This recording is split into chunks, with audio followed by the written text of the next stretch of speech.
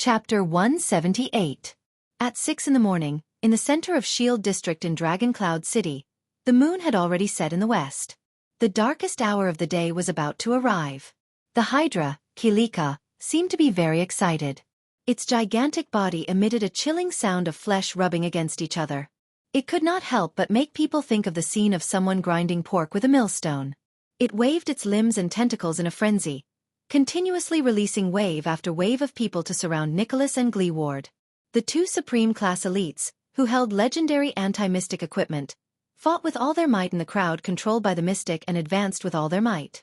With great willpower, the two of them endured the cries and screams of the residents as they killed their way through a layer of the crowd. With great difficulty, they managed to get closer to the mystic. However, the girl with a bright smile only shook her head slightly. A gigantic tentacle reached out from behind her and sent her 20 meters away. More people who were controlled walked out of the tentacle in confusion and surrounded the two Supreme Class humans. They could not help but block the space that the tentacle had vacated. Just a dozen meters away, under an inconspicuous low wall, Thales listened attentively to Blacksword's explanation with shock and astonishment. The power of eradication originates from the untapped potential in the human body. We use special methods, such as specific martial arts and sword styles, to guide it into usable power. Blacksword's words seemed to carry a faint sense of authority, causing people to unconsciously perk up their ears to listen. It can more or less increase a person's abilities for a short or long period of time, or adapt to certain battles. He stared at Thales sternly and fiercely. The forms of existence of the power of eradication vary from person to person. There are many types of power of eradication. Some will form visible light, some will fuse with organs and tissues, some will even circulate around the body day and night, some will be used on special parts, and some will permeate the entire body. Even if it's the same type of power of eradication, when used by different people, there are often great differences. Thales frowned. If there are great differences, how should I teach him? Blacksword seemed to have heard his thoughts. As the Hydra roared from its flesh, he said calmly, but they still have something in common that can be used as a reference. Most of the powers of eradication have a specific form and function at the moment of awakening. Blacksword exhaled. His muscles trembled, as though he was doing his final warm-up. He said, for example, the glory of the stars, which greatly increases nerve excitement and human endurance, the thawing of glaciers, which continuously increases one's resistance to pressure and senses, the Pegasus music, which maximizes the resonance with the external environment, and the death of the sword, which instantly breaks the human body's self-protection mechanism. The people who awaken these powers of eradication will naturally form biases and habits based on the specific forms of their powers of eradication. When Thales blinked, Blacksword changed the topic. But the sin of Hell's River is different. Blacksword's expression turned cold. It is one of the least recorded powers of eradication. Based on my and some of my predecessors' experiences, it comes from the most unbelievable potential of life, Blacksword said slowly. Survival. Thales' heart tightened. He remembered the encounter in the birch tree forest. Serena strangled him in midair. So the sin of Hell's River exists to prolong a dying life. Blacksword inhaled slowly and adjusted his breathing. It is a final struggle at all costs. He gave the prince a profound look. This is also the prerequisite for us to awaken the sin of Hell's River. It awakens at the moment of death, and it will stimulate all the essence of life.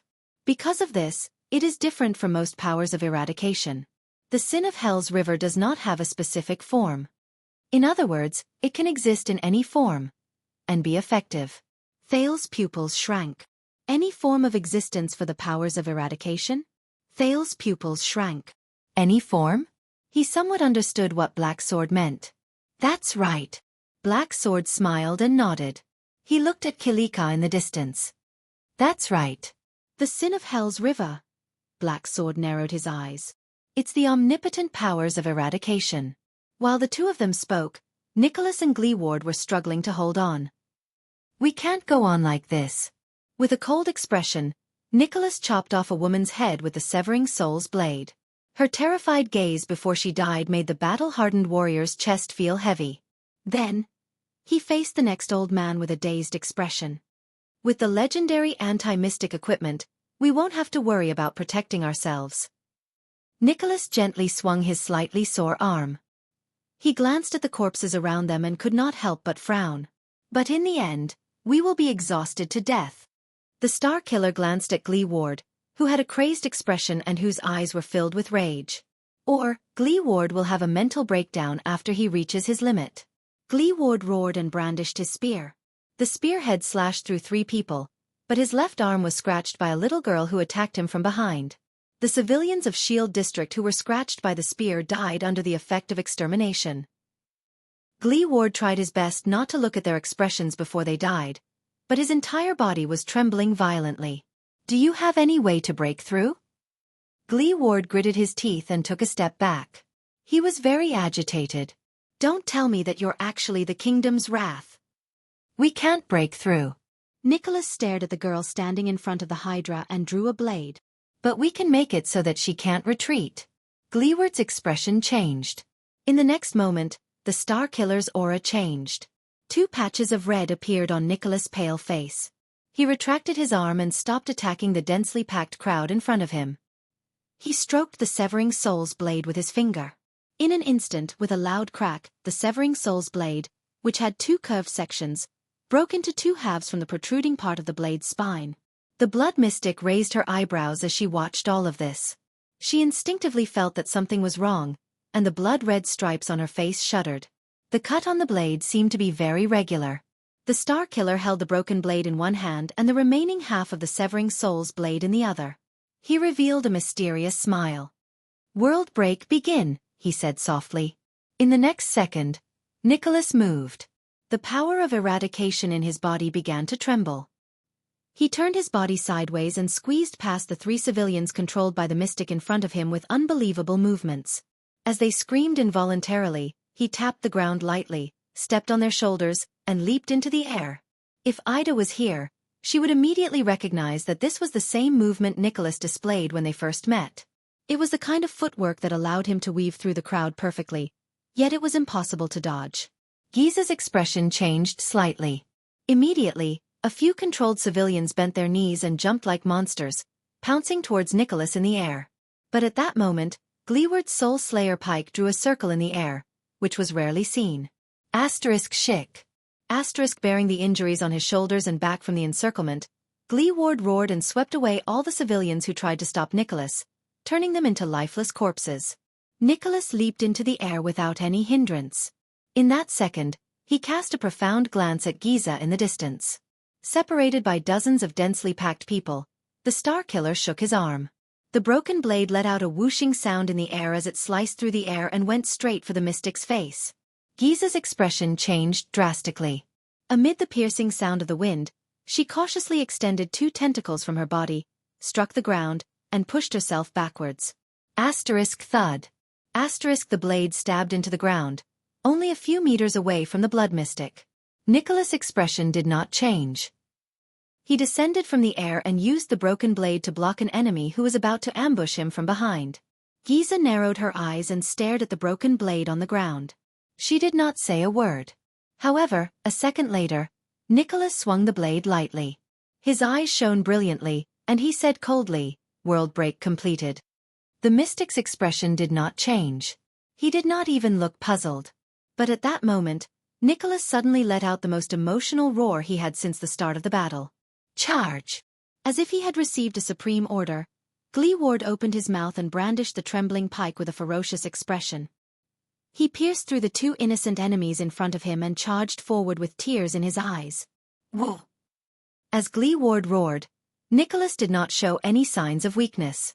The half-broken blade in his hand shone with a glint so bright that it was difficult to see with the naked eye. In an instant, he slit the neck of a wailing teenager and charged towards the mystic. There's only one chance. Break through. In the Blood Mystic's eyes, the 2 Supreme-class Mystic charged forward without caring about the cost, injuries, and defense. The dense crowd of dozens of people was crushed by their charge. Giza tilted her head slightly. More people walked out of the tentacles and surrounded the vanguard. However, Nicholas and Glee Ward's charge did not stop. Both of them had scratches and cuts all over their bodies, but they burst forth with their most ferocious forms and charged at the mystic at the same time. They were getting closer and closer to the mystic. In the end, Giza still closed her eyes. Soon, Xueqi stretched out a giant tentacle from behind her, grabbed her waist, and swept her backwards. But an accident happened at that moment. The mystic on the tentacles retreated no more than 10 meters. The blade of the severing soul's blade that was stabbed into the ground suddenly shone brightly. The broken blade shone with the most dazzling yellow light.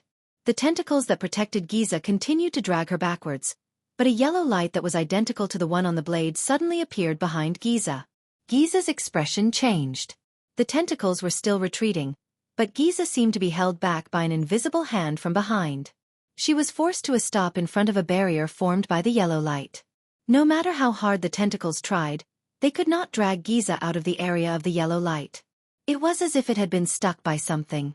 Giza raised her head abruptly and looked at the broken blade of the severing soul's blade on the ground in front of her. It's that broken blade. There's something wrong with it. Giza did not have much time to think, because in an instant, the two Supreme Class elites broke through the densely packed crowd. Covered in blood, they charged fiercely towards the mystic, who could not retreat even a single inch. 10 meters, 5 meters, 4 meters, 3 meters. The distance between the two of them and Giza was getting closer. Attack! Nicholas roared and elbowed an enemy to his left. Then, he turned around and swung his blade decisively. As blood splattered, he cut down 3 or 4 people, protecting Gleeward at all costs. With tears still on his face and a heart full of resentment, Gleeward swung the fatal Soul Slayer pike and stepped within 3 meters of the mystic. Then, he thrust the pike forward. The yellow light behind the blood mystic flashed faster and faster. It still obstructed her and prevented her from retreating or dodging. The tip of the pike approached the spot between Giza's eyes. Asterisk thud. Asterisk at that critical moment, the body of the Soul Slayer pike was once again gripped tightly by the veteran Big Leatherbelt, who suddenly appeared beside Giza. Chief Gleeward. Big Leatherbelt held the Soul Slayer pike with a face full of tears. I'm sorry. Nicholas' figure flashed again. The broken blade flew and clanked against metal. In a short period of time, Gleeward was protected so tightly that not even a drop of water could escape. It's nothing. Gleeward gritted his teeth and glared at Big Leatherbelt, who was forced to stand between the mystic and the Soul Slayer pike. It's just another unlucky battle. The three of them were locked in a stalemate. The crowd surrounding the three of them seemed to have received some sort of order. They stopped abruptly and retreated in unison amidst the terrified howls of those who were being controlled. Only then did Nicholas get a chance to catch his breath. He took a step back and leaned his back against Gleeward, who was holding the Soul Slayer pike against the mystic. Giza lowered her head. Her lips moved slightly, and her voice rang in the ears of the two Supreme Class individuals. What is this? The mystic asked flatly. This is the ability of the Severing Soul's blade. Nicholas clutched his chest. He glanced at the blade on the ground, then at Big Leatherbelt, who was blocking the Soul Slayer pike. His expression was unpleasant. With the separated blade as the center, it can isolate an area that is completely isolated from the outside world for a short period of time. It only allows entry and no exit. Gleeward gritted his teeth. His eyes were full of hatred. It's enough to trap you here, Bam. Giza narrowed her eyes. She did not seem to mind at all. Without moving her lips, she asked, How rare? It's another equipment I've never seen before. This ability has a terrible name. Nicholas' face twitched a little. In the end, he took a deep breath and said somewhat stiffly, It's called You Can't Escape. Humph. The blood mystic snorted coldly. It sounds like the work of that B*TCH, blood spike. Nicholas looked at the crowd around him warily. Without batting an eyelid, he nudged his companion behind him. The Blood Spike Empress originally forged this equipment to fight against the Void Mystic, that kind of illusory, untraceable existence. The Hydra, Xueqi, let out an enraged and indecipherable roar. Just to deal with Zarkle? The Blood Mystic shook her head slowly. You don't know how sad that fool will be when he hears you say that. Nicholas turned his head and fixed his gaze on Giza. Of course, we later realized that if the Severing Soul's blade is used with other equipment, it will be quite effective against most calamities. For example, right now, it's You Can't Escape. The Blood Mystic fixed her gaze on them. Her expression became more and more stiff. Game over, bitch. Wielding the Soul Slayer pike, Gleeward's expression was terrifying. He looked as if he wanted to cut the mystic into pieces with his gaze. Do it. Nicholas urged his companion behind him in a cold voice. Let's end this. Are you ready, Big Leatherbelt? Glee Ward nodded. Staring at his former comrade who was being controlled, anger and reluctance flashed in his eyes. Of course, boss. Big Leatherbelt smiled miserably at first. Then his expression stiffened and he said sorrowfully, I still have a daughter. Hearing that, Glee Ward frowned slightly. Shield District is almost completely destroyed. Only a small number of residents in the periphery were evacuated. My daughter is probably... But Glee Ward still took a deep breath, gritted his teeth and said, I'll take care of her for you. Tears flashed in Big Leatherbelt's eyes. At that moment, he flashed a serene smile. Thank you. In the next second, under Big Leatherbelt's relieved gaze, Gleeward's entire body let out a terrifying crackling sound. The Soul Slayer pike in his hand seemed to have the strength of 1,000 kilograms. Trembling, Gleeward's hands, which had been freed from Big Leatherbelt, thrust forward. Asterisk thud. Asterisk the Soul Slayer pike pierced through Big Leatherbelt's chest, producing a muffled sound of metal rubbing against his sternum. Big Leatherbelt's relieved smile froze on his face. His entire body turned into a withered corpse. Asterisk rip. Asterisk the tip of the pike pierced through Big Leatherbelt's back again. Then, it pierced right between the mystic's eyes. It came out from the back of her head. At that moment, the mystic opened her mouth wide and trembled, but no words came out. It was as if she was experiencing endless pain. Behind her, Kilika let out a terrifying sizzling sound. His huge body slowly fell limp. The crowd around them stopped moving. Giza's face began to turn black and brittle. Like cracked, dead wood, pieces fell off. Nicholas exhaled. Panting, he staggered 2 steps forward, picked up the blade that was stuck in the ground, and slowly fastened it to the broken severing soul's blade. A dazzling yellow light flashed at the broken part. Then, the 2 pieces of metal fused together seamlessly. It was as clean as new, as if it had never been broken. Glee Ward closed his eyes. Leaning on the ground with the pike, he knelt down on one knee in exhaustion. It's over. Nicholas turned around and looked at the tottering Hydra. Wait! Gleeward's violent roar rang in the air. Nicholas immediately cast him a surprised and bewildered gaze. What? The Soul Slayer pike is still vibrating. The lame veteran opened his mouth in disbelief. He stared at Giza, who was shattering like broken pottery. With all his might, he pulled the pike out. This isn't her. Glee Ward roared in grief and indignation. It's not that bitch. Nicholas was instantly shocked. Under their shocked gazes, the shards on Giza's face fell off piece by piece, revealing a pretty but lifeless gray face. Once the mystic's appearance was stripped away, an innocent girl appeared before their eyes. This is just a civilian. Glee Ward roared at the top of his lungs. The battle-hardened Nicholas' expression was cold. He spread his arms like lightning and turned to the crowd around him. But it was too late. Countless people instantly moved and pounced on Nicholas, who had just relaxed. They drowned him in the crowd. In the next moment, a tentacle was quietly flung out from the crowd and reached him in an instant. Asterisk bang. Asterisk unable to react in time, Glee Ward was struck by the tentacle. Under the boundless force, the lame veteran flew more than 10 meters away. Asterisk thud.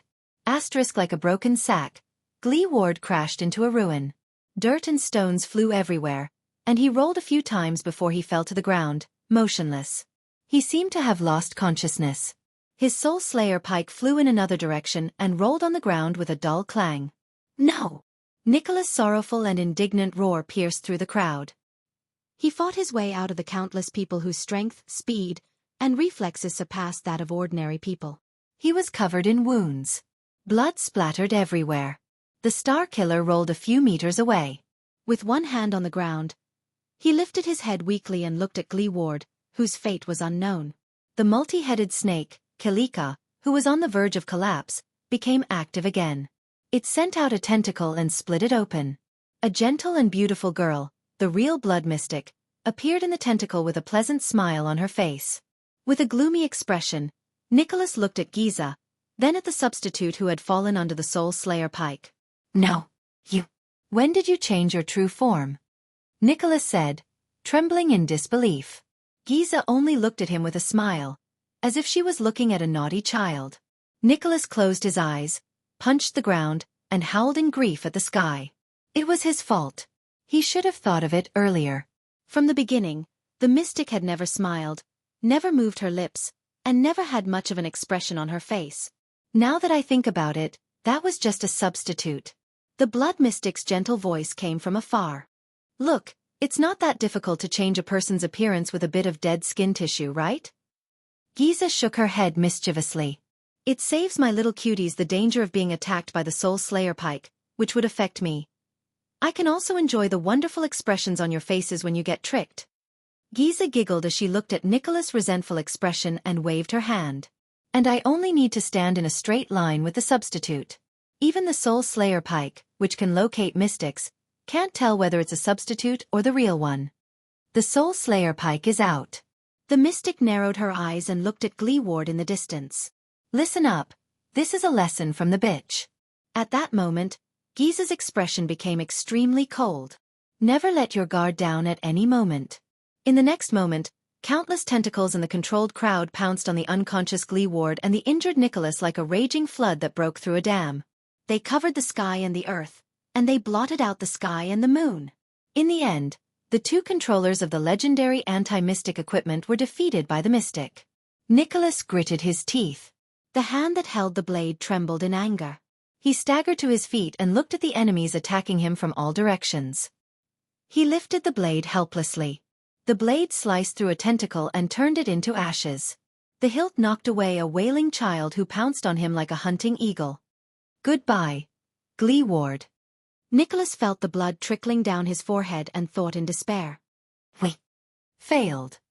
But at that moment, the blood mystic's expression suddenly changed. She turned her head abruptly and looked in another direction. There, Kilika's two giant tentacles trembled at the same time. Then, they turned into ashes simultaneously. Giza narrowed her eyes. The legendary anti-mystic equipment? The third one? Soon, the mystic saw the figure who attacked her. It's you? Giza's eyebrows twitched. It was her old acquaintance. Black Sword's figure appeared vaguely in the middle of the tentacle's encirclement. He was less than 20 meters away from her. But wherever he went, the blood mystic's creations of flesh and blood were all reduced to ashes. Remember. Black Sword charged towards Giza with an indomitable will. He whispered to Thales, who held the blade of purification in his arms, "We only have one chance. It's time." Thales took a deep breath. His gaze was firm as he nodded slowly. Chapter 179. The battle later will be very intense. If you feel nervous, afraid, and your limbs are stiff, it's very normal. Recruits are like that. When that time comes, you only need to do one thing. Repeatedly think about what I'm saying now to focus. Black Sword charged through countless obstacles and rushed towards the blood mystic at an astonishing speed. The shadow of the Northland military sword style could be vaguely seen in his movements. Thales was held in Black Sword's embrace with one arm. He tried his best to look up as the air whistled past his ears. He held the strange blade of purification tightly in his hand. Following Black Sword, he charged forward at high speed. Those two men, even if they are rare Supreme Class elites, even if they both have powerful legendary anti-mystic equipment, I still have a feeling that they will lose in the end. The Blood Calamity, that seemingly harmless little girl, is an extremely terrifying opponent. Over the past 12 years, she is the only existence that can make me feel fear and anxiety at the same time. In the howling cold wind that was so piercing that he could not open his eyes, the second prince opened his mouth and struggled to suck in the air that drifted past his mouth to maintain his breathing. He could not help but recall Black Sword's last words before they charged forward. Her fearsomeness doesn't lie in her uncanny power or her infinite power. Instead, it lies in the fact that she truly possesses the heart of the strong. Even as powerful as she is, she remains calm, cautious, decisive, and resolute. She seizes every opportunity and never underestimates any opponent. She reacts quickly and adapts in a timely manner. Even if she occasionally shows madness, it does not affect her attitude and instincts towards battle. That monster has a deep understanding of battle, a perfect understanding, and rich experience. I've only seen it in a few people. When Black Sword took the first step forward with Thales in tow, the prince's mind was blank. It was as if he had returned to the cliff of the sky, and was rapidly falling to the bottom of the cliff hundreds of meters below. Until the first Hydra's tentacle appeared before his eyes, he heard the terrifying sizzling sound of flesh and blood rubbing against each other. Black Sword calmly grabbed his hand and swung the blade of purification. Xueqi. The tentacle turned into ashes flew past his eyes.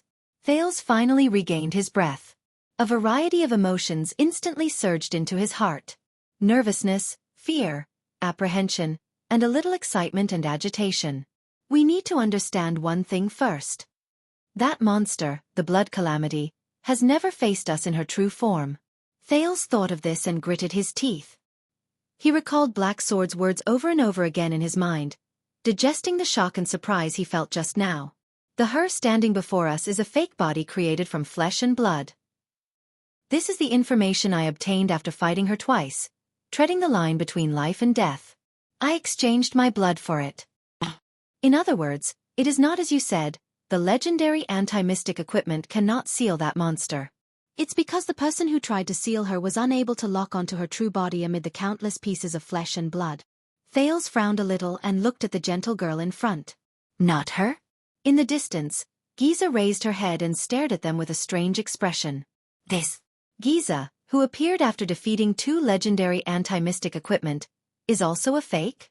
So, in the birch tree forest, when Sonia shattered her under the supreme shield, how could she appear unscathed? Swoosh. A sharp whistle cut through the air. 2 medium-sized tentacles, one above and one below, swept towards them. When we face her, we must exhaust all possibilities, seize every advantage, and bet all our chips, just for the final victory. Let's start by finding her true form. Thales felt waves of power surge in Black Sword's body. Black Sword's feet trembled, and he stepped lightly on a short stone block. They rose a foot into the air. Black Sword turned in the air in disbelief and slid through the middle of the 2 tentacles. First, it's the time to attack.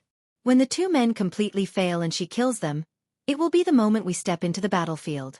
At that time, whether she hesitates, is bewildered, or is simply distracted, it will be a precious weak advantage for us. Even if it can only save us half a second to charge and get close to her fake body. In the air, Thales looked up and watched as one of the tentacles flashed past his eyes. In the distance, he could vaguely see Nicholas, who had fallen to the ground. The Star Killer fought with all his might, and in the end, he was drowned in the mass of tentacles. There was a piece of tissue that looked like half a tongue in the tentacle. It brushed past Thales' nose and gave off a nauseating smell of blood and acid. Thales suppressed the discomfort in his stomach and throat and forced himself not to close his eyes. He wanted to see his enemy clearly. All possibilities. All advantages. All my chips. He gritted his teeth and repeated Black Sword's words in his heart. Next, it's our offense. Once the battle starts, we will immediately reveal the legendary anti-mystic equipment, which is the natural enemy of mystics. While intimidating her, we will make her immersed in shock and doubt for even a second, which will expose more flaws. We will also attract more of her attention. On me. Black Sword gripped his sword-wielding hand tightly. The blade of purification danced in the air and slid past the 2 tentacles, leaving 2 wounds on them. The tentacles quickly withered and turned black, as if they were instantly burnt, and finally turned into ashes. They were only 30 meters away from Giza. In the distance, the blood mystic, who had been paying attention to them, let out a soft, "Huh?" Giza inhaled slowly. The blood-colored patterns on her face began to tremble slightly. That's right. Aside from the Soul Slayer Pike and Severing Soul's Blade, the 3rd legendary anti-mystic equipment. What a night full of surprises. The flying ashes stained Thales' face and mixed with the melted snow. In the next moment, Thales felt his entire body freeze.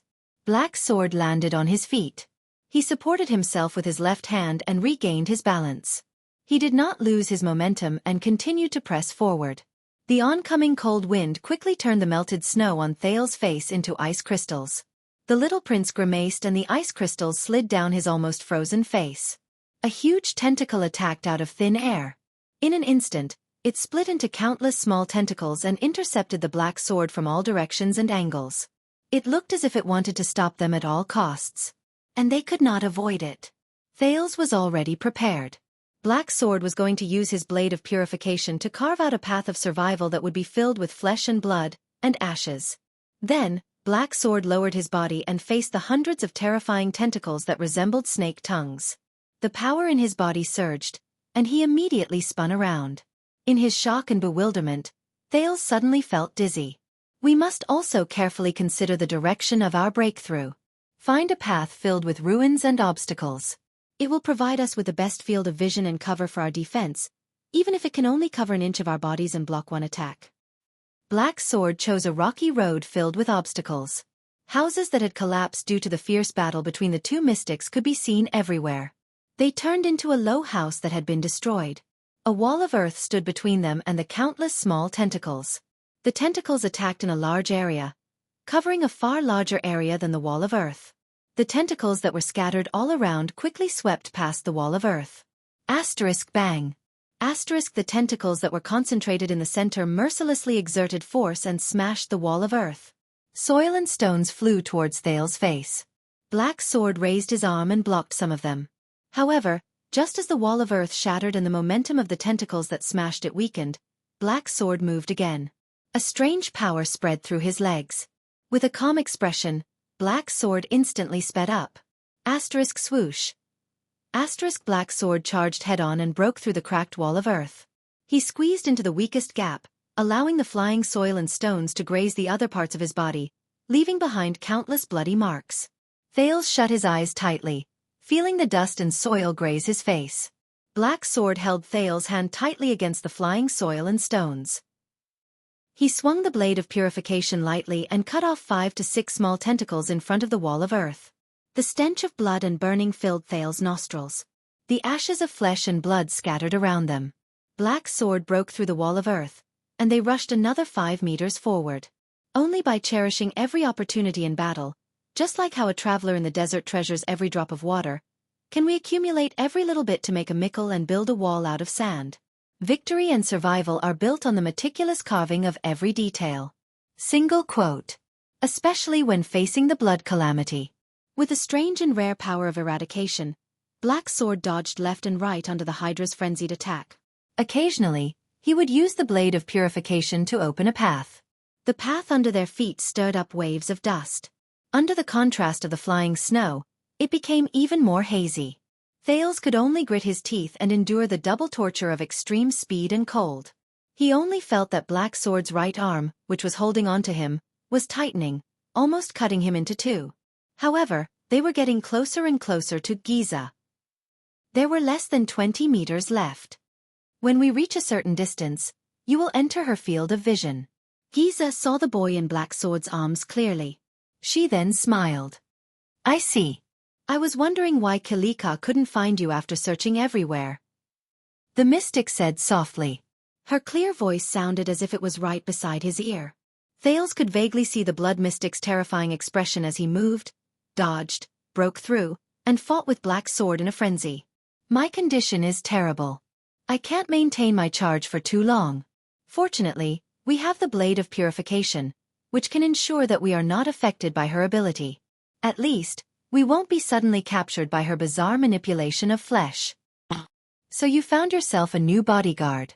What an amazing child. Giza glanced at the expressionless Black Sword, who had extraordinary skills. She watched as their charging figures closed in. Don't worry. The blood-red stripes on Giza's face branched off again, making her smile look even more bizarre. Everything will be over soon. Thales shuddered. If her target is you, with such a close distance and a weak prey that she is determined to capture, there is a high chance that she will not retreat or evade.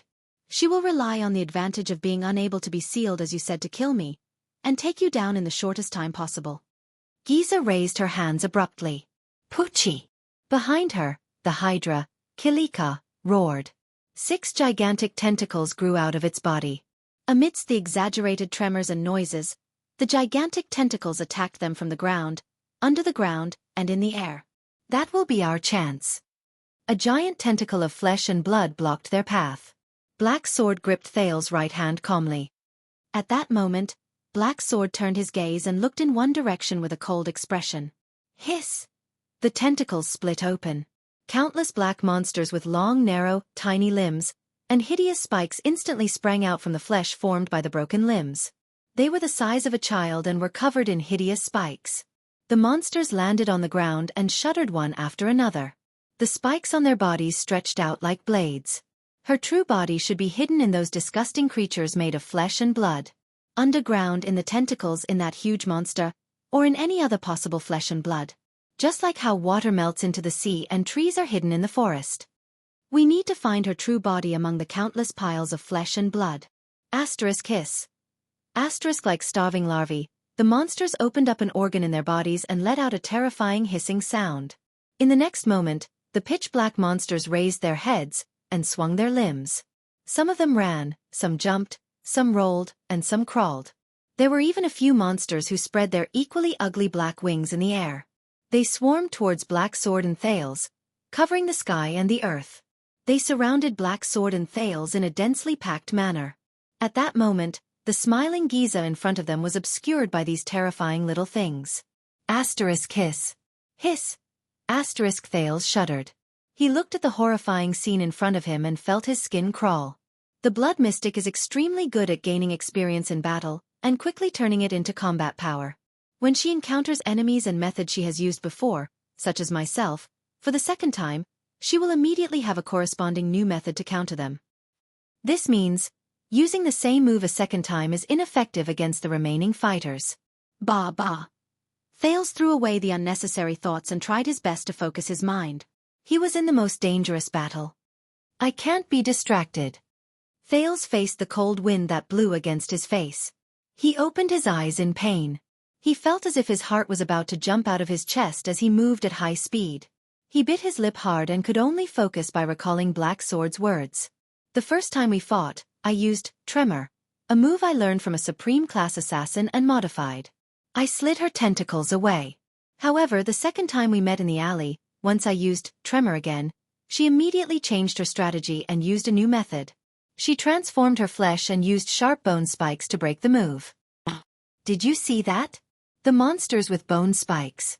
Black Sword's words traveled into Thales' ears intermittently amidst the sound of the wind. They exist to suppress my tremor. Thales sucked in a deep breath and focused his gaze on the black monsters. They were hideous in shape, but when they were combined with their shocking numbers, Thales felt a chill run down his spine.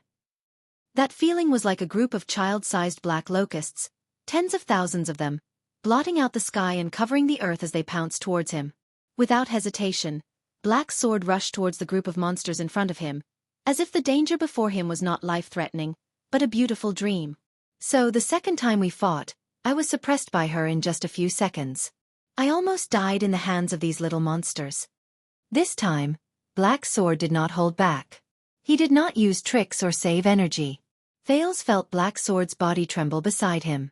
A pulsation that seemed to have a substance surged from the depths of his body. He knew that this was the sin of Hell's River. It was the sin of Hell's River that belonged solely to Black Sword, and it was 10,000 times stronger, more skillful, and more effective than Thales' own power. The chill that surrounded the surface of his body seemed to have a substance that seeped into Thales' heart, causing him to tremble. Thales felt that the man beside him had become different. Black Sword's expression became solemn and gloomy. His faintly discernible aura began to become fierce and violent, and the muscles on his body began to swell. Black Sword's pupils, which were already firm and fierce, slowly widened as more and more light entered his eyes. At that moment, Black Sword was like a fierce beast that slowly opened its eyes and bared its claws and teeth. Finally, the first pitch-black monster attacked from the air. It was only a foot away from Black Sword's head. The bone spikes on its body trembled slightly and seemed to have become sharper. Behind it were countless ferocious and terrifying monsters of the same species. Amidst their roars, they swarmed towards Black Sword from all directions. Compared to them, the size of the blade of purification seemed insignificant. At that time, I had no choice but to use instant death in the midst of those monsters. I extinguished all signs of life to avoid her senses and snatched my life back. I think when we meet for the third time later, she will immediately have a way to counter instant death. Hiss. The spider-like monster surged towards Black Sword like a huge pitch-black wave. They wanted to capsize this powerless boat in an instant. Thales sucked in a sharp breath and held it tightly. He clamped his left arm, which was trembling unconsciously, under his armpit. No matter who the man beside him was, at this point, he could only trust Black Sword. Trust him. But at that moment, when she transformed her tentacles into countless bone spikes, I sensed. In the next moment, Black Sword let out a low growl as he faced the boundless wave formed by the pitch-black monsters. He pressed Thales into his arms with his 4 limbs and held the blade of purification tightly in front of his chest. Just before the first monster pierced its bone spikes into Black Sword's head, Black Sword instantly restrained his entire body. Then, he tilted and fell forward, towards the monsters. He was like a small boat that was capsized in a huge wave. In an instant, Thales felt everything around him spin. The countless pitch-black monsters that belonged to the mystics also began to spin in his field of vision. They were getting closer and closer. Thales was also getting more and more dizzy. Then, a wave that belonged to him surged into Thales' brain in a timely manner and calmed his dizziness. I sensed a vigorous wave coming from a certain direction in the flesh she hid underground. Black Sword's body had long since shrunk into the shape of a ball. He rolled towards the aggressive pitch-black monsters with ferocious bone spikes. They continued to roll forward. In my senses, that wave is extremely obvious. It's almost impossible to hide. Black Sword's right elbow hit the ground hard. Asterisk thud. Asterisk it landed on a low stone block. I believe that's her true form. I'm sure. In the next moment, Thales felt Black Sword's right arm, which was wrapped around him, vibrate intensely. Asterisk bang. Asterisk a muffled cracking sound came from the ground. It sounded like an explosion in a stew pot. Then, the stone block shattered in an instant. A huge slab of stone strangely rose from the ground. The moment the stone slab flew into the air, Black Sword's tumbling body suddenly stopped. Thales felt nauseous. He saw stars and was about to vomit. Black Sword then stomped his feet on the ground. Using inertia, he formed a sharp angle with the ground and charged forward at an accelerated angle. Black Sword used his muscular right arm to block the huge stone slab. In an instant, it was right in front of Black Sword, and he pushed it forward.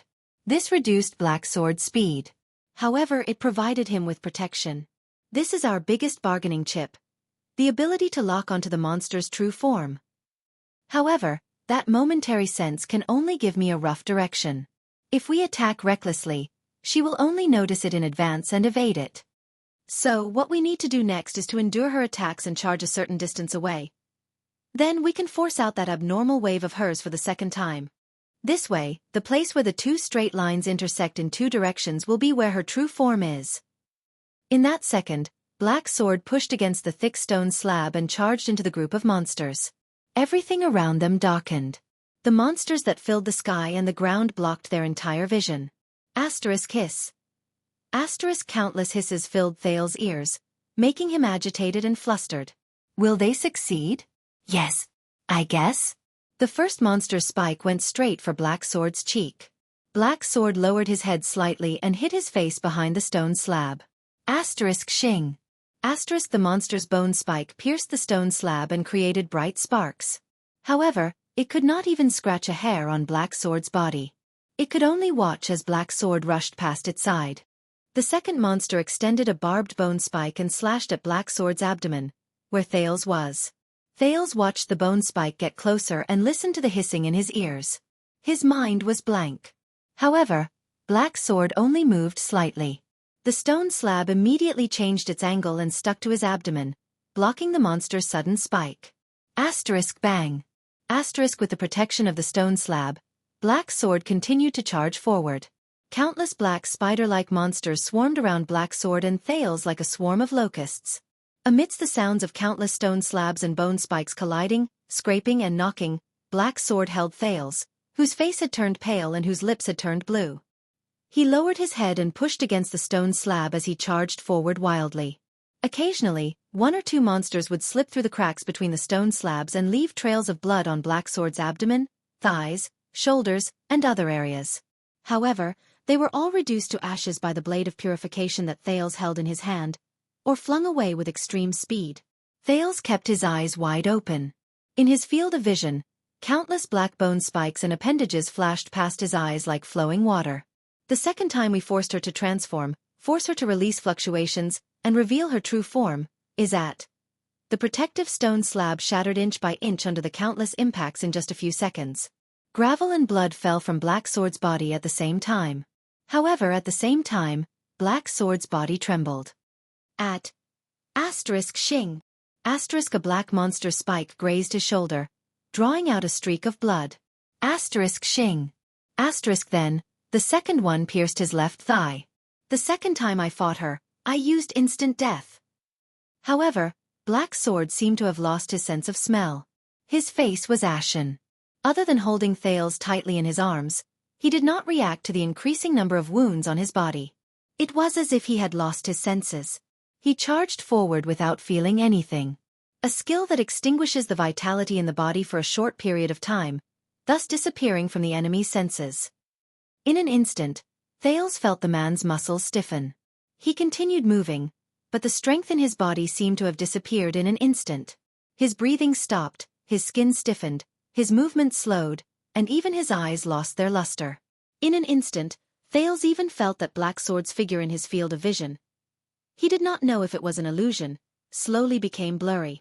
Thales knew that Black Sword's instant death had been activated. He anxiously stared at the black monsters that were still charging towards them with hissing sounds. Soon, Thales no longer had to be anxious. Countless black monsters charged towards them in a frenzy. However, like headless flies, they surged past them. Amidst the terrifying hissing sounds, the monsters that were originally charging in the same direction like a raging wave suddenly became chaotic, like disturbed lake water. Almost every monster froze on the spot and trembled madly. Like helpless children, they continuously looked around them. The monsters started jumping and circling around them, but they did not notice Black Sword, whose movements had slowed down. Black Sword was like an old man slowly crossing a river, but also like a small boat going against the current. He slowly advanced through the densely packed black monsters on the ground. It made Thales' skin crawl. From time to time, Black Sword was tripped by a monster, bumped into his shoulder, and even got scratched. However, he still carried Thales and walked among the monsters, unscathed. All the way forward. Thales exhaled slowly. Black Sword, along with himself, had completely disappeared from the monster's senses. At the same time, he remembered Black Sword's warning. Double quotes, she has seen instant death before. She will definitely have a new way to counter me, whether it be transformation, rampage, amplification, proliferation, or instigation of that big monster to transform.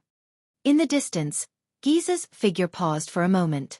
The mystic's lips twitched slightly. In the next moment, the Hydra Kilika behind her roared again. At that moment, all the black monsters beside Black Sword transformed simultaneously. Thales watched in astonishment as 1 to 3 bone spikes on the back of these little monsters let out cracking sounds before they turned into soft, straight, and thin limbs. The limbs became smaller, sharper, and softer. Like antennae? The monsters that had transformed into antennae seemed to have suddenly seen light in the dark. They no longer trembled and spun around like headless flies. Instead, they raised their antennae and slowly turned them around. The monsters' antennae trembled slowly as if they had a life of their own. They swept towards Black Sword and Thales in unison. Then they slowly stopped. They seemed to have sensed Black Sword's location. It was as if they were making a final confirmation. *T. Thales was shocked. As expected, even though it had only been 15 minutes since their last fight, Giza had already prepared a way to counter instant death. And it seems to be quite effective? He anxiously looked at Black Sword, who was still holding him and struggling to move through the horde of monsters. However, the latter only closed his eyes and moved slowly like a dead tree. Thales was extremely anxious. Giza has already moved, shape-shifting or some other method. So Black Sword, isn't it time for you to wake up? When that time comes, I will be able to sense her true body's location for the second time, and completely lock onto her. Thales hugged the blade of purification in front of his chest and watched the little monsters gradually aim their antennae at Black Sword. His heart thumped furiously. In the end, he could not help but extend a finger and poke Black Sword's chest. But this time, it was as if he had poked a hornet's nest. In an instant, all the black monsters seemed to have suddenly awakened from their slumber. They carried trembling antennae on their backs and ferocious bone spikes. Once again, they let out a terrifying hiss and stomped their hind legs together. They pounced towards Black Sword and Thales. *Hiss. Asterisk at that moment, Thales had goosebumps all over his body. But it was also at that moment, Black Sword, who looked like an old man with one foot in the grave, suddenly moved. As if it was the first breath of air he had taken since he was born, Black Sword took a deep breath. Then, his entire body trembled as if he had just woken up from a nightmare. Chapter 180. Black Sword, who had just woken up from instant death, calmly looked around at the countless monsters that were pouncing on them. In a fraction of a second, Black Sword suddenly let go of Thales and crouched down. His right arm stretched heavily towards his feet and into the ruins of a pile of wooden planks. The next moment, Black Sword abruptly raised his right arm from the ruins. The worn-out wooden planks fell. Black Sword grabbed a strange black sword that Thales was very familiar with. It was the weapon that the blood mystic had seized in the battle just now. "How did you find this?" Thales was shocked. He suddenly realized that they were in the alleyway from before. However, the surrounding buildings had been flattened by the mystic's battle. There was no time for them to discuss. In the next moment, Black Sword grabbed his own weapon. Facing the encirclement that had no blind spots, he suddenly turned around and swung his sword. Just like when they were on the cliff of the sky, Black Sword was like a dancer as he spun around twice in an instant. Thales only felt his vision blur. The sounds of metal clashing entered his ears in an endless stream. The dozens of black monsters that were the first to pounce on them were sent flying backwards in the air. They fell into the midst of their comrades. "Didn't I tell you just now? You must have a clear sense of the environment, and," Black Sword said coldly, "make sure you have the most suitable weapon in your hand, the first rule of the battlefield." "And?" Thales looked at him anxiously. Black Sword lowered his head and gave Thales a deep look. "Found it," the ordinary-looking man said concisely. He raised his head and looked in another direction. Thales shuddered violently. "You mean?" The second wave of monsters pounced on them in a densely packed manner. Before Thales could react, Black Sword extended his injured and weak left arm without hesitation and grabbed the back of Thales' neck with a trembling hand. Then, he charged in a direction that was far from where Giza was. He rushed out recklessly. "Ah!" As Thales screamed, Giza's expression froze in the distance. "What?" "That direction." In that instant, the pitch-black monsters beside Black Sword no longer maintained their coordinated wavy attack rhythm. Instead, they swarmed toward Black Sword as if they had gone mad. From time to time, monsters would collide with their own kind, but they would still crawl up from the ground and charge at Black Sword at all costs, just to stop them. This time, Black Sword's charge was especially fast and unstoppable. He was also determined to pay any price. Black Sword dodged most of the obstacles in his way as he spun rapidly. He swung his strange sword repeatedly and knocked away other obstacles. Even when he was occasionally injured by the monster's attacks and left a long trail of blood behind him, Black Sword did not stop. He continued to charge forward without a care. A second later, the blood-red stripes on Giza's face rose at an unprecedented speed. Behind him, Kalika also began to thrash about madly. Disregarding everything else, it extended its giant tentacles towards Black Sword. Soon, more and more tentacles, as though they had gone mad, swam over from nearby or afar, above or below ground, and joined the ranks of those who surrounded them. Giza's expression quickly changed again. Because this time, Thales closed his eyes and thrust the blade of purification in front of him. Black Sword waved his strange sword with one hand, pushing away most of the obstacles and forcing them to retreat. With his other hand, he grabbed Thales and used his legendary anti-mystic equipment to deal with the obstacles that could not be avoided. The blade followed Black Sword's charge and moved forward. It turned the pitch-black monsters into ashes. It turned the intercepting tentacles into ashes. It would turn all the blood mystic's toys and flesh into ashes. Soon, Black Sword rushed out of the pitch-black monster's encirclement. Behind him, he left behind a trail of ashes and creatures made of flesh and blood that chased after him in a frenzy. Thales opened his eyes as he breathed rapidly. He lowered the blade of purification slightly. They charged towards a gigantic dark red tentacle. The strange thing was that this tentacle did not act like its kind and stop Black Sword at all costs. Instead, it slithered forward and kept retreating. Thales furrowed his brows. "It's like... it's afraid?" As he watched the tentacle flee for its life, Thales understood what was going on. He gritted his teeth lightly. They found Giza's greatest weakness. Her true form. However, in the next moment, the situation changed again. A limping figure appeared on the path in front of Black Sword. Black Sword's pupils froze. The wielder of the Soul Slayer pike, the boss of Shield District and Hammer District, Northland's heavy swordsman Glee Ward stood in front of them with an unpleasant expression. "Run!" Glee Ward gritted his teeth and said hatefully, "That monster is controlling me." Black Sword frowned. Thales, on the other hand, opened his mouth in shock. That's the Supreme Class Elite from just now. He's actually being controlled by that monster? Is he just being controlled by his limbs, or... Thales recalled the scene in the birch tree forest where Serena and Katerina involuntarily walked towards Giza.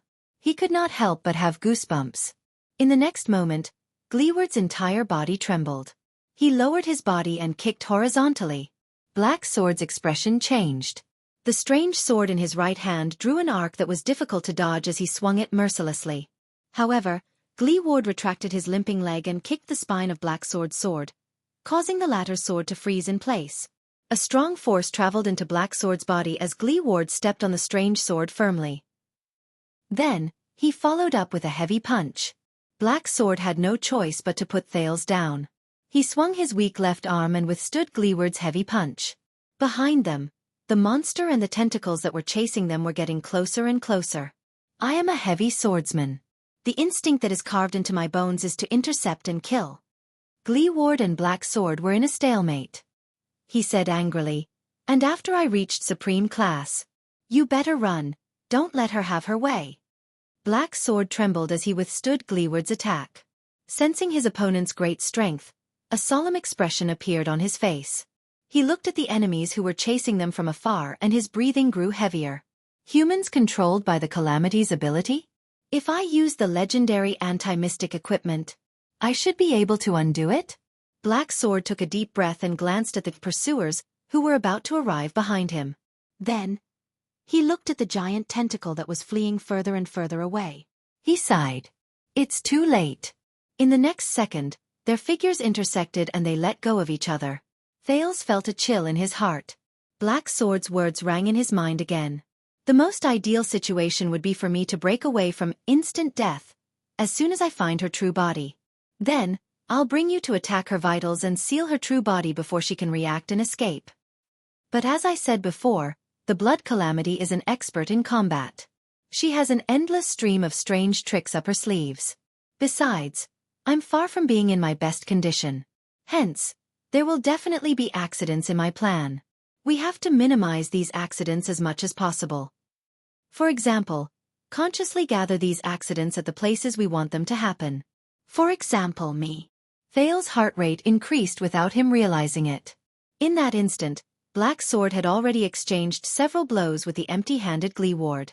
The unarmed Glee Ward had the flesh and blood granted to him by the mystic. He fought with his life on the line, and with his combat instincts, he actually managed to suppress the injured Black Sword to the point that he was in a dire situation. She doesn't know that you're the user of the legendary anti-mystic equipment. She'll focus all her attention on me. So, once an accident happens, once I'm held back by the Blood Calamity and can't, you little one, you're our final trump card. When I'm held back, restrained, suppressed, or even directly killed, you have to take over my role. Take the Blade of Purification and continue with my unfinished goal. Thales took a deep breath and heard Black Sword suddenly speak. I'm counting on you, little one. The next moment, Thales felt his collar tighten. Wait. Thales was so shocked that he could only spit out one word. Then, the scene before his eyes instantly changed. It was only when the whistling sound of wind brushed past his ears that Thales suddenly realized that he had been thrown out by Black Sword once again. Thales could only hold the Blade of Purification tightly in his bosom. It fell towards the tentacle that might contain the Blood Mystic's true body. In that instant, the sin of Hell's river surged into Thales' brain, making him shudder. Everything around him slowed down again. Thales watched himself float in the air and slowly descend towards the giant tentacle. Black Sword's words lingered in his ears. To ensure that nothing goes wrong, I hope that you can also do this. Use the sin of Hell's river and the Blade of Purification to identify and seal the Blood Calamity. I've said it before, the sin of Hell's river is an omnipotent power of eradication. It can instantly increase or strengthen your agility, reflexes, explosiveness, speed, strength, perception, vision, willpower, nerves, thinking, recovery, endurance. Everything you can think of. Thales took a deep breath and felt the sin of hell's river fluctuate under his skin and blood vessels. He felt its waves of agitation. That's right. This is the feeling. Just like the time when he fell towards Katerina in the birch tree forest, the sin of hell's river gradually strengthened his sense of balance in the air. In the distance, Thales trembled as he saw Black Sword and Gleeward's figures being drowned in the tentacles and the group of pitch-black monsters. Precisely because of this, the sin of hell's river is often not easy to control. When you need to increase your agility, the sin of hell's river may give you the agility of an acrobatic boy, but it may also turn you into a Scud, a Hercules, and a Lookout at the same time. This involuntary dispersal of power will greatly reduce its efficiency and durability, as well as your ability to control it. Hence, as the controller of the sin of hell's river, your first lesson is to learn how to summon. Summon. Unlike other powers of eradication, you need to consciously guide the sin of hell's river to focus on something you want to accomplish. Don't treat it as a tool. Instead, treat it as a companion that you can talk to. Tell it, as the master of life, what do you want? While in midair, Thales gently closed his eyes and let the cold wind blow past his ears. Very good. The sin of hell's river. It was an instinct that came from between life and death. Right now, I am faced with such a choice. What was needed was seal the blood mystic. So, I need your help. The sin of hell's river. At that moment, Thales could clearly feel the sin of hell's river, which was originally scattered all over his body. It was fading away. That strange wave gathered in his heart, and a moment later, it surged towards another place. Everyone's power of eradication is different. How far you can go with the sin of hell's river depends on your own exploration. Tremor and instant death are the moves I completed while I was exploring. Everyone's power of eradication is different. Here, I will teach you my own experience and understanding of the sin of hell's river. It is an extremely effective use. Perception. The perception I obtained from the sin of hell's river originates from vibrations and waves. I named it feedback. Even the slightest breath will cause vibrations in the air, and they will be transmitted to the ground, walls, and even the pulsations in the human body. With feedback, I can sense even the slightest movement from 100 meters away. Thales inhaled one last time. He opened his eyes. His gray eyes were filled with the sin of hell's river like never before. The moment the sin of hell's river surged into his eyes, the effect of slowing down time suddenly disappeared. His originally agile limbs seemed to have suddenly become much slower. Thales fell hard on the top of the tentacle. His hand felt slippery. More small tentacles instantly burst out of the tentacle and bound Thales' legs tightly. Thales endured the nausea. He gritted his teeth and repeatedly thought about his mission. Little Rascal's tears flashed before his eyes. And the countless corpses on the streets of Shield District. When he thought of this, Thales could not help but grit his teeth and roar to gather his spirit. Ugh! But at that moment, he noticed something unusual. Thales raised his head. He immediately felt that the scene before him was different. Thales was stunned. Unlike the feedback Black Sword received, which detected the waves and vibrations, the perception Thales received was in a different form. It was vision. His vision became clear again. This time, the sin of hell's river gave him another world. It was colorful, but the details were vivid and full of life. This time, the sin of hell's river's feedback gave him another world. It was colorful, but the details were vivid, and it was full of life. It was as if the resolution had been increased by countless times. He could see every inch of flesh and blood in the huge tentacle before him clearly. Every pulse was clear to him. Thales could even guess the general flow of blood in this tentacle, the specific path of muscle contraction and expansion, and which inch of tendon he would be able to break free. He stared at the new sensory world before him, and his eyes almost popped out of their sockets. But that was not all. Thales looked at the tentacle that was emitting endless red light. He suddenly realized that these lights were layered, and some were deep, and some were shallow. As he confirmed his target, the sin of hell's river gathered in his eyes and became denser. Soon, in the deepest part of the tentacle, a spot of light that was so red that it was almost purple was slowly shrinking and pulsing. So, that is... Thales felt a chill in his heart. The tentacle under his feet tightened. He did not hesitate anymore. Thales raised the blade of purification and once again felt the heat from the sword. Then he stabbed it down. The blade pierced into the tentacle. In Thales' eyes, two similar red lights fused together on the blade and on the tentacle. Then, the latter's red light collapsed the moment it came into contact with the blade. From the spot where the blade pierced, the tentacle's flesh, which was made up of the creature's limbs, melted, evaporated, and turned into ashes. Thales only felt his feet loosen. As the tentacle turned into ashes, his entire body sank into the huge tentacle. In a panic, Thales waved the blade of purification in his hands randomly. Wherever it went, ashes scattered everywhere. The inside of the tentacle, which looked like a red cave, seemed to be whimpering in pain. The endless tremors made Thales dizzy. Finally, Thales' legs landed on the ground. The second prince panted heavily, sucking in the stinky, sour air. Damn it! This place is too disgusting, isn't it? He raised the blade of purification and stepped on the sticky and slippery flesh. He forced himself not to look at the limbs around him that were still moving slightly as if they were breathing on their own.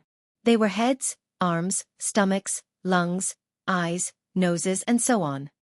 He suppressed the desire to vomit and walked slowly towards the brightest red spot in his field of vision. Asterisk swoosh.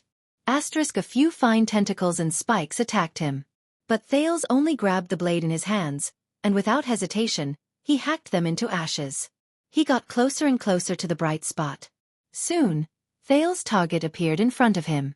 It was a purplish-red naked girl whose limbs and back were embedded in the wall of flesh and blood. The young girl's face was covered in layers of blood-red patterns that were constantly trembling. It was extremely strange. She did not have a gentle expression, nor did she have a pleasant smile. She only closed her eyes and breathed in and out slowly. Her skin was also the same strange purplish-red color. Countless thick and thin dark red blood vessels extended from the wall of flesh and blood and connected to the girl's body. He could vaguely see flowing liquid within them. Thales, who was dumbfounded, could not help but stop in his tracks.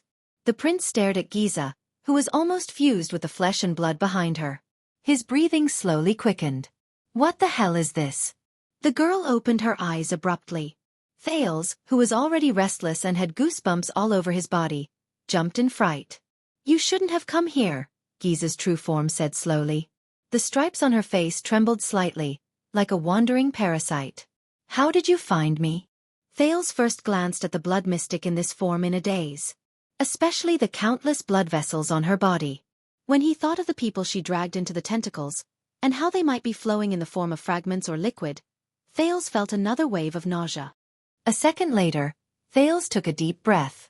Under Giza's cold and crazed gaze, he slowly walked up to her and said resentfully, "About this, I can only say that you met a powerful person." Thales sighed. His gaze was firm. "Well, I can only say that you met a powerful person. I'll remember this. Black sword, a terrifying opponent." Giza slowly narrowed her eyes. "I should have been vigilant when he disappeared from my senses again. How could an opponent like him use the same trick so easily?" Thales slashed away two small tentacles that tried to stop him. He mustered his courage, ignored the disgusting limbs around him, and stood in front of Giza. "And you, child. You will regret it." Giza fixed her gaze on the red blade. There was deep wariness in her eyes. Become a mystic, obtain power, be immortal, and be omniscient? No. It is not as good as you think. This is not a gift, but a shackle. At that moment, Giza's eyes were filled with deep loneliness. A curse. And I. Giza revealed a subtle and profound expression. Her words contained an unprecedented emotion. "I only want to free you." Thales furrowed his brows. He really could not understand what she said. "Otherwise," Giza said slowly, "from the day you found your name of origin, you will never be free." Thales shook his head to clear his mind. The heat from the blade of purification in his hand reminded him of his current situation. "Very well." Thales ignored her words.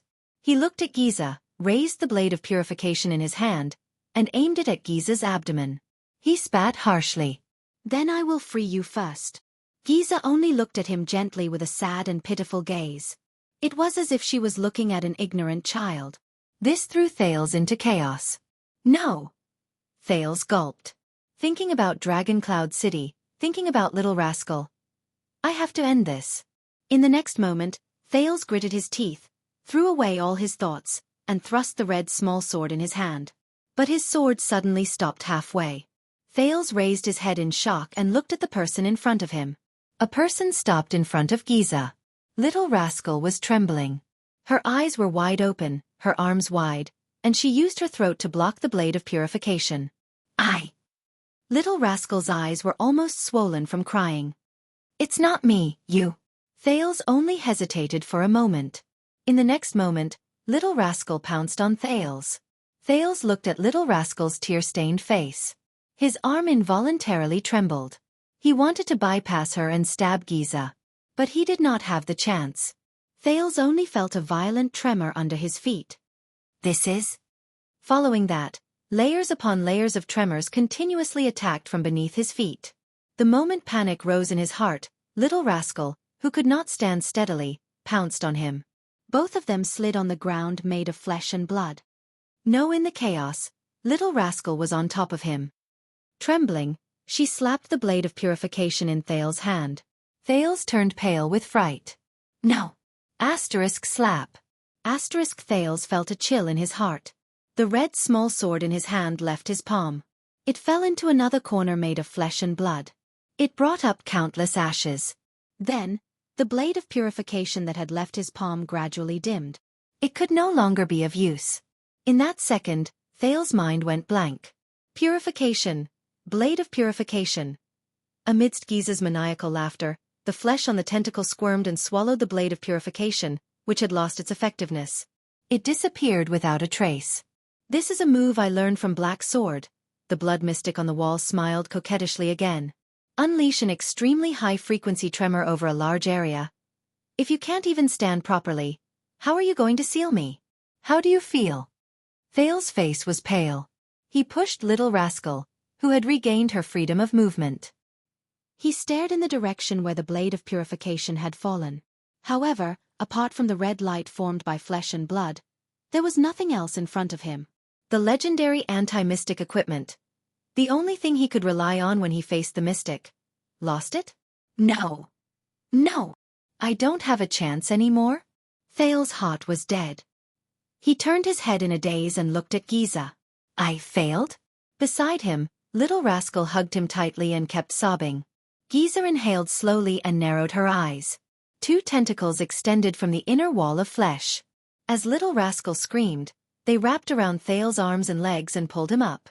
Thales struggled with all his might, but like an insect caught in a spider's web, his efforts were futile. More tentacles grew from the inner wall. As Little Rascal covered her mouth to stifle her sobs, the tips slowly sharpened and hardened. They became ferocious, sharp, and deadly thorns. I'll give you a piece of advice. Giza stared at Thales, who was pulled before her. His face was ashen and he was in despair. She flashed a pleasant smile and enunciated her words like orchids. In battle, abandon unnecessary emotions. You saw it for yourself. You saw how badly it harmed you. Thales trembled all over as he stared at the blood mystic in a daze. This time, there was no Sonia, no Asda, no Black Sword. He was the only one who could save himself. In that instant, Giza's face revealed tender love and pity. As I promised, you won't feel any pain, child. Thales gulped slowly. He could only feel the tentacles wrapped around his limbs getting tighter and tighter. The tentacles with their sharp thorns slowly moved to Thales. One of them even extended a sharp thorn and stopped a few inches away from his left eyeball. The fear of death instantly struck him. Thales could even hear his heart pounding violently. He could feel his blood vessels swelling and surging. His muscles trembled uncontrollably. The heat generated from his excitement slowly spread from his chest to his entire body. Is this the end? No. I have to save myself. I have to save myself. Giza smiled faintly. The panicked Thales looked at the smiling mystic and spoke with great difficulty and pain. But this time, he only spat out the first word. In the next moment, countless tentacles with sharp thorns shot out at the same time and sank deep into Thales' body. Thales shuddered violently. No, his eyes were lifeless as he stared at the blood mystic in disbelief. No, the first thorn pierced his left eye and penetrated the back of his head. No, the second thorn pierced his throat and penetrated the back of his neck. No, the third thorn pierced his heart and came out the back of his chest. No. There were even more sharp spikes that pierced Thale's body mercilessly, without any hesitation, and without reservation. But he could no longer feel it. In that second, all his senses seemed to have left Thale's jade star in an instant. He seemed to have sunk into eternal silence and darkness. He would never return. Chapter 181. I said I'm done. Why am I still reading? Thales opened his eyes gently. Where is he? It's not important. What's important is that he felt something. His thoughts seemed to have changed. They seemed to have become unorganized, like the gurgling water behind a veil. He seems to be indifferent to everything? How could this be? Thales vaguely knew his own situation, but he did not want to change this feeling.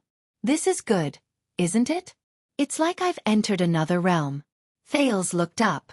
In front of him was a gray, round grain? Yes, Thales saw a gray stone grain. No, it was not one. It was one of the countless stone grains embedded in it. Amazing. These stones were so far away from each other that no matter how much time passed, they would not be able to get closer to each other by even an inch. But they were so close. They were closer to each other than most of the existences in the world. They were so close that they were almost connected. For thousands of years, tens of thousands of years, or even hundreds of thousands of years later, they maintained this distance between them. Sometimes they were as far as the heavens, and sometimes they were so close that they were almost face to face. What a magical world, isn't it? There's such an interesting and vivid relationship between two solidified stone grains. What about all the other existences in this world? Do they also have such an interesting relationship? Definitely. Why didn't I notice this before? Didn't I notice the wonders of this world? Maybe I was too stupid before. Thales thought calmly and without a ripple in his heart. He slowly lifted his gaze. The stone grains were getting further away from him, or maybe closer. That was still not important. What was important was that the distance between him and these stone grains was changing.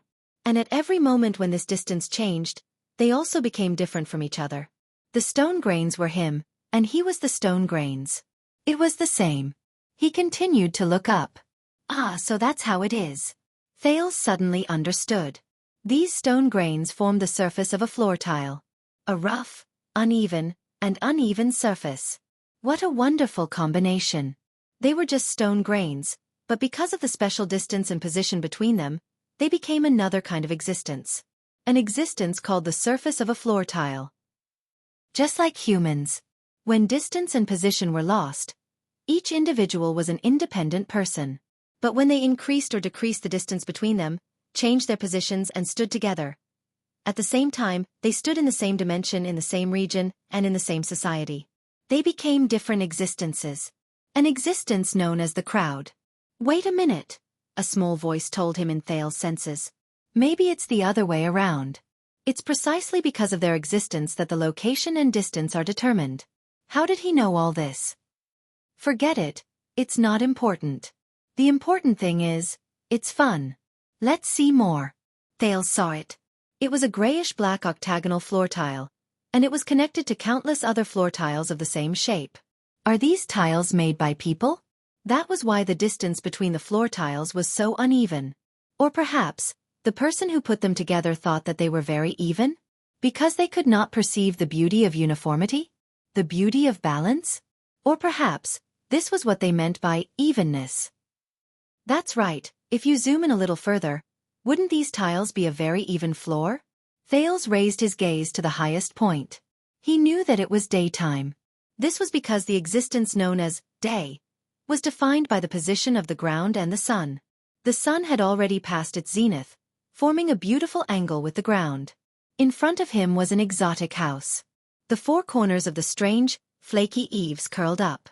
The door was made of heavy, sunken wood, and the windows were made of glass and crystal drops. There were also black-haired and black-eyed humans dressed in flowing robes moving in and out of the gorgeous house from time to time. Without exception, they all looked nervous. Why are they nervous? Thales' thoughts moved a little. He knew why. In that house there was a woman, a young woman with black hair and eyes. She was surrounded by a group of women, and she was crying out in pain in a pool of blood.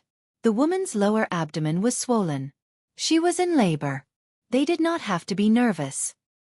He saw that the life in the woman's abdomen was strong, and it was moving its limbs continuously. She would give birth naturally. And a man who looked like the woman's husband, who wore elegant and noble clothes and accessories, was blocked outside the house by another group of men. He had a difficult expression on his face. I see, Thales thought. The inside and outside of the house are isolated. This is why the inside of the house is tense and dignified, and the outside is tormented and difficult. What a pity, if only they could see each other's situation. Even if only they could see the girl in the woman's abdomen. Would they not have to be nervous, worried, afraid, and tormented? Soon, the woman's screams stopped, and her abdomen slowly flattened. And with a weak wail, a baby girl covered in blood was carried out. The man outside the house got the news. He broke through the blockade and rushed into the house without a care for anything else. The man trembled as he knelt in front of the bed. He held the woman's weak hand and comforted his wife nervously and anxiously in a language he did not understand. The woman smiled. Finally, someone respectfully handed the baby girl, whose eyes were tightly shut, to the man. The man trembled as he took his daughter. Oh my God! Thales, who was watching all of this from the side, looked at the excited man with black hair and black eyes, then at the woman with black hair and black eyes, who had a gratified expression on her face. He could not help but want to laugh. What would happen if they knew the truth? The baby girl slowly opened her eyes and looked at the first person she had ever seen in the world. The man who was holding the baby girl trembled when he saw the baby girl clearly.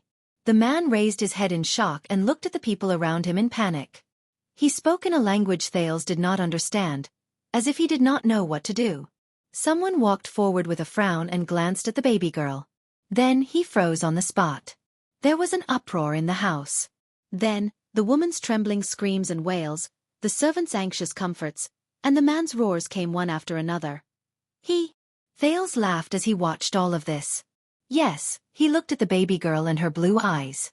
Her crystalline blue eyes were completely different from the black eyes of her father and mother. That man probably did not expect that his wife's daughter was not his daughter, right? How ridiculous! Thales looked away, and the thoughts in his mind turned over like a machine. If the man had seen that his daughter had a pair of blue eyes that were not inherited from him a few months ago. No, that's not all. The baby girl's skin was obviously fair, her hair was curly, and the bridge of her nose was a little high. This was already very obvious before she was born. Unfortunately, the man did not know. If he knew, then do I still need to be like today, after being filled with anticipation, worry, torment and wait, to be greeted with disappointment, pain, resentment and anger? No. I don't need it. But the man can't see through his wife's belly, so he can't see his wife's betrayal. So he's destined to experience all of this. His vision is too narrow, and his knowledge is too limited. This is the price of stupidity and ignorance. Sad and ridiculous. Thales was tired of all this. He turned his head. That's not right. He was looking forward to seeing the inner walls of the mansion. But what did Thales see? The rising sun. And black, perhaps with a little white? No. Black is the color of water. White is the foam and reflection on the surface of the water. What he saw was the ocean under the morning sun. An endless ocean. Endless? No. It's too narrow. This ocean. From one end to the other, this ocean was very small. On one side of it was a smaller island, and on the other side was a long and narrow coastline.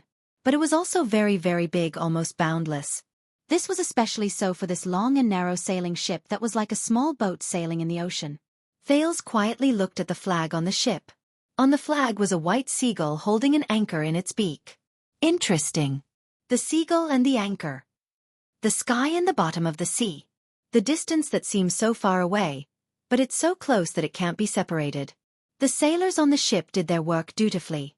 A young man without even a beard, dressed clean and tidy, behaving appropriately and politely, a stark contrast to the boorish sailors around him, who were covered in sweat and dirt, stood beside the rudder, chatting with the helmsman, who looked impatient. He stared at the surface of the sea in front of him with an excited expression on his face. Believe me, the previous difficulties were just Errol's test. We've already passed through the black whirlpool. According to the sea chart passed down by my ancestors, we'll soon find it. This time, Thales understood. The man's common language had a rather strange accent. The rise and fall of his voice and the cadence of his voice were particularly obvious. It was different from the crude, vague, short and forceful Northland accent and the meticulous Constellation accent. This young man seems to be someone. The captain? Or the employer of this ship? Unfortunately, Thales laughed again. Once the man turned his head, he would see the contempt and disdain in the sailor's eyes. Why would the boss listen to this brat? I heard that he's a ruffian from Valir gang, not a noble? One of the sailors whispered to the old sailor beside him, who was tidying up the mooring ropes. He even followed him and took the risk to sail the ship to this place? Of course he's a ruffian. It's just that a few generations ago, his ancestor was elected to one of the 36 seats. The latter glared fiercely at the young man. He owes the boss a huge debt.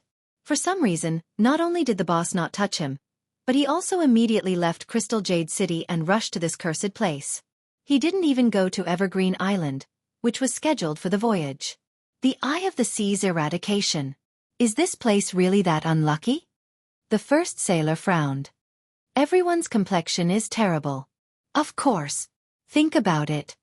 The old sailor spat on the ground. His expression was unpleasant. The entire empire is buried under our feet.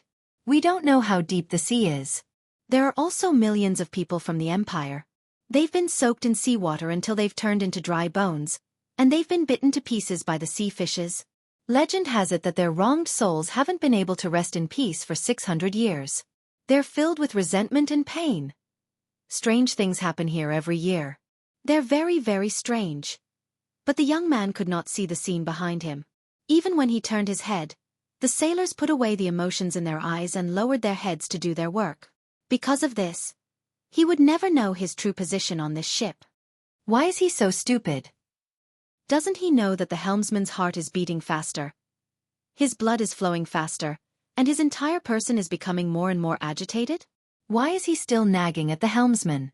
Doesn't he know that when almost everyone on the ship looks at him, their pupils will shrink, and they'll release disgust and disgust? Doesn't he know that a piece of wood at the bottom of the ship can no longer bear the weight and might be lifted by a huge wave at any moment? Doesn't he know? Of course. Thales continued to laugh.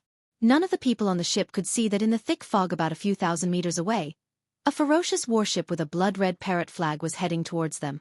The fierce pirates on the ship opened their foul-smelling mouths.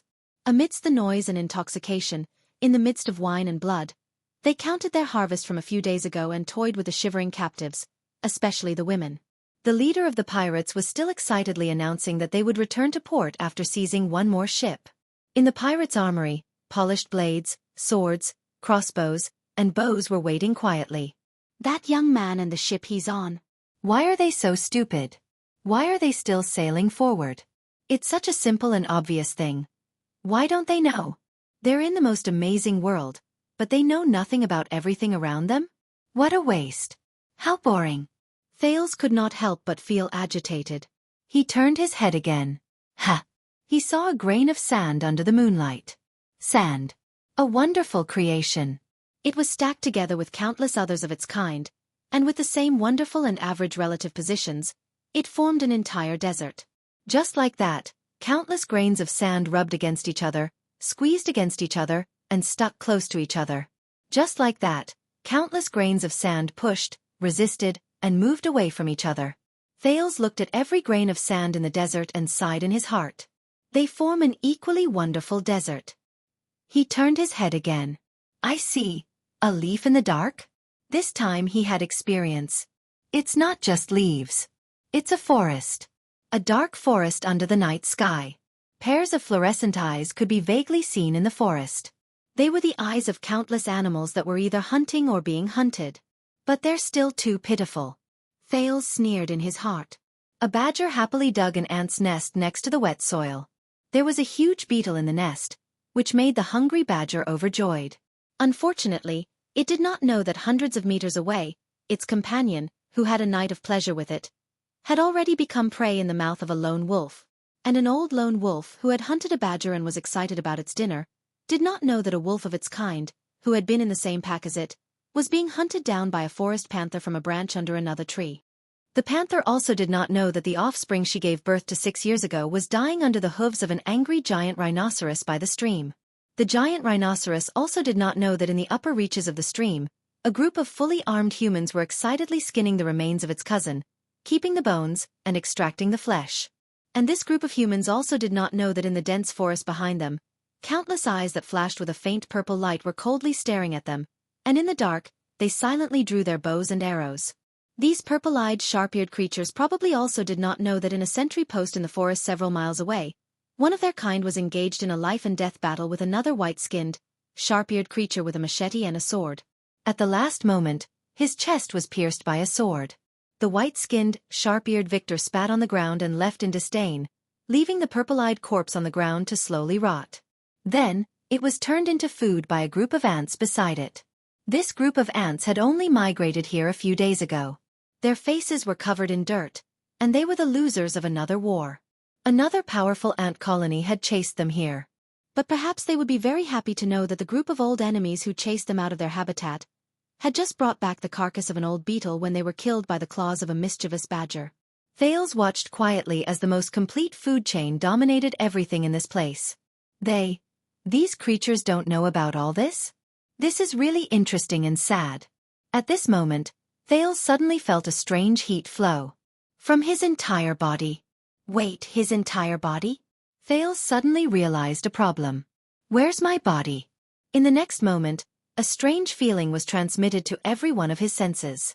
Countless scenes flashed before his eyes at the same time, like rapidly flowing water curtains. Eaves with different styles. A ship sailing under the sea. A quiet desert under the moon. A forest full of life. Thales watched everything without blinking. Interesting. Fun. Wonderful. More and more scenes flashed before his eyes. A glacier in a blizzard, a castle on a sea cliff, a warm wetland, a grassland under the setting sun, a vast plain at dusk, a fortress at night, the sea reflecting the moonlight. Soon, Thales felt that the world in front of him became clearer and clearer. It became stranger and stranger. He also became more and more excited and satisfied. Everything in the world was displayed in front of him. He saw and heard everything. He knew everything like the back of his hand. No, not only that. He knew everything. It was as if he was standing in the place where everything happened. He was in everything. He was everything. Thales became happier and happier. He was enjoying this feeling. And he wanted more. More. He wanted to see more, know more, get more. More. The scenes in front of him flashed faster and faster. More and more urgent. The scenes became shorter and shorter. In the next moment. Boom. It was as if thunder exploded in his ears. Thales only felt his vision go black. All the scenes no longer changed. Instead, they were fixed in front of him. It was as if he was watching countless movies at the same time. The movies showed everything in the world. It was as if he was standing in all corners of the world at the same time. It was more than that. It was more than that. Thales suddenly felt a heavy pressure on his senses. In the next second, all Thales could feel was a violent tremor. A dull sound reverberated in his consciousness. His consciousness seemed to have bumped into something. Thud. This sound was like someone knocking on the door. Thud. His consciousness swayed again. Thud. The third sound. Thales trembled slightly. After an unknown amount of time, Thales suddenly felt that everything around him moved in an instant. At that moment, it was as if a door had been pushed open. He entered a new world. In this new world, his senses were extremely clear. From the tiniest particles, the deepest underground, to the vast sea, the boundless sky. He not only saw everything in the world. At that moment, it was as if he was the world. But it was also at this moment that an accident happened. A tingling sensation that irritated his skin approached his consciousness. Thales trembled slightly. A faint doubt rose in his heart. What's wrong? His consciousness seemed to have suddenly risen into a silent and dark void. Almost at the same time he entered this void, Thales immediately sensed something strange. It was like instinct. Right. It felt as if someone was spying on me. He did not know how he sensed it, but his instincts told him that there were a number of strange gazes behind the darkness of this void. Thales subconsciously raised his gaze, wanting to see through the darkness. However, the moment he thought about it, He sensed the existence closest to him without warning. It was a ball of light. A colorless ball of light. Thud. There was another violent collision. In the darkness, this colorless ball of light suddenly appeared. It gave him a vague feeling as if it was shrouded by clouds and fog, as if it could not be touched. Before he could react, the ball of light moved slightly. Soon after, a lifeless sentence reverberated in his ears. Rude. Thale's vision swayed. What? This ball of light has a consciousness? Huh. At this moment, the colorless ball of light asked. Its words were still dry. I have never seen you before. Where is your name of origin? Name of origin? Mystic. Mystic. The first mystic covenant. Thales recalled a few familiar terms from his memories, which seemed to be separated by a layer. He suddenly shuddered. But before he could think about it, his gaze suddenly moved away from this ball of light. Hey! The dry voice slowly became softer, as if it was shouting from afar. Who are you? Thales ignored it. His consciousness seemed to be sinking. Thud. Thales felt his vision tremble again. He encountered a pile of iron-gray, shining fragments. Unlike the ball of light just now, this pile of fragments seemed to be lifeless and unconscious. But just as Thales was confused, another puff of brown smoke appeared in front of him. But this puff of smoke also gave him the same feeling as the iron-gray fragments. It seemed to lack vitality. It also did not know how to speak. Thales' heart stirred. The pile of fragments and the puff of smoke slowly left. Thud. There was another collision. Thales was already somewhat used to it. Soon, a green light appeared before him. But this time, this light was conscious. The green light had an ever-changing silhouette, from a circle to a rectangle, from an oval to a long strip. Ayaya! A gentle but rude voice came from the green light. Just like its owner, the voice floated around. Which idiot is it? Is his brain damaged? Knocking on the door? Boss Fruland? Little Asda dummy? Old Devil Zarkle? Fierce Kyrie? Cute top student L? Or the flat-chested Giza? These names sound familiar? A few questions rose in Thale's heart. Where am I? What am I doing? Why can't I remember anything? Hey. The voice from the green light continued to laugh. Don't tell me you're the legendary Taurus. After thinking of a few questions, Thale's thoughts suddenly became chaotic. In his panic, the green light suddenly disappeared before his eyes. Hey, why did you leave? You can't really be Taurus, right? The green light's voice came from afar. Don't be in such a hurry to leave. You're my idol. At least leave an autograph. Thales crashed into the door twice more. He encountered two strange, lifeless, and soundless existences. One was a silver wall of light, and the other was a golden cube. While Thales was at a loss, a faint purple light appeared before his eyes. The purple light flickered slightly, but it gave him a sharp and fierce feeling. He could not look at it directly, and its reaction was very simple. Get lost. It seemed to be a bad-tempered fellow. Get lost. The fierce voice continued to travel into his ears. Immediately after, the faint purple light disappeared. Thales was slightly taken aback. A question emerged in his mind as he drifted about. What's going on? The next second. Thud. After another crash, Thales arrived in front of a glowing human silhouette. A human silhouette? It flashed with a familiar blue light. Another one? This feeling. It's like it's flowing endlessly, and it's everywhere? However, a familiar voice slowly traveled into his ears from the silhouette. Stop knocking on the door. Thales. A thought appeared in Thales' mind. It knows me? This familiar voice. All of us can feel your presence. All of us? My presence? Me. At that moment, many memories seemed to suddenly return to Thales' mind. Thales thought of something. Wait a minute, you are. Thales stared at the ball of light, puzzled. A vague name emerged in his fuzzy mind. You are Asda? The blue silhouette flashed slightly. Thales confirmed his guess. I was trapped underground. I don't know what happened to you, and I don't know why you can knock on the door directly. The air mystic, Asda Sakurn's pleasant voice traveled slowly from the ball of light. It sounded calm and steady, without a hint of extra emotion. But this is too dangerous. You must immediately leave your original form. Thales revealed a puzzled expression. What? But Asda did not respond to him. He only heard the mystics say anxiously, "Listen." They sensed it too. They will definitely come for you. Before you are completely locked onto. Chapter 182. What's wrong with me? Thales felt as if he was floating in the sky. His mind was extremely relaxed. He asked faintly, "Where am I?" "Listen to me." Asda's faint voice seeped out from the glowing silhouette. "I don't know how to explain your current state. You're just a contactor. Whether it's your understanding of mystic energy or your own name of origin, you're far from becoming a mystic. No, you're still not a mystic. I can feel that you're not one of us, but you're definitely knocking on the door. Just like a newborn baby who can't even control his limbs being suddenly sent 10,000 meters into the sky." The air mystic's voice was a little unsteady. "You're in great danger now." Danger? Thales did not know how he spoke, but he did. "What do you mean? Knocking on the door?" Asda sounded a little anxious. After breaking through the first threshold, a mystic will leave his physical form and enter his original form. Taurus called the moment of transformation knocking on the door. After a mystic knocks on the door, his consciousness will be connected to the other mystics in the world. The intensity of the connection is like knocking on their door.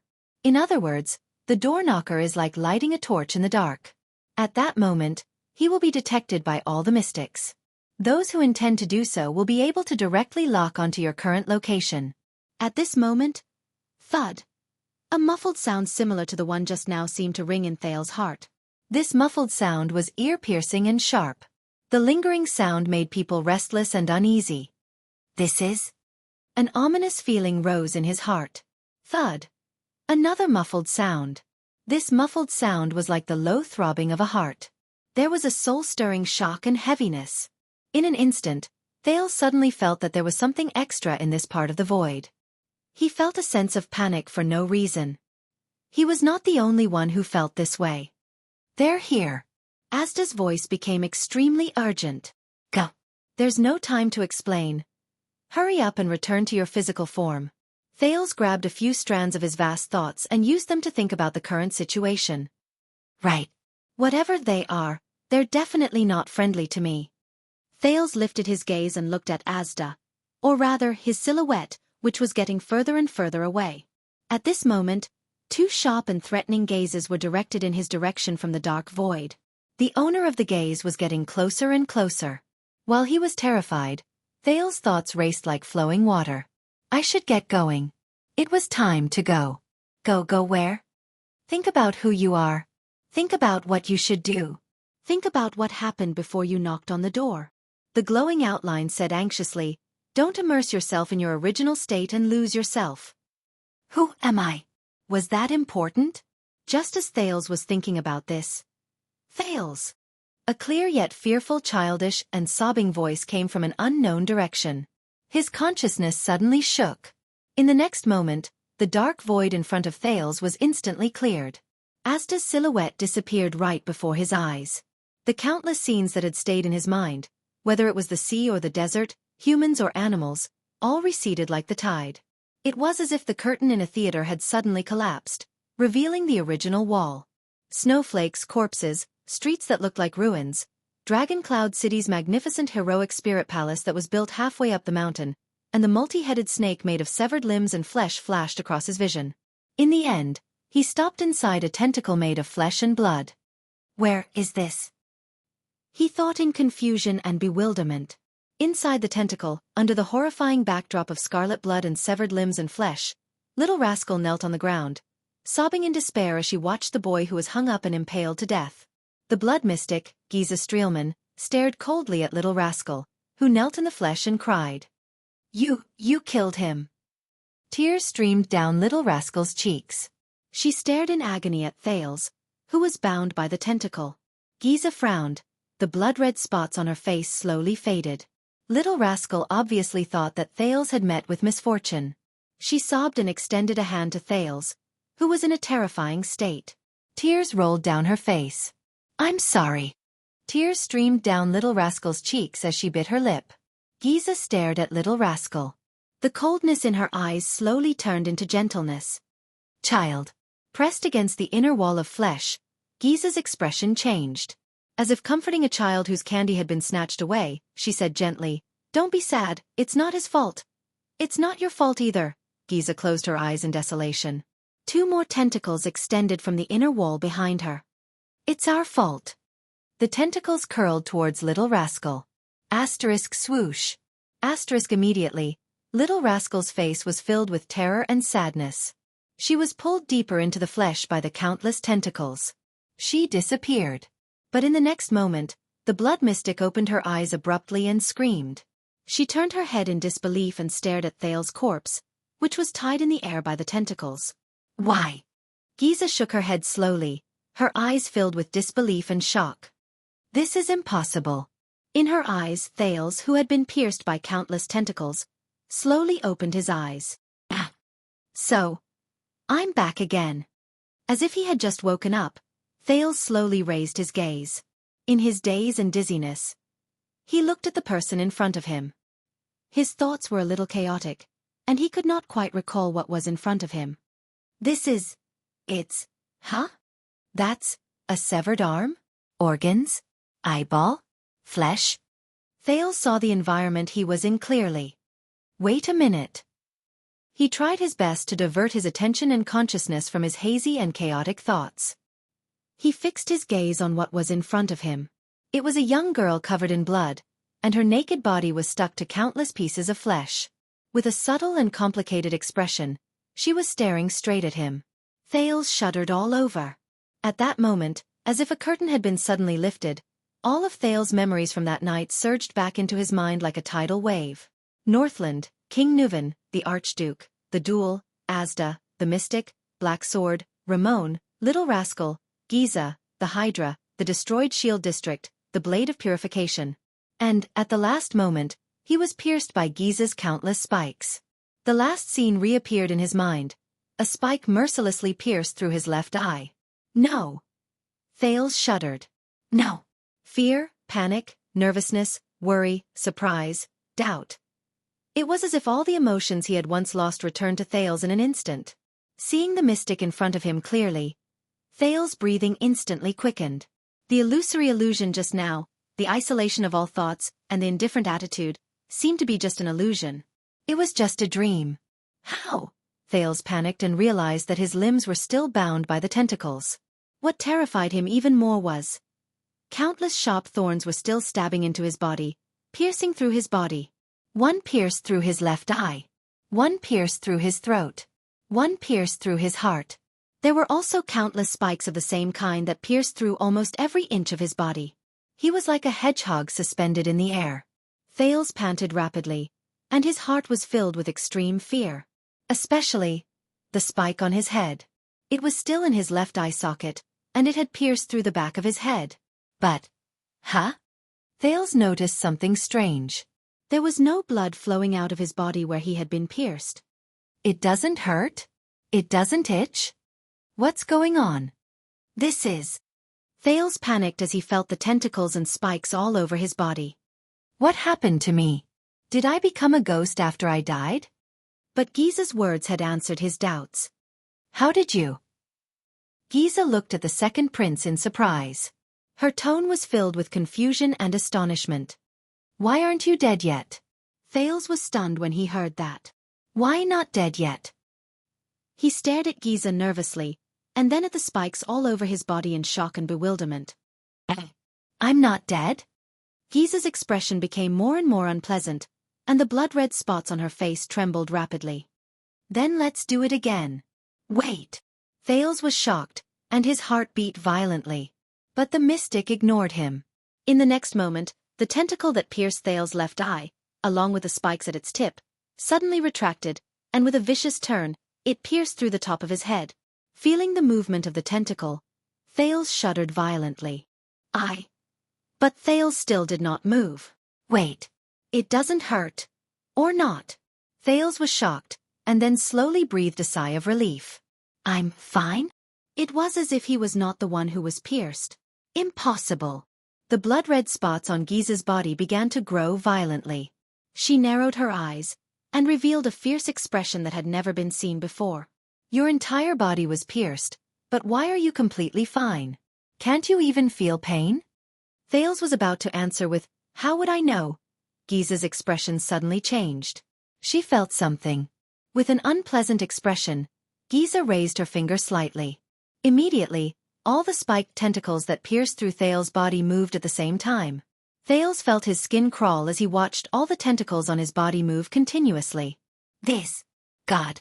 Asterisk sizzle. Asterisk the familiar sound of flesh and blood sizzling came from these murderous weapons. Countless tentacles pierced, slashed, and cut his upper body from all directions, starting from his chest. Starting from his head, they pulled horizontally, slashed vertically, and pierced through his brain. It was as if someone was holding countless knives and continuously whipping, piercing, and cutting Thales from the front, the back, the left, and the right. But Thales did not move. He only stared blankly at Giza, his gaze occasionally wandering back and forth from the tentacles. It was as if he was not the one being cut. The cutting and piercing continued for a total of 10 seconds. Then, Giza stopped in a daze, and all the tentacles and spikes gradually slowed down as well. How can this be? The mystic shook her head in shock. Attacks are ineffective against you? Thales panted anxiously, completely at a loss for words. At this moment, his heart was also filled with panic and bewilderment. Asterisk sizzle. Asterisk countless tentacles and spikes retracted from Thales' body. But as if they had left his shadow, there were no wounds or blood left on Thales' body. Even his clothes were intact. It was as if the Thales before him was just an illusory shadow filled with colors. Thales was completely shocked. Am I immune to physical attacks? But my hands and feet are still tied tightly, aren't they? Out of the situation. He opened his mouth wide and did not know how to react. But vaguely, he seemed to have experienced a similar feeling in the void just now. For example, Thales had a hunch that no matter how terrifying Giza's spikes were, when she instigated the tentacles and spikes to attack him, the mystic seemed to have stabbed in the wrong direction. Suddenly, Giza's expression changed drastically. She seemed to have remembered something. Then, she gritted her teeth and raised her head abruptly. With an angry expression she said, Zarkal. Saga Todd. Come out. You despicable obscurant. The mystic turned her head and looked around vigilantly and resentfully. There was deep anger in her words. Is it you, damn old ghost? Is it your ability that's playing tricks? Her voice reverberated in the flesh. A few seconds passed. Aside from the sound of flesh rubbing against flesh, no other sound responded to her. Giza was slightly startled. She quickly reacted. The mystic turned her head and looked at Thales with a strange and subtle expression. No, it's not Zarkal, Giza muttered, her eyes filled with disbelief and surprise. It's you. You. Giza stretched out a tentacle and passed through Thales' body without any hindrance. The tentacle retracted. The place where Thales was pierced was unscathed, as if it had only passed through an illusion. Giza refused to believe it. She stretched out another tentacle and stabbed at Thales' bound right hand with the spikes at its tip. The result was the same as before. His right hand, which should have been bound by the tentacle, was easily pierced by the spikes and pulled out. He was unscathed. This time, even Thales was speechless. Giza frowned deeply and stuttered. This is your ability? Did I lose control due to mystic energy interference? Impossible. If I lose control, how can I do this? Thales was also panting in a daze. He looked at his limbs, which were still tied up, and then at his body. My ability? What kind of ability is this? Giza raised her eyebrows and shook her head violently, as if she had seen the strangest thing in the world. You're just a contactor. How can you use mystic energy? But then she frowned hard and remembered something. Her expression changed drastically. Just now. You knocked on the door? Thales was still staring at his body, thinking hard. Did I become a mystic? But why did I not feel anything at all? Except that Giza could not hurt me? How can this be? Giza gritted her teeth. Her voice was low and filled with hatred. You're just a beginner contactor. You're not even a mystic. I just lost control. How can I knock on the door? Thales frowned. He remembered what Asda said about losing control, being uncontrollable. Could it be? Am I really special? Giza stared at Thales with a terrifying gaze. You really knocked on the door? At that moment, Thales swore that he saw despair, sadness, grief, and pain in the eyes of this unreasonable crazy woman. And guilt. No. Giza shut her eyes tightly and said in a sorrowful tone, You still became a mystic? Thales looked at her in confusion. What's wrong with this crazy woman? No. Giza gritted her teeth. Tears streamed down her face as she screamed hysterically. No. You're not a mystic yet. You're still a contactor. What happened just now was an accident. She opened her eyes abruptly. Her expression was fierce and determined. There must be a way. There must be a way to kill you. Let's start with mystic energy interference. In the next moment, the flesh and blood inside the giant tentacle began to change shape again. One by one, the little black monsters Thales had seen before broke out of the wall of flesh and blood. Thales was shocked. He took a deep breath. His brain worked quickly. Don't think about things I can't figure out. The most important thing is to solve the problem at hand. Get rid of this crazy woman. But the moment the second prince raised his head, hiss.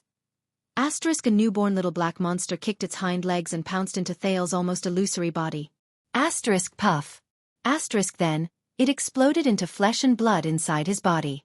If Asda was here, he would have recognized that this was the move Giza used to prevent him from turning back into a human after dispersing him.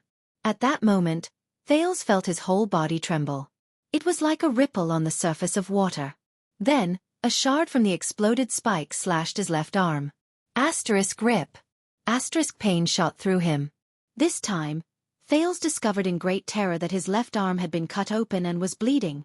His illusory body seemed to have lost its effectiveness. See, I knew it. Giza saw this scene and smiled excitedly. Mystic energy interference is still effective. Hiss. As Giza moved, more and more black monsters pounced into Thales' body. Then they exploded. Severed limbs flew out of Thales' body in an explosion. Ah! Thales cried out in pain. The side of his calf was pricked by an exploded spike. Blood flowed. Starting from the surface of his body, Thales' special ability seemed to be gradually losing its effectiveness. Thales stared in horror at the countless monsters pouncing on him. Pain came one after another from the surface of his body. More and more pain. It was mixed with Giza's laughter and the monsters hissing. Hiss. Thales closed his eyes in pain, feeling the monsters pass through his illusory body surface and explode inside him. Then, they left wounds on the surface of his body. He had a feeling that it would not be long before the ability he relied on for survival would completely lose its effectiveness. When that time came, hiss. No. Another monster exploded on his lower abdomen. When a sharp pincer flew out of his body, it pierced the left side of his abdomen. Pain.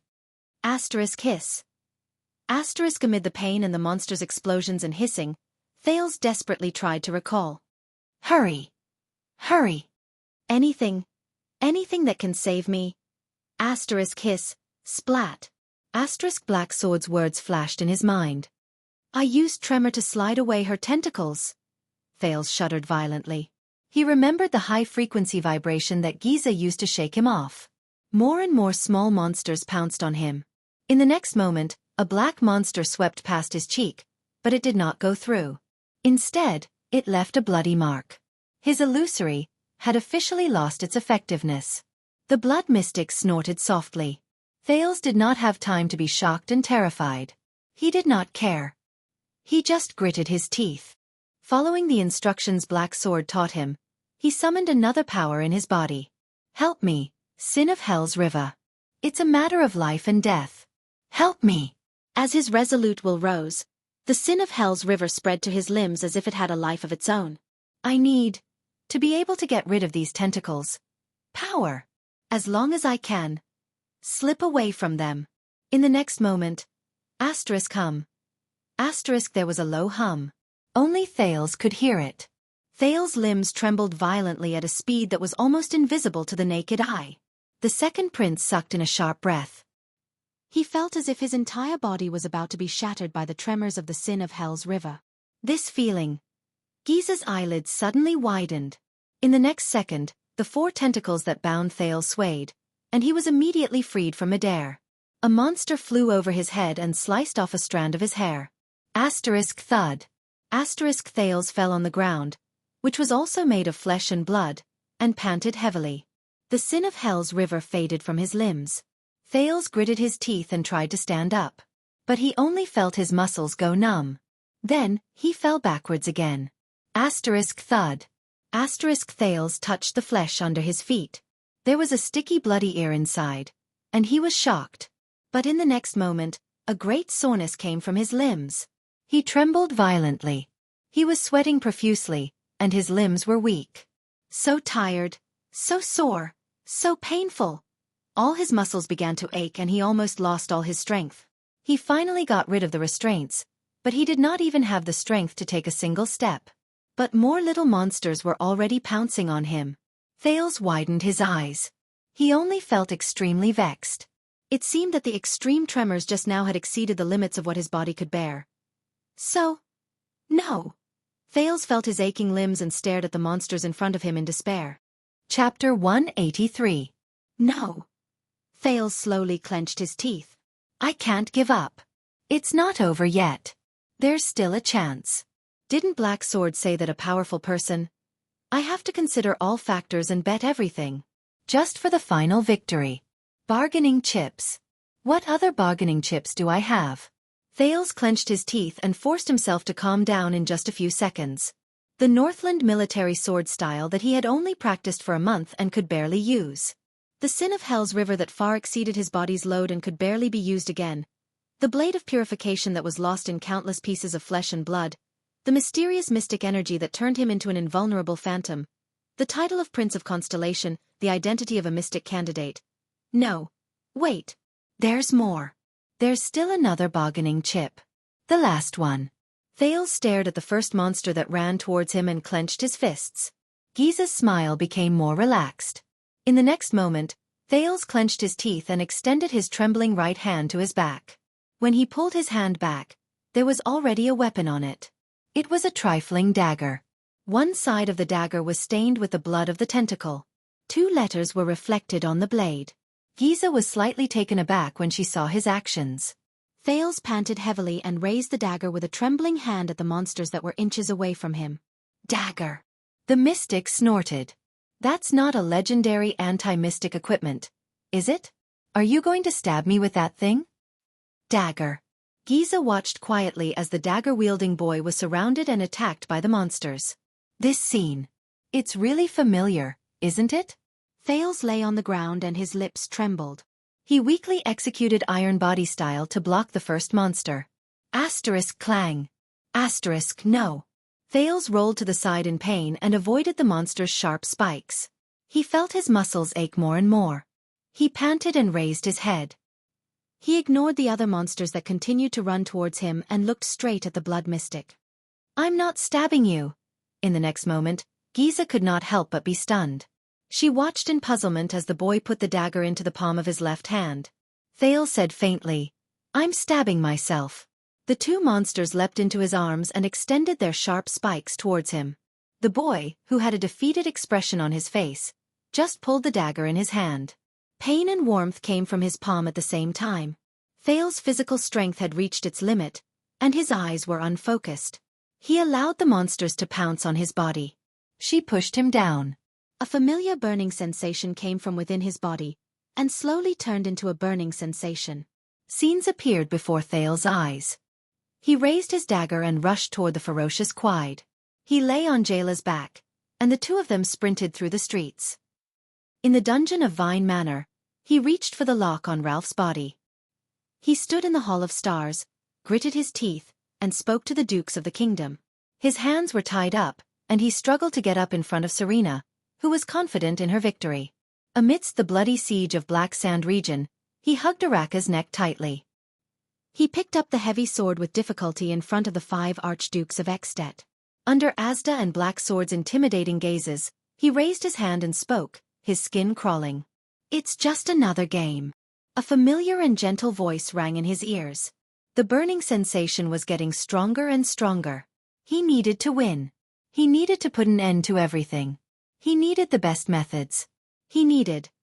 Giza narrowed her eyes and watched the countless little monsters pounce on Thales, who was on the ground, one after another, and covered him tightly. Asterisk hiss. Asterisk she was very satisfied. She knew that her little cuties would mercilessly kill this boy, who was not a mystic yet knocked on the door for no reason.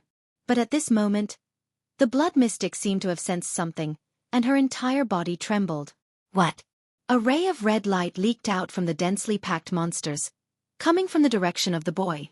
Then, a second ray, a third ray, a fourth ray. The light grew brighter and brighter, illuminating the flesh cave. Giza watched the scene in astonishment. Then, the black monsters shuddered in unison. A few streaks of ash drifted out from the gaps between the densely packed monsters. More and more ashes appeared. The black monsters fell powerlessly, shriveled, dissolved, and were charred. Then they turned into ashes. In the end, most of the pitch-black monsters disappeared.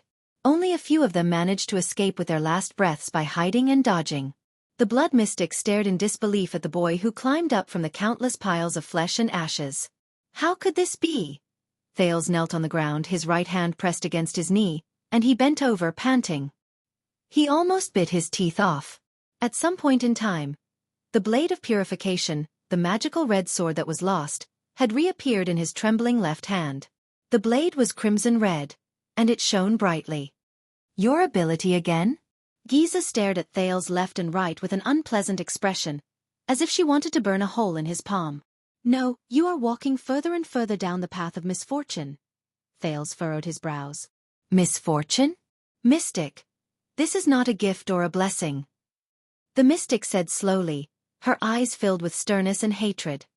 It is a curse and misfortune. Thales propped himself up on the ground and listened to her. He held the blade of purification that suddenly appeared in his left hand and spat on it. Enough! The second prince roared in frustration. Giza stopped talking and looked at him in surprise. You lunatic who won't listen to others. Thales struggled to get up from the ground. Listen to me. He took a step forward and cut an intercepting tentacle into ashes with his sword. Asda wants to force me to become a mystic. Thales felt that his steps were light and his body was uncomfortable, but he still gritted his teeth and walked forward step by step. And you want to stop me from becoming a mystic? Go to hell, Thales panted fiercely. Go to hell. The blood mystic stared at him quietly. Since I came to this world, what I've done has always been the same. Thales exhaled. With another swing of his sword, he pierced through a monster that tried to ambush his left leg. He watched as it turned into ashes under the blade of his sword. Struggle, survival, that's all. Thales took a difficult step forward. Whether it's a child beggar or a prince. Giza narrowed her eyes. Her gaze was complicated and profound. But I don't like this world. I want to be free to choose the life I want. Thales sucked in a mouthful of stinky sour air and said hoarsely, I want to choose who I want to be. I choose who I want to be. I don't need to be pushed, forced, or dragged by anyone else. I struggle with this. Thales walked to stand in front of Giza. His eyes were resolute and determined. This is who I am. Thales Jade Star. The blood mystic stared at him without saying a word. But in the next moment, something strange happened. Asterisk boom. Asterisk it was as if a torrent was surging through Thales' body from his blood vessels. In an instant, Thales felt a tearing sensation from the blade of purification to his hand. It was as if someone was cutting his palm. Thales looked down at the blade of purification in his hand, only to see that the red light on it was becoming brighter. What's going on? In the next moment, the pain of being cut escalated to excruciating pain. It spread to his entire body. Eaha! Thales could not stand it anymore. His face twisted and he could not help but scream. The blade of purification is rejecting me? The pain traveled from his arm to his body, causing Thales to tremble and kneel on the ground. Asterisk T. Asterisk T. He felt more and more pain, as if the weapon was destroying everything in him. He remembered. The legendary anti-mystic equipment is the bane of mystics? Thales shook the blade of purification in his hand as he trembled in excruciating pain. But he could not shake it off. It was as if it was stuck to his hand. He recalled Serena's words regretfully. He also remembered the tingling sensation he felt when he was on Araka's back when the motionless bow was activated. But the tingling sensation at that time could not be compared to the excruciating pain he was feeling now. At this moment, Giza laughed. "You are still a little too young." Thales stared at the blood mystic's expression in disbelief as he listened to her say softly, "You wanted to defeat me, so you had to get your hands on the legendary anti-mystic equipment, right? And you did succeed, with your unformed mystic energy. But, did you almost forget?" Giza sighed. "You are considered half a mystic." "Ah!" Thales cried out in pain. Panic struck him again. Giza. Did she even calculate this? He remembered Giza's words. "That is not the legendary anti-mystic equipment, is it? Are you going to use that thing to stab me?" So. Thales thought regretfully. At that time, she was already hinting at me when she had the upper hand, and made arrangements for my possible counterattack? Just to limit my vision to the blade of purification? The blood mystic shook her head and said, "See, this is one of the sorrows of mystics. This little thing can suppress us. Even if you are not a true mystic, the mystic energy you used earlier is enough for it to take effect. And if you become a true mystic?" Giza stared at the screaming Thales. She stopped smiling, and sorrow appeared in her eyes. "The moment you touched it, you will lose your consciousness and power forever, and enter the eternal seal." Thales was not in the mood to listen to her. He only felt that he was about to be devoured by the power emanating from the blade. "Don't worry, I will free you." Giza sighed. "If becoming a mystic is your unavoidable fate, then let me save you," the mystic said flatly. "Just as I promised." Save my foot." Thales shut his eyes tightly, enduring the rejection from the blade of purification. He really wanted to let go. But in the extreme pain, his face was distorted, and he almost couldn't feel his own hands. Giza took a deep breath. Following the mystic's will, another batch of tentacles grew out of the flesh on Thales' side. They slowly aimed at the boy who was repelled by the legendary anti-mystic equipment and could not move. Once again, Giza flashed a charming smile. The flesh under Thales' feet turned into a trap, trapping him firmly. The tentacles drew sharp spikes, preparing for the next round of attack. "No!" Thales shut his eyes tightly, his whole body trembling. "No!" At this moment, a burning sensation similar to the first time he held the blade of purification suddenly came from his hand. The red light on the blade gathered as if it had a physical form, and traveled along the blade to Thales' left hand. Thales shuddered. At that moment, he felt as if he was being caressed by a hand. Even the pain seems to be alleviated? The red light continued to crawl up along the veins on the back of Thales' left hand. It looked as if glowing blood was flowing through the veins. It was extremely strange. For some unknown reason, after the red light from the blade of purification surged out and entered his body, Thales suddenly felt that the feeling of being cut and repelling him had actually started to diminish. Thales sucked in a sharp breath. He had held his breath for too long in extreme pain, and even forgot to breathe. He felt his hand again. The sharp pain of being cut and destroyed slowly reduced to a slightly tolerable prickling pain. What's the principle behind this? It can actually alleviate the rejection from the legendary anti-mystic equipment? Thales trembled, and his doubts about the sword deepened. But he was saved after all. Thales stood up slowly. He raised his head and fixed his gaze on Giza. There was a strange look in his eyes. Giza's expression changed. She noticed his abnormality. "You?" Thales looked at her, then at the flesh and blood trap under his feet, and the spikes of the tentacles around him. He felt the prickling pain and burning sensation from the blade in his hand. "Maybe I will become a mystic one day," Thales said slowly as he endured the pain in his hand. "But it is definitely not because of some unavoidable fate, or because I have no other choice." On the wall, Giza's pupils shrank. "It is because I want to become a mystic." Thales bit his lower lip and lowered his head. "I will use my own eyes to see what it means to be a mystic.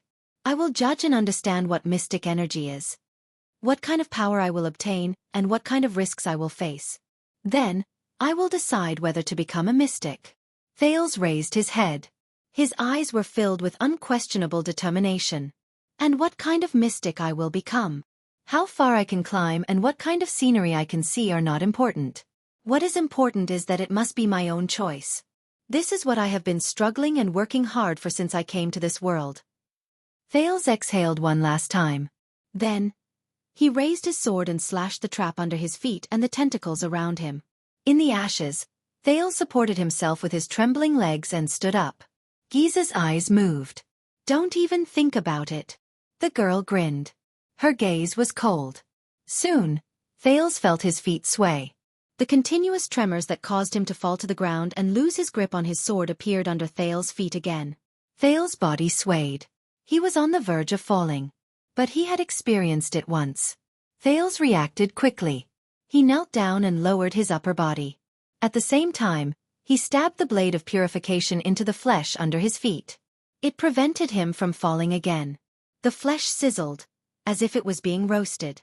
It slowly dissolved, evaporated, and blackened. Then it turned into ashes. The ground made of flesh and blood contracted in the tremors. It seemed to be moaning in pain. Giza let out a low growl of indignation. Thank goodness.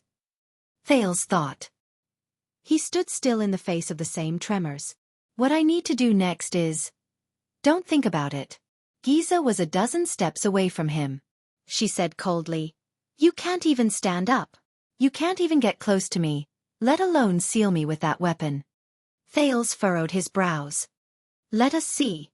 The flesh around Thales bulged again. The silhouettes of monsters were born from it. The blood mystic narrowed her eyes and stared at the blade of purification Thales stabbed into the ground. That sword of yours. Are you going to use it to maintain your balance, or to destroy your enemies? At that moment, Thales suddenly had a strange feeling. The monsters around him were born from the flesh, but Thales ignored them. He did not even care what kind of monsters they were or whether they were dangerous. He seemed to have entered that state again. The feeling of being cut off from his emotions and thoughts surged again. But it was not as complete, wonderful, and enjoyable as before. Thales glanced at Giza in the distance. It was a dozen steps away. Under the endless tremors, he could not even stand steadily. It seemed like he could not get close. But, even though it seemed very far away from him, but for some reason, Thales knew that his sword could pierce Giza. It could. As he thought about it, the pain in his hand suddenly increased. Thales smiled faintly. He somewhat understood it. He knew that in this state, he seemed to be able to use more mystic energy, even though he did not even know what mystic energy was. But, since the blade of purification's rejection of him increased again, that's right. The corners of Thales' lips curled up. His smile grew wider.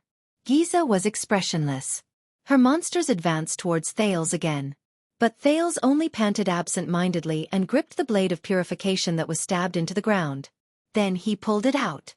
The moment the countless flesh and blood monsters pounced on him, Thales knelt on the ground, raised the blade of purification in his hand, and gently pushed it at Giza, who was a dozen steps away. Boom! The sound of his blood vessels surging rang in his ears. At that moment, the pain and cutting sensation that the blade of purification gave Thales increased like never before. But Thales did not care. He had succeeded. Giza lowered her head in disbelief. When? The young girl asked, puzzled. At some unknown time.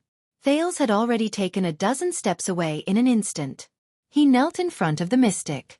The red blade in his hand had already sunk deep into Giza's naked abdomen. Thales' expression was indifferent. Giza trembled as she stared at her wound, then at Thales. But in the next second, relief appeared on the young girl's face. As if she had been waiting for this moment for a long time. So this is our end, Giza said casually, as if she did not care. She completely ignored the legendary anti-mystic equipment in her abdomen. Thales withdrew the blade of purification.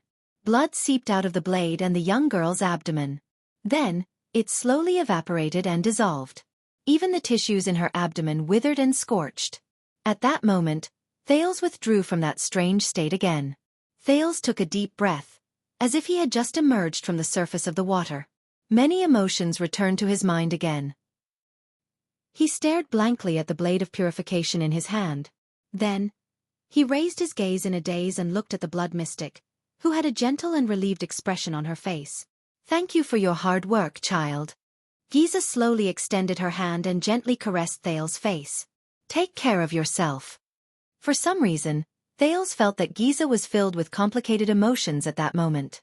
"I'm sorry that I couldn't help you," Giza said softly. "What happened?" Thales' breathing gradually calmed down. "I'm sorry." Giza's eyes were sparkling. "You have to walk the rest of the path on your own." At that moment, Thales could not summon any hostility towards such a young girl. The lovely young girl slowly lowered her head. The purplish-red patterns on her body gradually faded. She gently lowered her soft lips and placed them on Thales' forehead. A gentle kiss. Thales shuddered slightly. Giza snorted softly when she saw Thales' reaction. Then she slowly exhaled. "Be careful of Asda." These were the last words of the blood mystic, Giza Streelman. In the next moment, the young girl with the gentle smile on her face started to crack. Her face, along with her smile, slowly fell apart like a cracked sculpture. Then it was her neck, chest, abdomen, her entire body. In just a few seconds, the blood mystic, along with the insides of the gigantic tentacle, turned into ashes of various sizes. The night sky of Dragon Cloud City reappeared before Thales' eyes. The ashes flew. They were like countless black butterflies. They scattered all over the sky. In the distance, all of the blood mystic's creations, flesh, monsters, tentacles, and severed limbs, withered, scorched, and dissolved at the same time. All turned into ashes. Chapter 184. Under the darkest night sky, ashes flew everywhere. The people who were previously controlled by Giza slowly woke up from the ground. Some of them regained control of their bodies. In the panic of surviving a disaster, they hugged each other and wept bitterly. However, there were even more people whose bodies had been greatly deformed by the blood mystic's modifications. After they regained their senses and control, they howled and died under the flying ashes.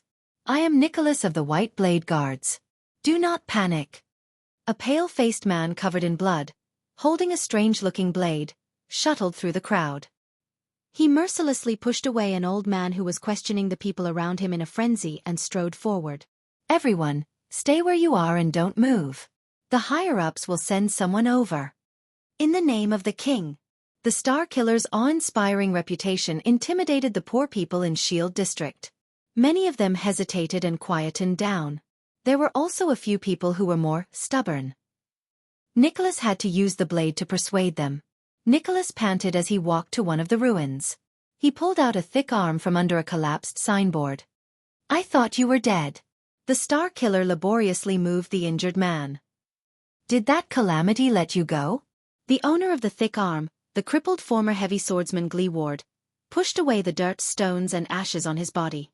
With Nicholas' strength, he crawled out from under the collapsed signboard. "No." Gleeward coughed violently. He laboriously hung his body around Nicholas' neck and raised his hand to touch his bleeding forehead. "That man with the child." The veteran frowned. His expression was solemn. "He was the one who let me go when I was being controlled by that monster." Nicholas was slightly taken aback. "Man? With a child?" The Star Killer helped Gleeward stand up. His eyes were filled with suspicion. "He can move freely in front of that calamity. Does he have a legendary anti-mystic equipment?" Gleeward staggered and shook his head. "I don't know. Maybe." Nicholas narrowed his eyes. His words were straightforward. "Where is he?" "He was here a few minutes ago." Gleeward chewed on the salty taste in his mouth and spat out a bloody tooth. He said in a rough voice, "Damn it, that guy withstood the attacks from me and those monsters." Nicholas pushed aside a wooden plank. "Is he very powerful?" Gleeward froze. Wariness and graveness flashed in his eyes. "Very powerful." Nicholas put the severing soul's blade back into its sheath. "So, it was that guy who dealt with the calamities?" "I don't know." Gleeward still shook his head with a dejected expression. "Maybe." Thales panted in a daze. A few pieces of black ash gently touched his face and shattered. Was it over? He raised his head and looked at the sky full of flying ash and the surrounding ruins. Thales did not recognize this place. He had been brought too far away while Giza was fleeing. But he could still see the dead body lying on the street. At his feet lay a white-haired old man.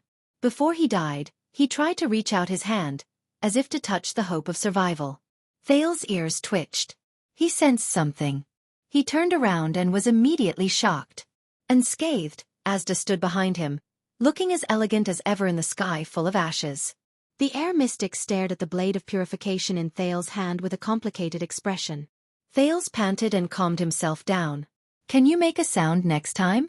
Or send me an invitation first?" Asda did not speak. He only shifted his gaze to Thales' face. Thales sighed and gestured at his surroundings with his chin. "Also, aren't you late?" Asda raised his head and looked at the fluttering ashes. There was a subtle emotion in his eyes, coming out from underground. The mystic said slowly. His expression did not change. "I need time." Thales sneered. After the battle with Giza, and especially after listening to Black Sword's words, he seemed to have suddenly been enlightened. The wariness and fear that he used to suppress when he faced the air mystic, but was still hidden deep in his heart, began to slowly melt. "Mystic? Compared to Giza, the one in front of me is just a slightly stronger opponent." Thales called Asda's surname softly. "By the way, Mr. Sakern, I've thought about the matter regarding the mystic." The mystic raised his eyebrows slightly. He lifted his gaze and looked at Asda with determination. "I am not ready yet." Thales stared at the mystic's aggressive gaze and enunciated each word clearly. "This is my answer. It is also my choice." Asda's handsome face did not move. They stared at each other in silence. After a while, the mystic closed his eyes and sighed. "But," Thales spoke again. Under Asda's strange gaze, Thales calmly enunciated his words. "I am not prepared to reject you, and I am not averse to becoming." Under Asda's strange gaze, Thales said, "But I need time to learn, understand, and obtain everything about mystics, and perhaps everything about magic. And I need your help. And perhaps the truth about the bloody year." A strange blue light flashed in Asda's eyes. "Besides, you definitely know about your current situation." Thales turned his head and looked at the corpses and ruins strewn all over the street. "It's not without reason that this world hates mystics, even if you did it to protect me." At that moment, Thales felt so oppressed that he could not breathe. So many lives, all because of... He took a deep breath and got rid of the emotions in his mind. He tried his best not to think about the fact that he was an executioner who killed without batting an eye. Thales sorted out his thoughts and slowly said, "Perhaps I can help you as a prince and as the future king of Constellation." Asda raised his chin slightly and the corners of his mouth curled up slightly. A strange look flashed in his eyes. "You mean, after knowing the cause and effect, perhaps I can find a way for all of you to gain a foothold, a way for the world to be safe and sound, and a way for both sides to live in harmony." Thales raised the blade of purification and said resolutely, "Mystics cannot go on like this." Amidst the drifting black ashes, Asda stared at the small red sword in Thales' hand. There was fear in his eyes. "If I really cannot avoid becoming a mystic, then for my own sake, I have to do this." Thales nodded. "And a human king with power and an army will undoubtedly be more helpful than a powerful and unrestrained calamity." This time, Asda was silent for a long time. Thales patiently waited for his answer. For a second or two, the second prince swore that he saw an unusual flow of emotions on Asda's face. Nostalgia and sorrow? Thales had only seen this expression on Asda's face when he was explaining about the magic tower. Many people have the same idea, that mystics and other races can coexist peacefully, and even help each other, Asda finally said slowly. His tone seemed to hide the sorrow he did not want to face. Whether it is mystics, humans, or even elves, there are countless similar efforts and attempts. They all failed. Asda said softly. They stood in the ruins, one tall and one low. Thales returned the mystic's gaze with a firm and unquestionable gaze. He took a step forward without hesitation. "First, their efforts are not enough." Thales' voice spread in the air. "Second, I am not them. Not those losers." Thales felt the chill in the air. His pupils shrank slightly. His tone was calm, but his voice was slightly deep. "I am Thales." Under Asda's puzzled gaze, he said faintly, "Thales Theranjarana Kessel Jadestar. The descendant of the imperial family, the Jadestar bloodline, the future king of Constellation." Speaking of this, Thales took a deep breath and raised the blade of purification. He was not surprised to see Asda frown and take a step back. Thales smiled faintly in his heart. His expression did not change as he said firmly, "I am also the blood mystic sealer. And a traveler from an unknown world." Countless unknown emotions flashed across Asda's eyes, but in the end, they were all suppressed by a crystalline blue light. Thales put down the blade of purification. He quietly waited for the other party's reply. But only he knew that his palm, which was holding the blade of purification, was already sweating slightly. He did not forget Giza's last words before she disappeared. "Be careful of Asda." The mystic still stared at him, his gaze unwavering. 1 second. 2 seconds. 3 seconds. Thales gulped. His palm trembled slightly. Finally, Asda suddenly smiled. Thales was stunned and looked at him, puzzled. "You know, it's not just you." Asda's chilling smile appeared again. "After today, I realized that I wasn't prepared for you either." The mystic nodded slightly. "You are too special." Thales furrowed his brows. Asda's gaze drifted to the blade of purification, and his words paused in a barely noticeable manner. "Whether it's as a human prince or as..." Asda raised his hands and gestured elegantly at himself. "Therefore, I will respect your decision."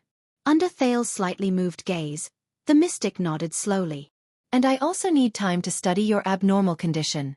Whether it is the inexplicable knocking on the door or the spontaneous loss of control. Perhaps your path will be easier than ours, or even more arduous. We can't say for sure."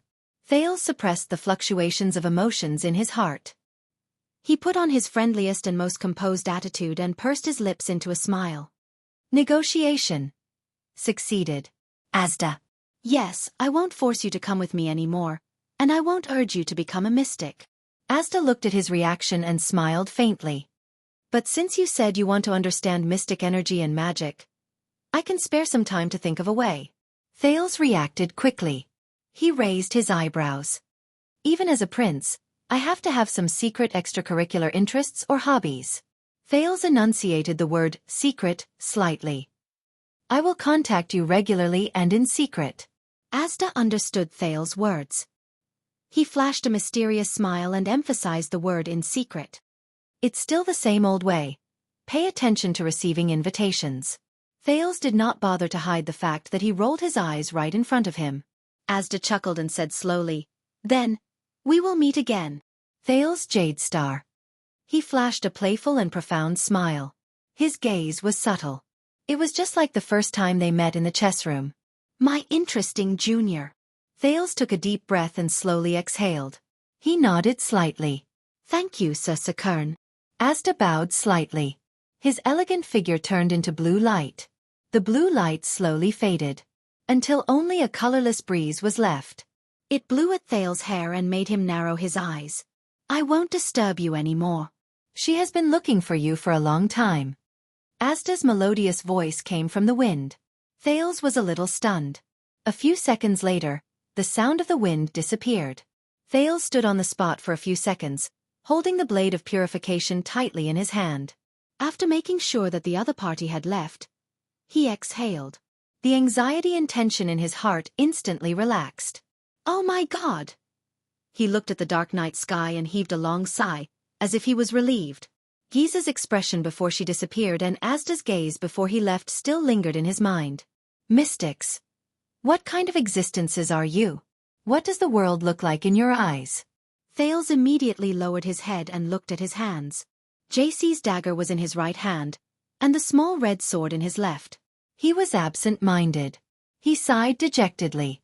He put JC back into the sheath at his waist, but touched a foreign object. Thales froze. "That's..." He lowered his head and bit his lip. An indescribable sorrow welled up in his heart. At this moment, a timid voice suddenly came from behind him. "Thales. Is that you?" The second prince was shocked and turned around abruptly. His eyes suddenly widened.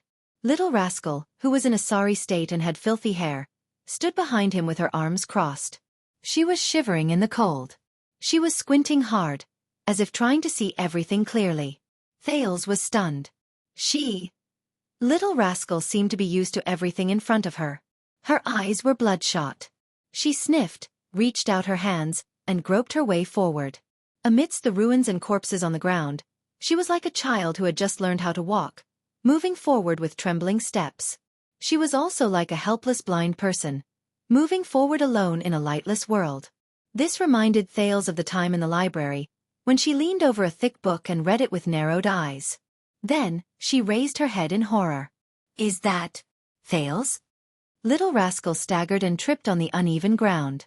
Thales stared at her blankly. He only reacted after a few seconds. It's me, Little Rascal." Hearing the affirmative answer, Little Rascal first took a deep breath, then pursed her lips. Tears welled up in her eyes. Thales exhaled. He bit his lip, stepped over the mess on the ground, and rushed to the girl in a few steps. He stood a step away from her, gasping for breath as he carefully extended his bloody left hand. Then, he held Little Rascal's palm. Feeling his hand tighten, Little Rascal shuddered, as if she was afraid. But after a moment, she resolutely and confidently held Thales' left hand with both hands.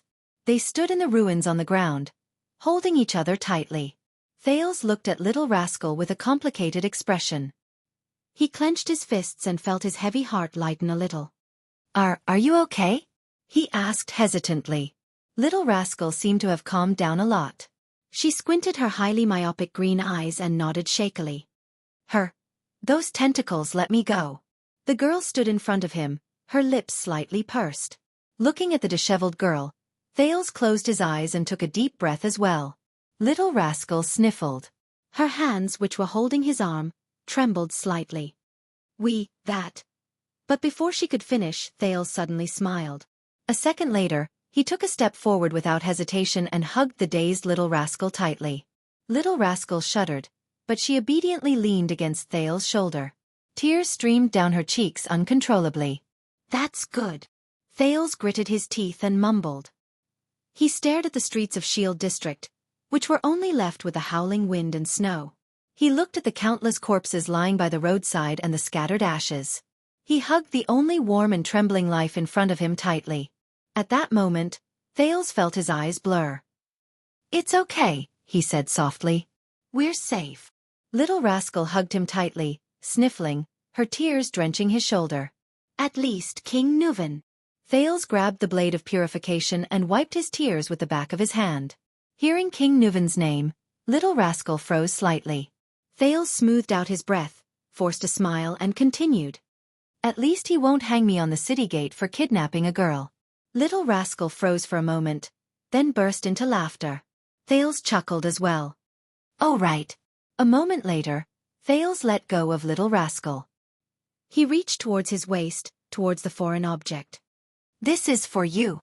Thales took it out and stuffed it into Little Rascal's hand. Little Rascal was slightly stunned. She fumbled with the object in her hand. It was the thing she was most familiar with. Little Rascal sniffled hard. Then she gently raised the object in her hand, put it on her head, and pressed it behind her ear. Behind the comical, thick, dusty and cracked black-rimmed glasses, the little girl opened her crystal-clear green eyes again. Little Rascal stared at Thales in a daze. She stared at the boy, who was covered in blood and dirt, with messy hair and a big red bump on his forehead. A few seconds later, both of them looked at each other's disheveled appearance and laughed together. At that moment, Little Rascal's expression changed. "What's wrong with you?" she asked, a little shocked. Thales raised an eyebrow. "Huh." In the next second, Little Rascal widened her eyes in horror. Thales frowned. He quickly sensed that something was wrong. He lowered his head, his face pale. A drop of blood appeared on the ground. Then a second drop, a third drop. Thales shuddered violently. He reached out and touched his nose. It was wet and slippery. Thales' expression froze. "This is... what's wrong?" Asterisk clang. Asterisk the blade of purification fell from his hand and fell to the ground, swaying slightly. Under Little Rascal's shocked gaze, Thales staggered a step back and subconsciously covered his chest. The prince's hands trembled uncontrollably. He stared at Little Rascal with widened eyes, as if he had seen the most terrifying thing. At that moment, Little Rascal remembered Alex's expression before she died a few hours ago. She covered her mouth and screamed. "No! It can't be!" Following Little Rascal's scream, Thales swayed and fell. Little Rascal turned pale with fright. She quickly extended her hand and helped him lie down. "Arg!" Thales let out a pained and suppressed moan. A heart-wrenching pain suddenly spread from Thales' body. It was as if his soul was being torn apart. No. The pain he felt when he was assassinated by a psionic assassin, when he was bombarded by a mystic gun. It was as if every inch of his body and every cell was being torn apart. That, the price of using mystic energy. Again. Is this the price of victory? While he was in extreme pain, Thales vaguely heard the sound of something cracking, as if it was real. It came from within his body in a chilling manner. It was as if his body was slowly disintegrating. Arg! Thales' body convulsed and he let out another pained cry. Chapter 185. Dumbfounded, Thales stared at the invitation in his hand. His thoughts were in a mess. No way. Is this real or fake? Anti-theft, He blinked in disbelief, confirming that everything in front of him was not an illusion. Is someone playing a prank? A few seconds later, he put down the invitation and took a deep breath. He tried to make sense of the current situation. First of all, wasn't that guy killed by Yodel? Then, Ida is next door. Waya and Ralph took turns guarding the door. And the other soldiers and guards in the diplomat group, the countless guards in Heroic Spirit Palace, and even those so-called cool-looking white blade guards. How could they let that guy? That guy! Suddenly Thales felt his heart palpitate. He stopped breathing. Thales felt something. He turned his head, feeling his skin crawl. He shifted his gaze to the window. At that moment, the prince's heart skipped a beat. His long-lost friend, Asda Sakern, stood by the window with his hands behind his back. He stared at Thales with a pair of seemingly indifferent eyes. Just like when they first met, the mystic wore a thin but neat blue robe. His posture was tall and straight, and there was a mysterious but confident smile on his handsome face. He was as elegant as ever, as composed as ever. At that moment, Thales' mind went blank. What happened to 15 minutes? Hello. The air mystic nodded at him slightly and said in a gentle tone, My smart, mature and mischievous little friend. Thales opened his mouth and took a deep breath. From now on, no sound between us can travel more than a foot away. As if he knew what Thales was thinking, Asda slowly raised his right index finger and shook it at him with a smile. No one else will disturb us. When Thales heard this, he was like a deflated balloon, and he exhaled the breath he took in. He gave up on the idea of calling for help. Asda's smile was so warm, but in Thales' eyes, it chilled him to the core. Wait. He and the mystic were not the only ones in the room. Thales thought of something. Following Thales' line of sight, the mystic glanced at little Rascal, who was deep in slumber beside the bed. Of course your adorable little maid won't be woken up either. Little Rascal's mouth was still opening and closing in her dreams, but Thales could no longer hear her murmurs or even her breathing. Thales sighed softly. He turned his head and curled up the corners of his lips to reveal a smile that was uglier than crying. You're still the same. How considerate of you. Asda nodded politely. Thales forced himself to start thinking about everything he knew about this mystic. However, the first memory that popped up was the chess room in the center of Red Street Market, where 3 people were squeezed into balls. The second prince gulped and laughed dryly. He tried to imagine something acceptable. Like comparing him to the adorable Giza? Oh right. Thales shrugged in a feigned relaxed manner and waved the invitation card in his hand. He tried his best to speak in the most normal tone and said nonchalantly, I thought you would only arrive after 15 minutes. You know, Asda flashed his pearly white teeth, I like to enter early. Thales tried hard to keep his thoughts in check and swallowed the sarcasm that was at the tip of his tongue. Is that so? I thought you wouldn't appear so soon. Thales changed his sitting position and smiled awkwardly. Everyone said that you would disappear for a long time. Asda stared straight at him. His gaze was as calm as water, and it made Thales' skin crawl. The weapon in your masked friend's hand is obviously not complete, the air mystic said slowly. Otherwise, a legendary anti-mystic equipment that is in perfect condition and fully activated can seal a mystic for a period of time. It should be. Asda's gaze was still calm, but the words he spat out startled Thales slightly. Permanently. Legendary anti-mystic equipment. Sealed. Mystic. Permanently. Even so, that incomplete equipment can still seal me for at least 10 years. Asda curled up the corners of his mouth and continued to smile.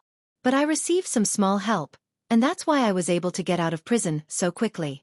Thales did not know if it was due to the curiosity he inherited from the memory fragments of his previous life, his natural personality, or his anxiety towards the mystery of himself, but at that moment, Thales' exuberant desire to learn about mystics overwhelmed his fear of his identity as a calamity. He yearned to know more. First of all, I would like to congratulate you. Asda put his hands behind his back and walked towards Thales with a smile that was clearly friendly but inexplicably terrifying.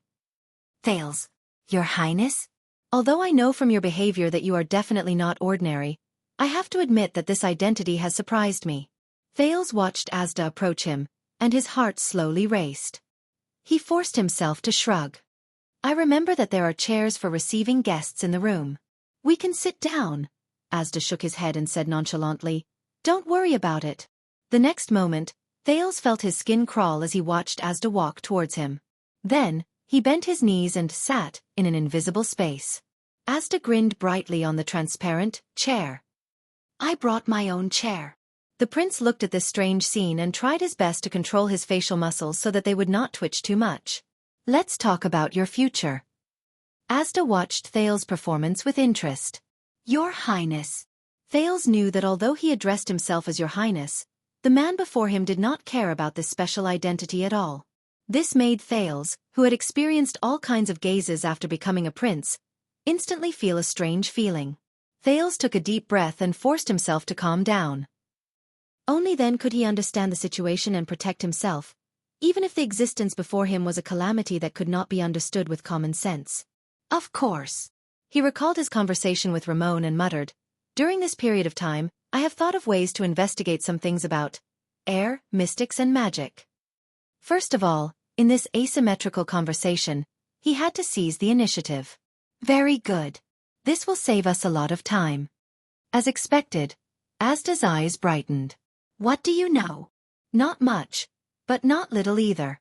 Thales carefully chose his words. For example, what exactly is magic, and the 3 great magic towers?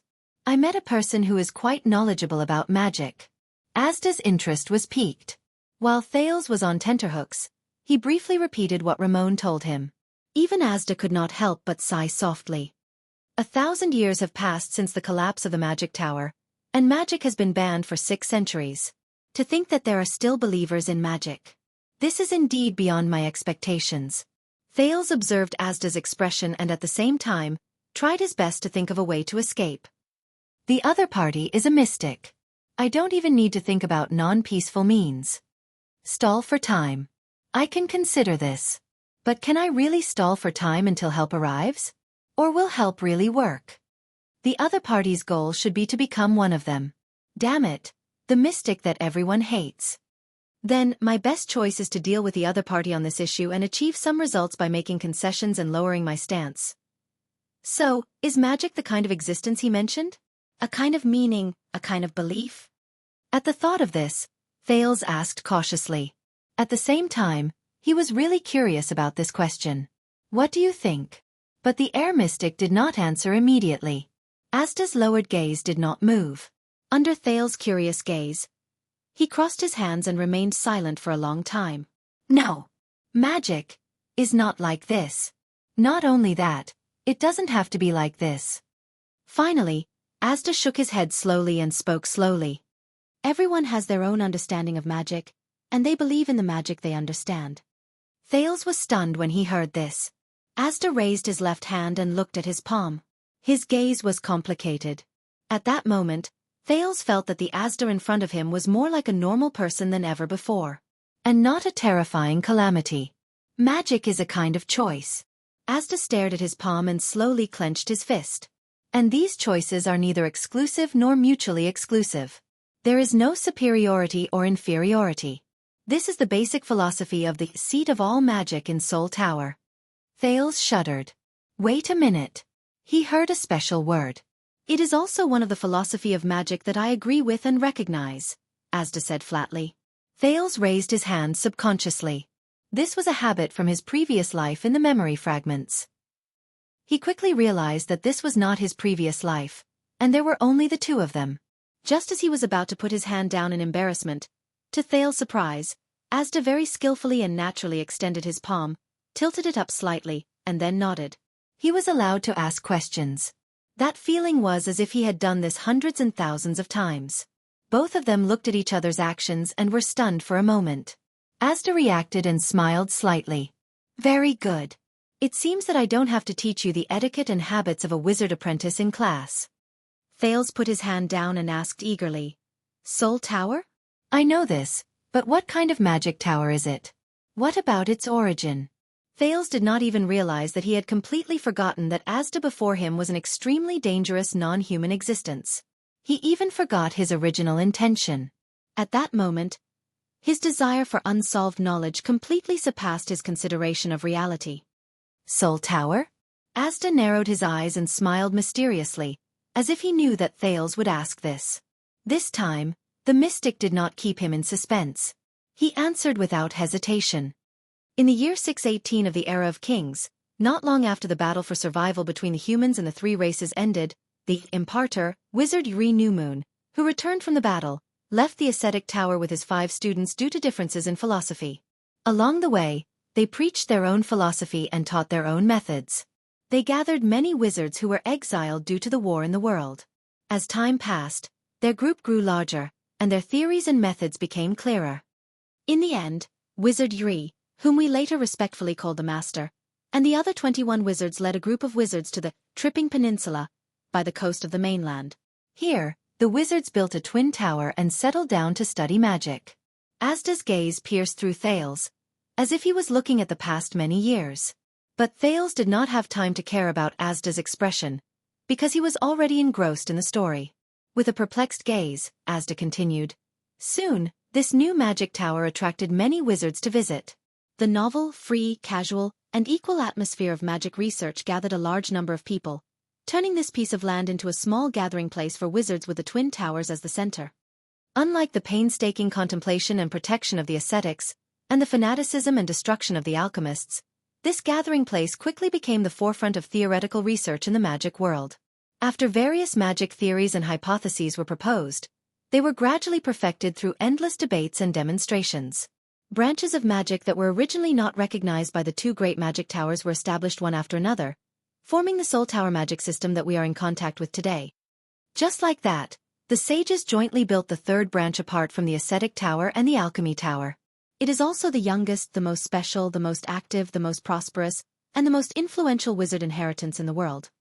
Speaking up to this point, Asda lowered his head and let out a sigh that only he knew. After Xueqi passed away, his ashes were placed in the middle of the twin towers, suspended in the air. A sentence was engraved on the surface of the box with iron elements. May every wizard have an independent and free soul. That was how the Soul Tower got its name. Asda closed his mouth gently. Thales came back to his senses and exhaled a long breath. The Era of the Kings. The battle for survival. Wizard Mindy's. The youngest wizard's inheritance. The origin of the Soul Tower. These were taboo knowledge that he could not easily obtain from books. Thales' heartbeat quickened as he listened. It was as if an unprecedented world had opened up. If Ramon was here, Thales thought, would he kneel down and cry in excitement? He continued to raise his hand eagerly. Also, you mentioned the seat of all magic just now? What is that? The seat of all magic is an important research branch in Soul Tower. Asda did not seem to notice Thales' expression. He continued to speak slowly and at a moderate pace. His clear and pleasant male voice echoed in the small space as he narrated the world's most taboo, lost knowledge. It originated during the first civil strife in the Empire and was officially established in 373 of the Empire calendar. It flourished between the 5th and 7th centuries of the Empire calendar. At its peak, half of the wizards in the entire Soul Tower came from the seat of all magic. Every time it opened, apprentices and wizards from the Alchemy Tower and the Ascetic Tower would come to listen, comment, and oppose each other. I can't use simple words to summarize the characteristics of this branch of theory. That would be irresponsible to the students. But I can give you a list of the most influential books of this branch. No, to be exact, it should be 23 important works.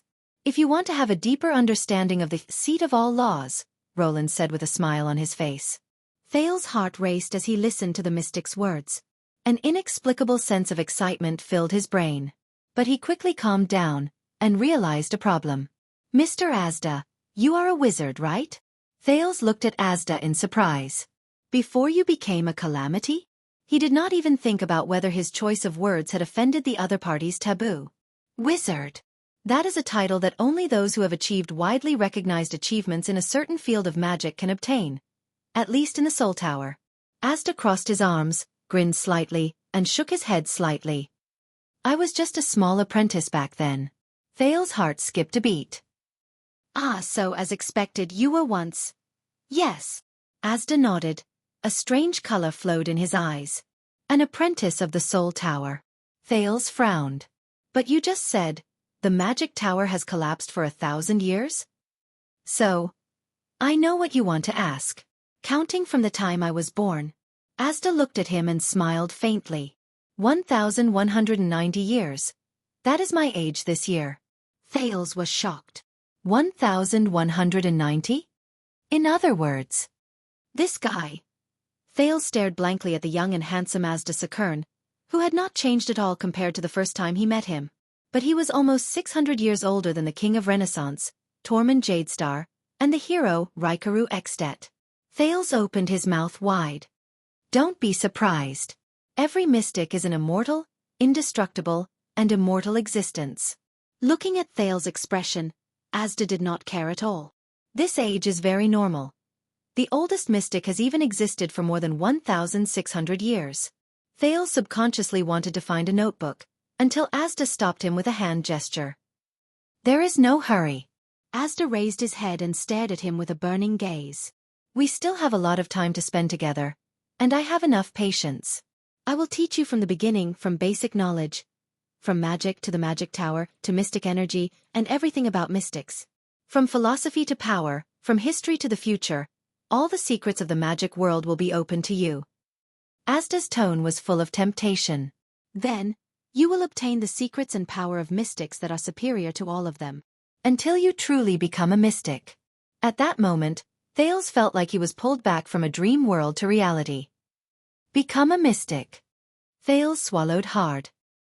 He remembered Gilbert's attitude towards the calamity, and the drama of the Battle of Eradication in Dark Knight Temple. And that crazy and unreasonable blood mystic. The mystic who is hated by everyone? Can I say no? But a voice also whispered in Thales' heart, but I am very curious. I want to know more, learn more, and understand more. Thales realized that the knowledge that Asda described earlier had captured his thirst for knowledge and his thirst for knowledge. Moreover, with his obviously abnormal body, he had to understand his current situation better. Thales frowned with a bitter expression and said tentatively, about this, if I don't want to become a mystic. The air mystic did not speak. But the prince felt that the atmosphere around him suddenly became tense. Thales tried hard to control the rate of his breathing as he waited anxiously for the answer. Thales. Asda stopped smiling and looked at him sternly. He said softly but seriously, becoming a mystic is your destiny. You cannot avoid it. There is no second choice. Thales panted slightly. It seemed that things were a little bad. Why don't you tell me first? Tension and stress returned to Thales' heart. He tried his best to smile and asked cautiously, mystics? What exactly are we? This time, Asda stared at him expressionlessly for a long, long time. As he withstood the mystic's seemingly emotionless yet pressurizing gaze, embarrassment and helplessness crept onto Thales' face. Until Asda spoke slowly. I cannot tell you the answer to this question, because you are still not a mystic. Asda's gaze was still fixed on him, but his tone and words had become cold and mysterious, as if he had returned to that night in Red Street Market. Only when you truly become a mystic that only you can understand, can you finally know what a mystic is. Asda's gaze was still fixed on him. Thales furrowed his brows slightly. Chapter 186. In the next second, without any delay, Archduke Poffert's figure moved. He roared as he swung his great axe at King Nuvan. Asterisk bang. Asterisk, that's right, the anti-theft chapter. But when I'm free, I'll go back to work on my novel, from the details to the sequence of the plot. That's why pirating websites must have a hard time. Because no matter how they steal my novel, it's basically full of bugs. The preamble doesn't match the ending, or the logical sequence is weird, or the plot doesn't match the characters. Thank you for your hard work, thieves who steal my novel. The two great axes collided without any fancy moves. The dull sound of metal colliding tortured everyone's ears. Thales stared at the two people in the field in shock. Porphyrt clenched his teeth. The blade of his great axe was stuck at the tip of King Nuven's great axe. It was stuck diagonally downwards between the sharp tip and the blade of the axe. Impulsive rookie. King Nuven calmly turned his body sideways. His left hand grabbed the joint between the axe handle and the blade, and his right hand grabbed the far end of the axe handle. Like holding a spear, he used the axe to block Porphyrt's strike. The old king resisted his opponent's axe. His tone was cold. On the battlefield with your weapon stuck, you would have been beheaded by now. As the two wrestled, King Nuven used all his strength to push away his opponent's great axe. You know this is not a good idea, old man. Porphyrt solemnly took a step back. He withdrew his great axe and moved to look for an opportunity to strike again. This is not a battlefield, this is a duel. The young archduke circled around the old king. His expression was indifferent. There are no white blade guards by your side to protect your noble head. Like an experienced warrior, King Nuven turned with Porphyrt's movements, the tip of his axe always pointed at his enemy. Only you and me. As he spoke, Porphyrt's second strike came. This time, Porphyrt's great axe drew an arc and slashed horizontally from the side, smashing towards King Nuven's waist. Asterisk clang. Asterisk the sound of metal clashing rang again. King Nuven turned his axe handle at the right time. Holding the axe in his left hand, he once again blocked Porphyrt's horizontal slash. Yes, only you and me. King Nuven clenched his teeth and deflected the enemy's axe. Panting slightly, he said, "This is much more exciting than the battlefield."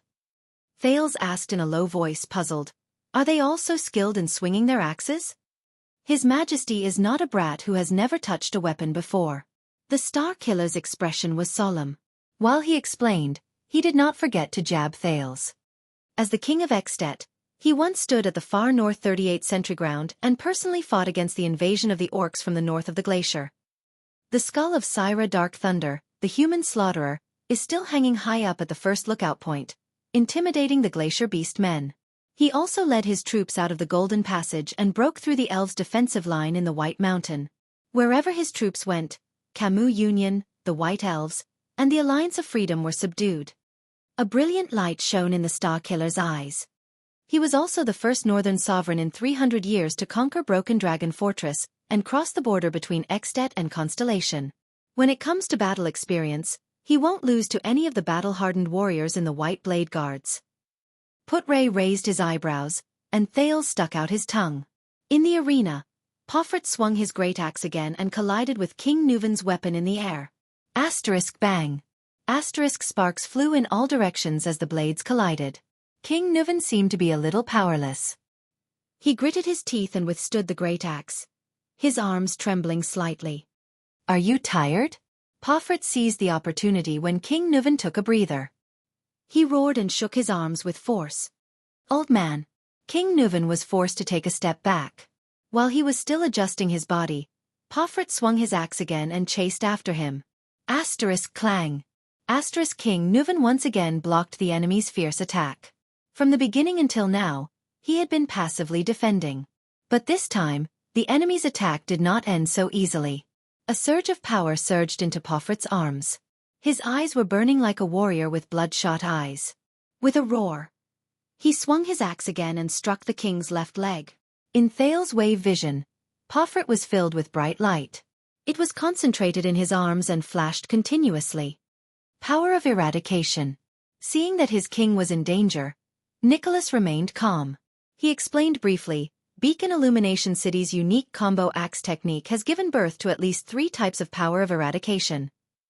The old king roared and used all his strength to pull back his great axe. He struck Porphyrt's great axe away and the 2 axe blades clashed in the air, creating sparks. Asterisk clang. Asterisk the king barely blocked the other party's axe.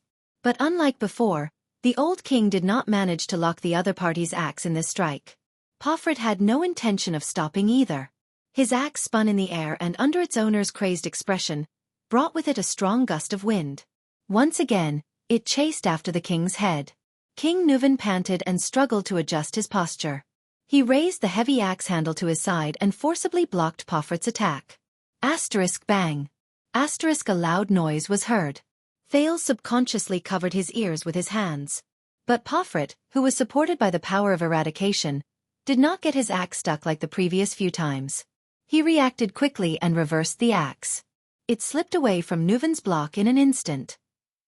The next moment, the young Archduke pursed his lips and pushed with both hands, thrusting the sharp tip of the axe forward. A sudden stab at the opponent.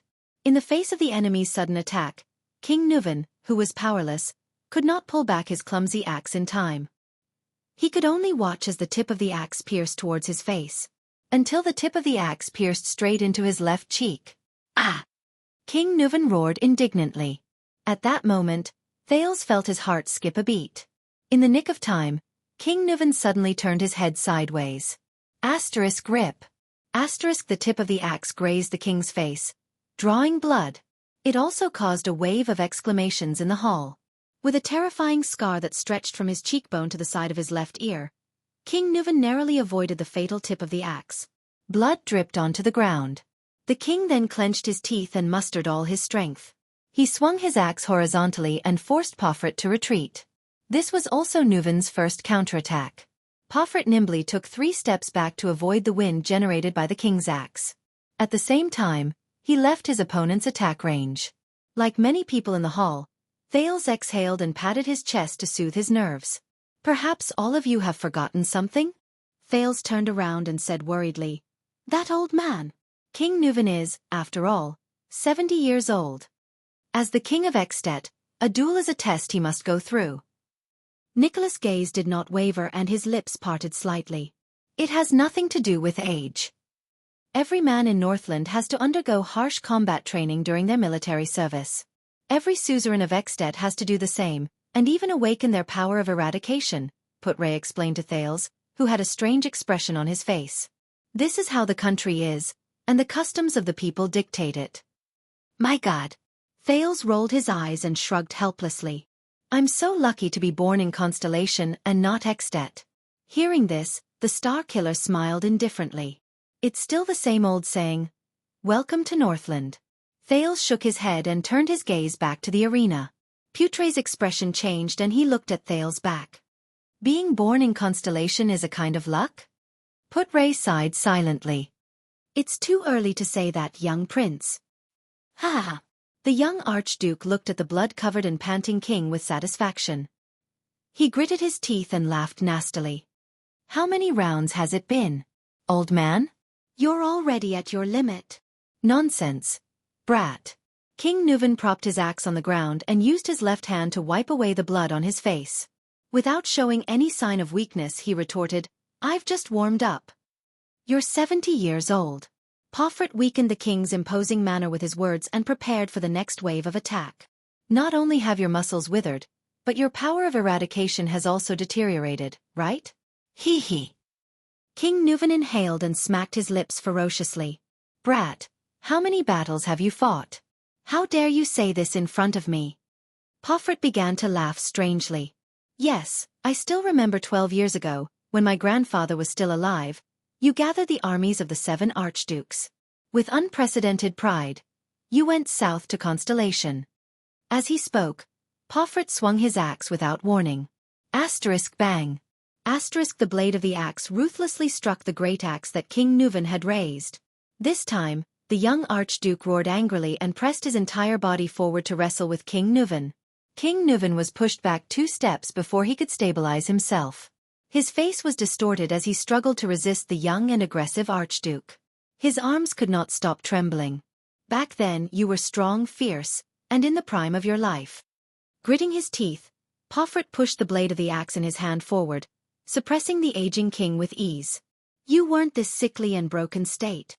In the next second, the old king finally lost his strength. He was pushed away and fell to the ground. His weapon fell to the ground. Asterisk clang. Asterisk many people held their breaths. Pofret mercilessly swung his axe down. The old king rolled away in a disheveled manner and the axe smashed into his left side. Asterisk bang. Asterisk the force of the blow was so great that the stone floor caved in. There was an uproar in the hall. "Damn it!" Thales turned around in frustration. This is what I'm worried about. Keep watching, Nicholas said coldly, even though his furrowed brows betrayed his emotions. On the battlefield, it's not the last moment. Panting, King Nuvan quickly picked up the great axe that had fallen to the ground with a reaction speed that was beyond his age. The young Pofrit retracted the giant axe that he had plunged into the ground. It seemed that he had used too much strength in the strike just now. He was also slightly panting. At that time, my grandfather was wearing a military uniform and armor, panting as he stood beside you. He was like a toothless saber-toothed tiger, old and ugly. Pofrit's expression was calm as he carefully observed King Nuvan's movements. Your grandfather and father were much better than you. King Nuvan spat on the ground and slowly stood up. But you just can't nurture them well, can you? Pofrit's gaze shifted. The moment King Nuvan stood up, he swung his axe with all his might. Taking advantage of the other party's unsteady footing, he knocked Nuvan down on one knee. Can't nurture them well? Pofrit grinned hideously. He swung his great axe and once again pushed Nuvan back. The latter half knelt on the ground, panting continuously. To you, Beacon Illumination City is a tamed, well-fed hound, isn't it? A hound that is at your beck and call? Pofrit laughed and once again knocked down the old king, who was trying to get up. Every time King Nuvan tried to stand up again, he was interrupted by Pofrit's attacks. The common elected king of Extet could not even get up to face the enemy. In front of Constellation's broken dragon fortress, my grandfather's army could not stop that damned sword of reversing light. Beacon Illumination City's defense line collapsed. I still remember you softly saying to my grandfather, "You're old." Is Beacon Illumination City also old? Pofrit's tone was cold as he recovered from the huge exhaustion caused by swinging the great axe. The next day, my grandfather obediently returned to Beacon Illumination City to retire. My father became the next Archduke of Beacon Illumination City. What? Kneeling on the ground, King Nuvan, who was at an absolute disadvantage, laughed nonchalantly. Don't tell me that you're going to betray Dragon Cloud City because of this? As he spoke, the old king swung his great axe at Pofrit's leg. The three archdukes in the south are arrogant and unruly. Pofrit took a step back in a relaxed manner to avoid the strike. He looked at King Nuvan, who was kneeling on the ground. Their supplies are lagging, and their progress is slow. Hence, the war with Constellation is all on Beacon Illumination City's shoulders. The supplies, military expenses, reinforcements, suicide squad, and even the nearby prostitutes in the camp. Don't you think something is wrong? Pofrit said through gritted teeth. That is the responsibility you were assigned. King Nuvan's gaze was frightening. His voice was laced with anger. It is also the king's order. Pofrit swung his great axe mercilessly again, causing King Nuvan to roll away. This time, Nuvan, who had expended a lot of energy, could not completely block his opponent. The great axe grazed the old king's left arm, causing a spray of blood. This is bad. Thales thought to himself. This is bad. To hell with your order. To take down that damned broken dragon fortress. How many soldiers and horses have we sacrificed? More than half of them are from Beacon Illumination City. The young Archduke yelled angrily. I watched the dead and injured soldiers return to their tents with numb expressions, lamenting about when they would be able to go home. The next day, they were sent out as the first wave. Like targets, they were used up in the siege of the fortress: crossbows, arrows, kerosene bombs, huge logs, rolling stones, mystic guns, and soldiers. Pofrit pounded his chest, his gaze fierce. They were sent to die. Chapter 187. The Hall of Heroes was silent. You know, Thales, when Soria died. Guard against theft. Thales adjusted his breathing and heartbeat as he looked at King Nuvan. Anger, madness, hatred. It made me want to unleash the wrath of the Walton family and Dragoncloud City at all costs. The old king's eyes were lifeless, as if he was looking at another world through Thales. In comparison, gaining benefits and even conquering Constellation seemed to have become secondary. Thales did not speak. It was inappropriate for him to say anything at that moment. King Nuvan slowly raised his gaze and looked at the grief-stricken Merc. Why didn't you protect him and Soria, Merc? The king's expression was very unpleasant. You are a white blade guard. You should have been by his side to protect him. Merc bowed his head deeply. His expression became even more pained. Alex seemed to be very concerned about this topic. She looked at the grief-stricken King Nuven, then at the grief-stricken Merc. Her breathing quickened, which made little rascal, who was behind her, less nervous. "Merc," the king's granddaughter whispered pitifully. "Not now, my lady." Merc shut his eyes tightly. His breathing was rapid as he interrupted Alex. Alex's face turned pale. She curled her lips and trembled slightly. She grabbed little rascal's hand behind her. The latter had a frightened expression on her face. "I cannot absolve myself from the blame for Prince Soria's death." Lord Merc clenched his teeth and looked sad. "Your Majesty, you were merciful and did not punish me. Nicholas only grounded me for a few days as a token gesture. But after 12 years that kind of guilt tortures me day and night all the time. King Nuven stared at him silently and sighed after a long while. "Yes." The old king swirled the wine glass in his hand. "I have no reason to blame you. Not only that, I trusted you even more and promoted you to be the king's administrator. Because I know." King Nuven's expression was gloomy and his tone was gloomy. "You are Soria's most trusted person. He unreservedly entrusted his life, safety, and family to you." Administrator Merc shuddered. He placed his right fist on his chest, bowed, and said with a trembling voice, "I will devote the rest of my life to serve you, Lady Alex, the Walton family, and Dragon Cloud City."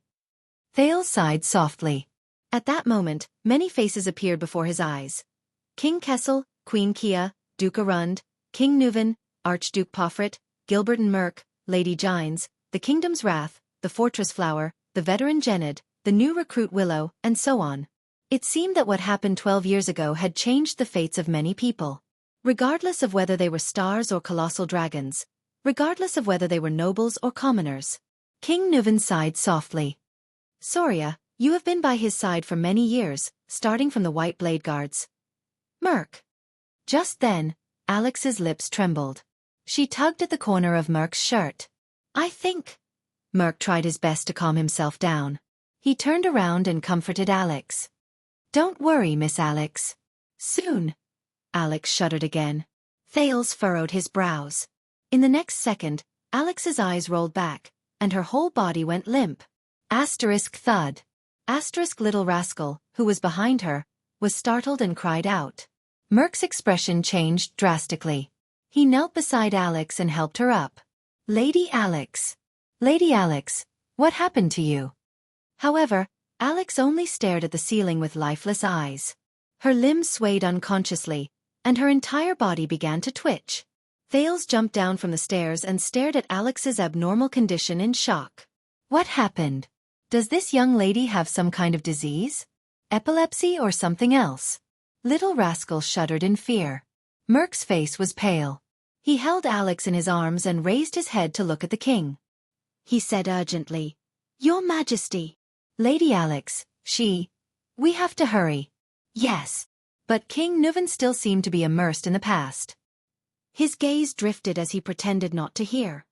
He continued, "I remember that you were the closest of friends and brothers, whether it was on the battlefield or at banquets." Seeing Alex's abnormal condition, Merc was extremely anxious and could not help but shout, "Your Majesty!" Alex, whose face was pale beyond recognition, opened her eyes and stared at Merc. Her gaze was filled with endless fear. She raised her trembling hands and scratched Merc's clothes in agony, like a drowning person grasping at straws. Thales watched all of this in disbelief. A few seconds later, he came to his senses in panic. King Nuven only stared into the distance with unfocused eyes. Alex's mouth twitched. Her face was drenched in cold sweat and her expression was one of extreme agony. Alex opened her mouth wide and sucked in huge mouthfuls of air, but it was as if she was suffocating. The only sound she made was an indecipherable choking sound. "Ah!" Little rascal, who was watching from beside her, covered her mouth with both hands and stepped back in horror. "No, no." Merc held Alex in his arms. His eyes were filled with fear. "Miss Alex." Alex looked like she was in great pain. Merc's eyes were filled with fear. The administrator no longer cared about King Nuven's reaction. He picked Alex up and turned around abruptly, roaring at Little Rascal, "Don't just stand there. Go get the doctor." Little Rascal was startled. Still in a state of shock, she turned around instinctively. But Thales reacted faster than her. The Prince of Constellation clenched his teeth and ran out of the hall. As he ran, he shouted, "Is anyone there? Help! I need a doctor." However, a voice that was even colder and more terrifying blocked Thales' words of help from his mouth. "Don't bother. It's a poison refined from blue vine grass. It takes effect violently and quickly. It takes effect within a minute." From the beautiful Archduchess of Enlenzo Dukedom 600 years ago to the eldest son of the King of Constellation 12 years ago, they all died from this poison. Thales shuddered violently. He stopped in his tracks and turned around in disbelief. Lord Merk also raised his head in horror and stared at the top of the stairs with the most incredulous gaze. There, King Nuvan opened his ice-cold eyes. He stared at Merk and his convulsing granddaughter, as if he was uttering the most vicious curse. "She's already dead." As if to prove the old king's words, in the next second, Alex, who was in Merk's arms, jerked backwards, almost breaking her neck. She stared at Merk with her frightened eyes, as if she did not understand what was happening. Then, Alex Walton, the last direct descendant of the Walton family, slowly closed her eyes. Her body gradually became limp, and she stopped convulsing. Her hands hung in the air, swinging back and forth. Her head was tilted to one side, right at Little Rascal. Little Rascal looked at Alex's expression and screamed in fear, falling on her butt. Thales subconsciously took a step back, his breathing quickening. "What? Impossible. How could this be?" Thales could not accept the situation at all. He widened his eyes and fixed his gaze on Alex.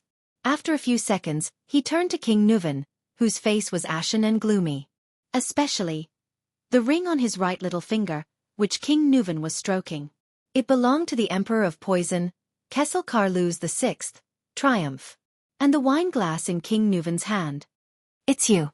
Thales gasped for air and stared at King Nuvan in horror. "You poisoned him?" "Humph." King Nuvan snorted gloomily. "And you, didn't you?" The one who handed her the wine glass. Handed her the wine glass?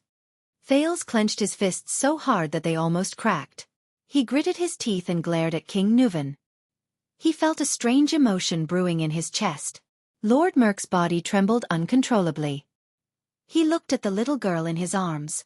A few seconds later, Merk, whose face was stiff and his mind seemed to be blank, finally reached out his trembling right hand and placed it under Alex's nose. Then, as if he had touched the hottest flame, Merk shivered and withdrew his right hand. Asterisk thud. Asterisk Merk, who was holding Alex, fell to his knees. The administrator raised his head and looked at King Nuvan. His eyes filled with despair and pleading. "No, no, no." Merk shook his head violently. His face was contorted as he stared at the motionless girl in his arms in disbelief. He looked at His Majesty in panic and fear, then at Lady Alex, who seemed to be asleep in his arms. At that moment, Merk's terrified face was filled with helplessness. Thales stared at the motionless Alex in a daze. Little Rascal, who was sitting by Thales' feet, seemed to be scared out of her wits. She just stared at Alex's body blankly and shivered from time to time. Merk's face began to contort. "I beg you, Your Majesty." He knelt on the ground. His voice had changed as he spoke. He sounded like an asthmatic, gasping and pausing. Tears rolled down Merk's cheeks and dripped onto Alex's face. Then came his pleading voice. "Why? Why?" Thales clenched his fists, lowered his head and exhaled. Merk cried and screamed at the king. "Why? Why?" King Nuvan seemed to have just recovered from his silent contemplation. He stared at Merk, who was trembling and crying, and uttered through gritted teeth, "Burn Merk! Burn Merk!" Thales' mouth fell open. He stared at Merk and the little girl in his arms in a daze. Bloodline? Not the Walton bloodline? Doesn't that mean the Walton family, which has been around for 600 years? "And this reminds me of many things," King Nuvan said coldly. "Soria loved to hunt, but he never brought a woman with him, not even his wife." "Tell me," the old king said in a low voice, "what happened in the assassination 12 years ago?" Merk listened to the king's words as if he did not hear anything. He subconsciously hugged the little girl in his arms tightly, sobbing, tears falling continuously. King Nuvan seemed to have exhausted all his patience. His face was ferocious, and he roared like a terrifying lion. "Speak!" Frightened by the roar, the nervous little rascal shrank back with a yelp. Thales tried hard to sort out the situation before him. He exhaled forcefully, walked to Little Rascal, and pulled her up. Little Rascal grabbed Thales' arm tightly, as if she had found someone to rely on. She looked at the terrifying scene before her from behind her glasses with a terrified expression. Merc's eyes were filled with despair and desolation as he cried. He looked at the girl in his arms and snorted, as if he was crying but not laughing. 12 years ago, Soria brought Madame Adele out of the city. Because... His words were mixed with his panting, like the last words of a dying man. Because what? King Nuven stared at him. Because... Merc stroked Alex's hair painfully. Because Soria found out. Found out what? The king's voice was bone-chilling. Merc's face was filled with pain, as if he was tormented by the biggest nightmare of his life. He found out about us. About me and Adele. Thales stared at the short-haired warrior in shock. Little Rascal tugged at Thales' arm and hid behind the Prince of Constellation. She gritted her teeth and looked at the scene in disbelief. Yes. Merc wailed in despair. Alex. She is... my daughter. Asterisk clang. Asterisk King Nuven could not take it anymore. He threw the wine goblet on the ground with a force filled with hatred. The iron goblet clanked on the ground, accompanied by the administrator's sobs. Thales took a deep breath and tried to understand the situation before him. Only Merc's sobs and the old king's heavy breathing could be heard in the hall. Ha ha ha. King Nuven's suppressed laughter came from his throat. There was a hint of sadness in it. You. Soria's most capable subordinate? Best friend? Most trusted brother? Just like that, you repay his trust with betrayal and deception. The king's voice reverberated in the hall. Merc, who was kneeling on the ground, sobbed and raised his head. No. As if his greatest dignity had been violated. He roared with tears and snot in his eyes. I did not betray him. I did not betray Soria. Thales looked at the scene before him with an unpleasant expression. He felt bitter in his heart. Merc looked at the girl in his arms and sobbed softly. Prince Soria Soria was a good brother, and I was willing to give up my life for him. He growled. In the White Blade Guards, we trained under Caslin to become the most valiant warriors. When we were in the 38th Sentry Ground, he crawled with a broken arm to block a fatal hammer blow for me. When my mother was seriously ill, and my sister came to Dragoncloud City to look for me, he personally sent a doctor to save my mother's life. When we were surrounded in White Mountain, he and I had our backs against each other. Those sharp-eared arrows pierced through my left shoulder and his right shoulder. We cursed each other's luck and fought back to back as we retreated. We persevered until Caslin came to help us. I still remember the day I went back to my hometown to get married. That bastard, Merc said with a smile through his tears. Soria brought his brothers from the White Blade Guards and came to our village with a tray full of rye wine and roasted meat.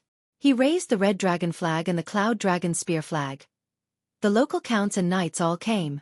The expression on the village chief's face was even more exaggerated than when his son became a tax collector. Mother was very happy. She finally felt that her son had made a name for himself. Soria? I have always treated him as my closest brother, my comrade, your highness. Merc roared angrily with tears streaming down his face. I will never betray him. King Nuven stood up abruptly, his hair and beard bristling with anger. Bull**T. Thales felt his hand tighten. Behind him, Little Rascal began to tremble again. He could only try his best to hold Little Rascal's hand and comfort her. You cheated on my son, the man you were supposed to be loyal to. King Nuven's eyes were burning with anger. He said loudly, You cheated on my son, the man you were supposed to be loyal to, and even gave birth to your child. You tarnished the Walton family's dignity and bloodline. Do you think this is not a betrayal? You never treated him as your brother in the White Blade Guards, the man you were supposed to be loyal to with your life and honor. Traitor. Kneeling on the ground, Merc listened to the king's words. He looked at Alex in his arms, his daughter, and roared in grief and indignation. No. He closed his eyes in agony. Thales gritted his teeth and frowned as he watched the confrontation between the king and his vassal. He felt a wave of sorrow in his heart. It's not like this.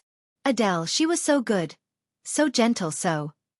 Merc lay on the ground. He clenched his right fist and pounded the ground miserably. She shouldn't have married into Dragoncloud City. Shouldn't have met Soria. Should have met you? King Nuvan's words were filled with terrifying emotions. Shameless traitor? Adele. Adele. That was a mistake. Merc's teeth trembled as he caressed his daughter's face.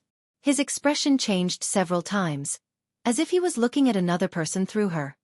Whether it was me and her, or Soria and her. It was all a mistake. She shouldn't have left Camus Union, Vine City, the flowers, and the blue sky that she cherished. She only belonged there. As for Soria, he's a good brother and a good warrior, but he never cared about women. Prostitutes, women he captured after the war, maids in the castle, and ladies of the nobles. None of them made a difference to him. Merc put his face against Alex's and cried, Soria, Soria, Soria. In Soria's world, there was only wine and battles, politics and victory. The only people he cared about were warriors, friends and enemies. On the night of their wedding, Soria was dead drunk. I stood guard outside their bedroom. That sound was like sex. I guess Soria thought that it was a celebration after another battle. The next morning, Soria went hunting. He left me to watch over Adele.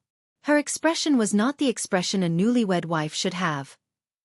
Thales listened to Merc's desolate and painful confession with an unpleasant expression. Finally, one day, I saw Adele trying to cut her wrist with a pair of scissors. I told Soria and tried to persuade him to treat his wife better. But Soria thought that she had insulted the Dragon Spear family. Every time, he would only pick up a whip in anger, wanting to teach her a lesson. At that time, I stood at the door, clenching my fists, listening to Soria's roar and Adele's screams. I was angrier than Soria, more in pain than Adele. Merc hugged Alex tightly. His eyes were closed, and tears poured down his cheeks like an unstoppable flood. Since then, Adele wanted to commit suicide more than once, and I stopped her more than once. But I hid it from Soria, because I didn't want Adele to be hurt by him again. Adele. She's like a flower that has been trampled on and abandoned. Soria's attitude towards women is even more terrifying than the most inflexible Northlanders. When he's in the mood, he'll force her. When he's not in the mood, he'll ignore her and be indifferent to her. Thales closed his eyes and sighed heavily. Adele. She was too lonely, too pitiful. Merc stroked his daughter's hair, his eyes filled with sadness. She traveled a long way to come here, while Soria didn't know how to cherish her. He only treated her as a puppet and a chess piece, a bargaining chip to form a marriage alliance with Camus Union. I tried everything. I just tried to make her happy, tried to stop her from committing suicide again. Merc, who was emotional, mumbled incoherently. From magic tricks to flowers, to finding girls from Camus Union to relieve her boredom, to the night when she didn't want to. I tried my best to get Soria drunk. Adele was very grateful to me, and happy that I did these things for her. She stopped trying to commit suicide, and started to smile, even though it was only to me. And my wife passed away in my hometown. When I didn't know how to raise the 5-year-old Croche before me, it was Adele who took care of her. This made Soria's attitude towards her much better. We became more talkative. She teased Croche in the room, and I giggled outside the room. She asked questions in the room, and I answered her outside the room. King Nuvan's expression was cold, but he did not say a word. Finally, that day we won the war against the White Elves and the Alliance of Freedom. Merc sobbed softly. We returned to Dragon Cloud City in triumph, and Soria drank with us all night. But that day, all I could think about was her. Adele. Merc stuck his face close to his daughter's. His tears did not stop, and his right fist was almost crushed. They were all drunk. I went to Adele's room, and I wanted to listen to her voice as usual. But at that time, my wound burst open, and Adele asked me to go in and bandage it. Thales' gaze darkened. Thales' eyes dimmed. A memory surged up from an unknown place in his mind. Hey, Brother Brainiac, you're actually reading a romance novel. What the hell is a romance novel? This is a bestseller written by an American sociologist. This title. Strange, why would you read this kind of book? What are you thinking about? Hee. This. Don't think too much about it, it's just a classmate asking. That's not right, could it be? Hee, why are you blushing? The weather is hot. Ha ha ha. Why are you touching my face? I lied to you. Ha ha ha ha, it's so funny. Alright, don't be angry. I'll give you a vitality kiss. Ha ha ha. It's still very funny. What should I do? Hey, don't be stingy, come, tell me about it. How am I supposed to explain this? Alright, the above mentions something interesting. In the Western world, love originates from cheating. What the F***CK?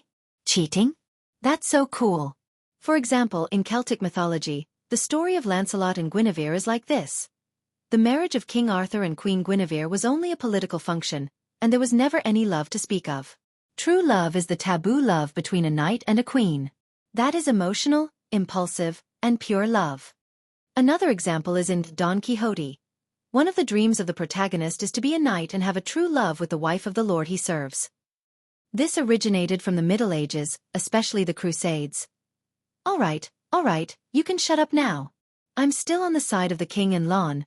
Get lost, Ardwulf. Queen Lily, get lost, get lost. I'm going to watch it again.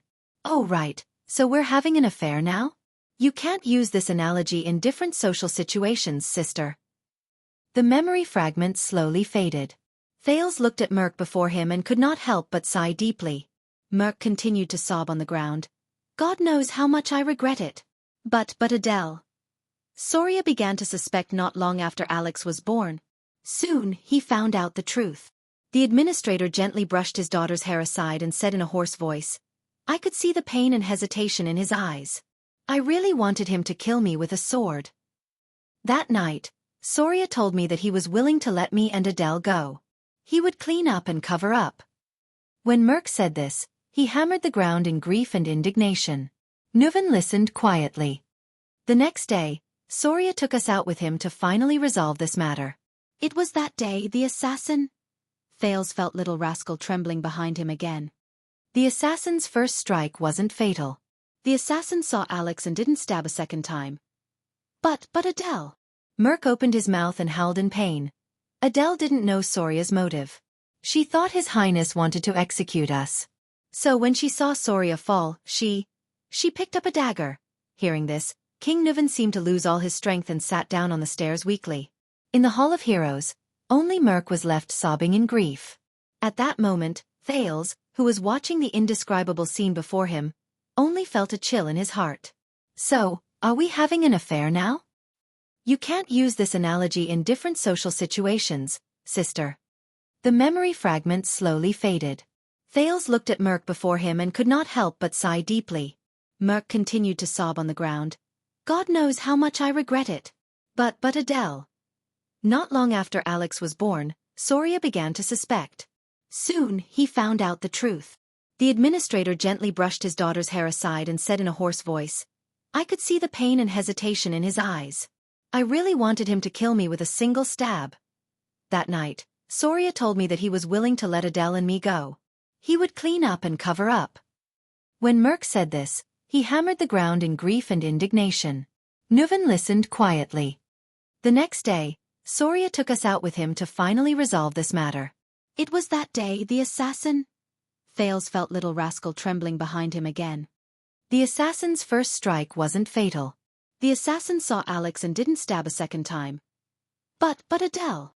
Merc opened his mouth and howled in pain. Adele didn't know Soria's motive. She thought His Highness wanted to execute us. So when she saw Soria fall, she picked up a dagger. Hearing this, King Nuven seemed to have lost all his strength. He sat down on the stairs weakly. In the Hall of Heroes, only Merc was left sobbing in grief. At that moment, looking at the indescribable scene before him, Thales only felt a chill in his heart. So, are we having an affair now? You can't use this analogy in different social situations, sister. This piece of memory slowly faded. Thales looked at Merc before him and could not help but sigh deeply. Merc continued sobbing on the ground. God knows how much I regret it. But Adele. Not long after Alex was born, Soria began to suspect. Soon, he found out the truth.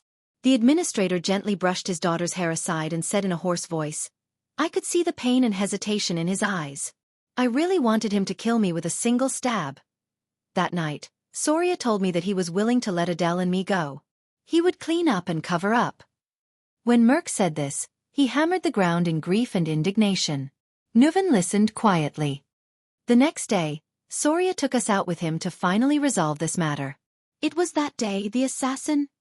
Thales felt little rascal behind him start to tremble again. The assassin's first stab wasn't fatal. The assassin saw Alex and didn't stab a second time. But Adele... Merc opened his mouth and howled in pain. Adele didn't know Soria's motive. She thought His Highness wanted to execute us.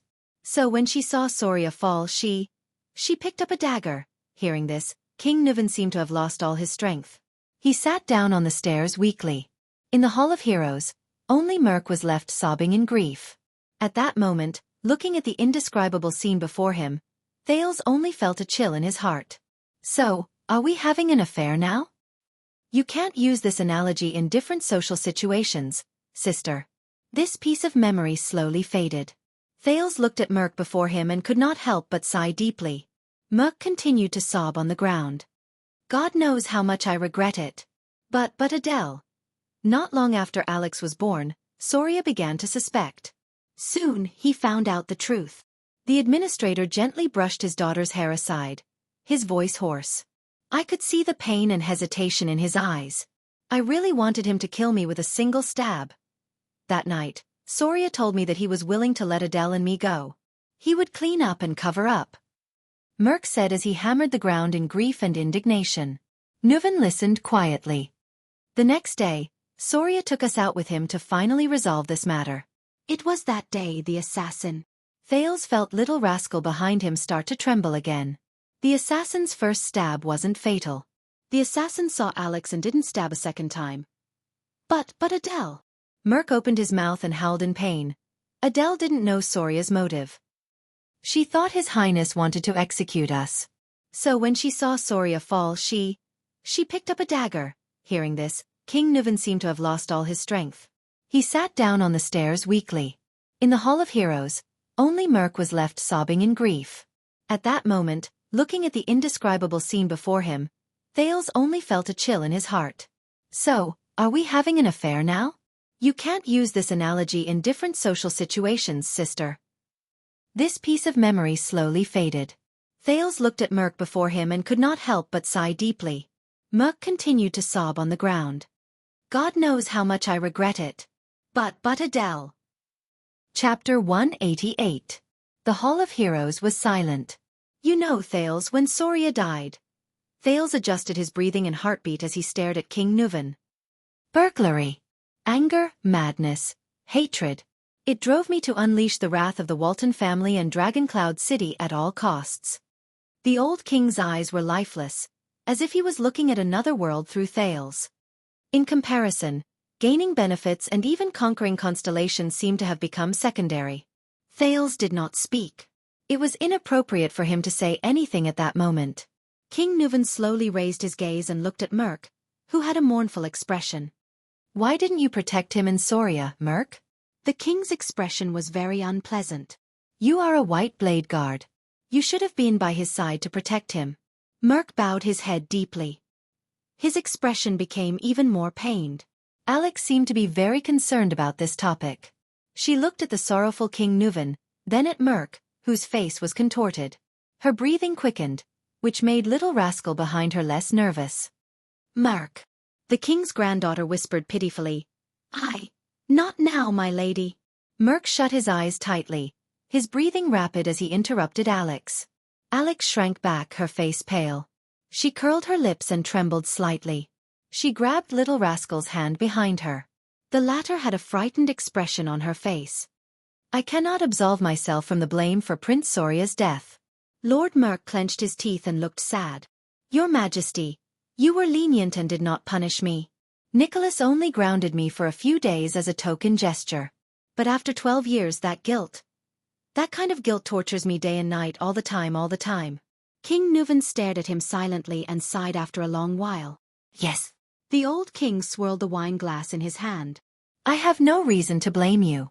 Not only that, I also trusted you more and promoted you to be the king's administrator. Because I know. King Nuvan's expression was gloomy and his tone was gloomy. You are Soria's most trusted person. He unreservedly entrusted his life, safety, and family to you. Administrator Merc shuddered. He placed his right fist on his chest, bowed, and said with a trembling voice, "I will devote the rest of my life to serve you, Lady Alex, the Walton family, and Dragon Cloud City." Thales sighed softly.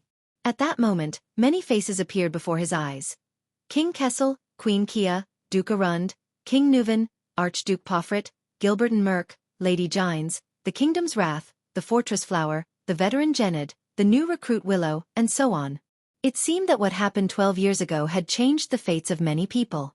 Regardless of whether they were stars or colossal dragons, regardless of whether they were nobles or commoners. King Nuvan sighed softly. "Soria, you have been by his side for many years, starting from the White Blade Guards." "Merk." Just then, Alex's lips trembled. She tugged at the corner of Merk's shirt. "I think." Merk tried his best to calm himself down.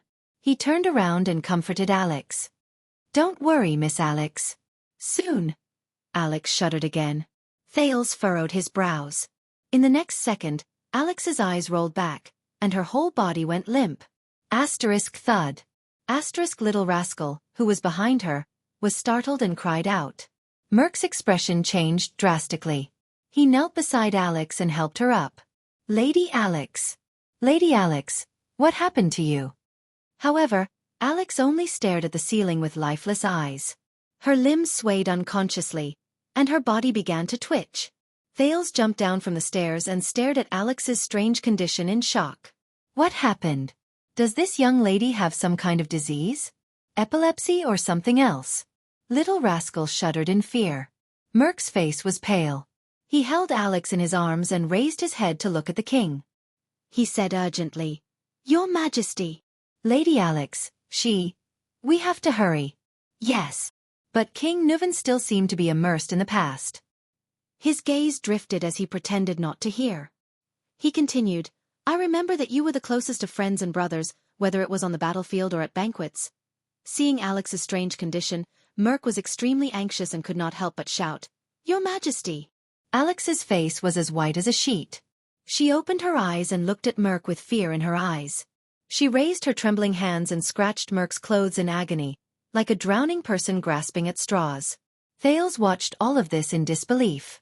A few seconds later, he came to his senses in panic. King Nuvan only stared into the distance with unfocused eyes. Alex's mouth twitched. Her face was drenched in cold sweat, and she looked like she was in extreme pain. Alex opened her mouth wide and inhaled in large mouthfuls of air, but it was as if she was suffocating. The only sound she made was an unintelligible choking sound. "Ah!" Little rascal, who was watching from beside her, covered her mouth with both hands and stepped back in horror. "No, no." Merk hugged Alex in a panic. Seeing that she seemed to be suffering, his eyes were filled with fear. Lady Alex. The administrator no longer cared about King Nuvan's reaction. He picked Alex up and turned around to roar at Little Rascal, "Don't just stand there. Go get the doctor." Little Rascal was shocked. Still in a state of shock, she turned around instinctively. But Thales reacted faster than her. The Prince of Constellation clenched his teeth and ran out of the hall, shouting as he ran. "Is anyone there? Help! I need a doctor." However, a voice that was even colder and more terrifying blocked Thales' words of help from his mouth. "Don't bother. It's a poison refined from blue vine grass. It takes effect violently and quickly. It takes effect within a minute." From the beautiful Archduchess of Enlenzo Dukedom 600 years ago to the eldest son of the King of Constellation 12 years ago, they all died from this poison. Thales shuddered violently. He stopped in his tracks and turned around in disbelief. Lord Merk also raised his head in horror and stared at the top of the stairs with the most incredulous gaze. There, King Nuvan opened his ice-cold eyes. He stared at Merk and his convulsing granddaughter, as if he was uttering the most vicious curse. "She's already dead." As if to prove the old king's words, in the next second, Alex, who was in Merk's arms, jerked backwards, almost breaking her neck. She stared at Merk with her frightened eyes, as if she did not understand what was happening. Then, Alex Walton, the last direct descendant of the Walton family, slowly closed her eyes. Her body gradually became limp, and she stopped convulsing. Her hands hung in the air, swinging back and forth. Her head was tilted to one side, right at Little Rascal. Little Rascal looked at Alex's expression and screamed in fear, falling on her butt. Thales subconsciously took a step back, his breathing quickening. Why? Impossible. How could this be? Thales could not accept the situation at all. He widened his eyes and fixed his gaze on Alex. After a few seconds, he turned to King Nuven, whose face was ashen and gloomy. Especially the ring on his right little finger, which King Nuven was stroking. It belonged to the Emperor of Poison, Kessel Carluz VI, Triumph. And the wine glass in King Nuven's hand. It's you. Thales gasped for air and stared at King Nuven in horror. You poisoned him? Humph. King Nuven snorted gloomily. And you, didn't you? The one who handed her the wine glass. Handed her the wine glass? Thales clenched his fists so hard that they almost cracked. He gritted his teeth and glared at King Nuven. He felt a strange emotion brewing in his chest. Lord Merk's body trembled uncontrollably. He looked at the little girl in his arms. A few seconds later, Merk, whose face was stiff and his mind seemed to be blank, finally reached out his trembling right hand and placed it under Alex's nose. Then, as if he had touched the hottest flame, Merk shivered and withdrew his right hand. Asterisk thud. Asterisk Merk, who was holding Alex, fell to his knees. The administrator raised his head and looked at King Nuven. His eyes filled with despair and pleading. No, no, no. Merk shook his head violently. His face was contorted as he stared at the motionless girl in his arms in disbelief. He looked at His Majesty in panic and fear, then at Lady Alex, who seemed to be asleep in his arms. At that moment, Merk's terrified face was filled with helplessness. Thales stared at the motionless Alex in a daze. Little rascal who was sitting by Thales' feet seemed to be scared out of her wits. She just stared at Alex's body blankly and shivered from time to time. Merk's face began to contort. I beg you, Your Majesty. He knelt on the ground. His voice had changed as he spoke. He sounded like an asthmatic, gasping and pausing. Tears rolled down Merk's cheeks and dripped onto Alex's face. Then came his pleading voice. Why? Why? Thales clenched his fists, lowered his head and exhaled sharply. Merk cried and screamed at the king. Why? Why? King Nuven seemed to have just recovered from his silent contemplation. He stared quietly at Merk, who was trembling and weeping, and uttered through gritted teeth. You're right. He gritted his teeth and said, Burn Merk. Shouldn't you know that? Merk shuddered violently. If it wasn't for Mariah's death, I wouldn't have rearranged the Walton bloodline. King Nuven closed his eyes and said in pain, the High Priestess of Bright Moon Temple wouldn't have realized that she wasn't of the Walton bloodline. Merk stared at King Nuven with his eyes wide open and trembling. Thales' jaw dropped. He stared at Merk and the little girl in his arms in a daze. Bloodline? Not of the Walton bloodline? Doesn't that mean that the Walton family, which has been around for 600 years? And this reminds me of many things, King Nuven said coldly. Soria loved to hunt, but he never brought a woman with him, not even his wife. Tell me, the old king said in a low voice, what happened in the assassination 12 years ago? Merk listened to the king's words as if he did not hear anything. He subconsciously hugged the little girl in his arms tightly. Tears streamed down his cheeks as he sobbed. King Nuven seemed to have exhausted all his patience. His face was ferocious and he roared like a terrifying lion. Speak! Frightened by the roar, the nervous little rascal shrank back with a yelp. Thales tried hard to sort out the situation before him. He exhaled forcefully, walked to Little Rascal, and pulled her up. Little Rascal seemed to have found someone to rely on. She clutched Thales' arm tightly and looked at the terrifying scene before her from behind her glasses with a terrified expression.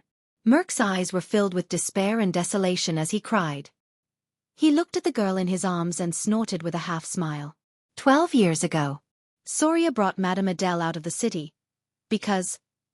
His words were mixed with his panting, like the last words of a dying man. Because what? King Nuven fixed his gaze on him. Because. Merk stroked Alex's hair painfully. Because Soria found out. Found out what? The king's voice was bone-chilling. Merk's face was filled with pain and conflict, as if he was tormented by the biggest nightmare of his life. He found out about us. About me and Adele. Thales stared at the short-haired warrior in shock. Little Rascal tugged at Thales' arm and hid behind the Prince of Constellation. She gritted her teeth and looked at the scene in disbelief. Yes. Merk wailed in despair. Alex. She is my daughter. Clang. King Nuven could not take it anymore. He threw the wine goblet on the ground with a force filled with hatred. The iron goblet clanked on the ground, accompanied by the administrator's sobs. Thales took a deep breath and tried to understand the situation before him. Only Merk's sobs and the old king's heavy breathing could be heard in the hall. Ha ha ha. King Nuven's suppressed laughter came from his throat. There was a hint of sadness in it. You. Soria's most capable subordinate? Best friend? Most trusted brother? Just like that, you used betrayal and deception to repay his trust. The king's voice reverberated in the hall. Merk, who was kneeling on the ground, sobbed and raised his head. No! As if his greatest dignity had been violated, he roared with tears and snot in his eyes. I did not betray him. I did not betray Soria. Thales looked at the scene before him with an unpleasant expression. He felt bitter in his heart. Merk looked at the girl in his arms and sobbed softly. Prince Soria Soria was a good brother, and I was willing to give up my life for him. He growled. In the White Blade Guards, we trained under Caslin to become the most valiant warriors. When we were at the 38th Sentry Ground, he crawled with a broken arm to block a fatal hammer blow for me. When my mother was seriously ill, and my sister came to Dragoncloud City to look for me, he personally sent a doctor to save my mother's life. When we were surrounded in White Mountain, he and I had our backs against each other. Those sharp-eared arrows pierced through my left shoulder and his right shoulder. We cursed each other's luck and fought back to back as we retreated. We persevered until Caslin came to help us. I still remember the day I went back to my hometown to get married. That bastard, Merk said with a smile through his tears. Soria brought his brothers from the White Blade Guards and came to our village with a tray full of rye wine and roasted meat. He raised the red dragon flag and the cloud dragon spear flag. The local counts and knights came.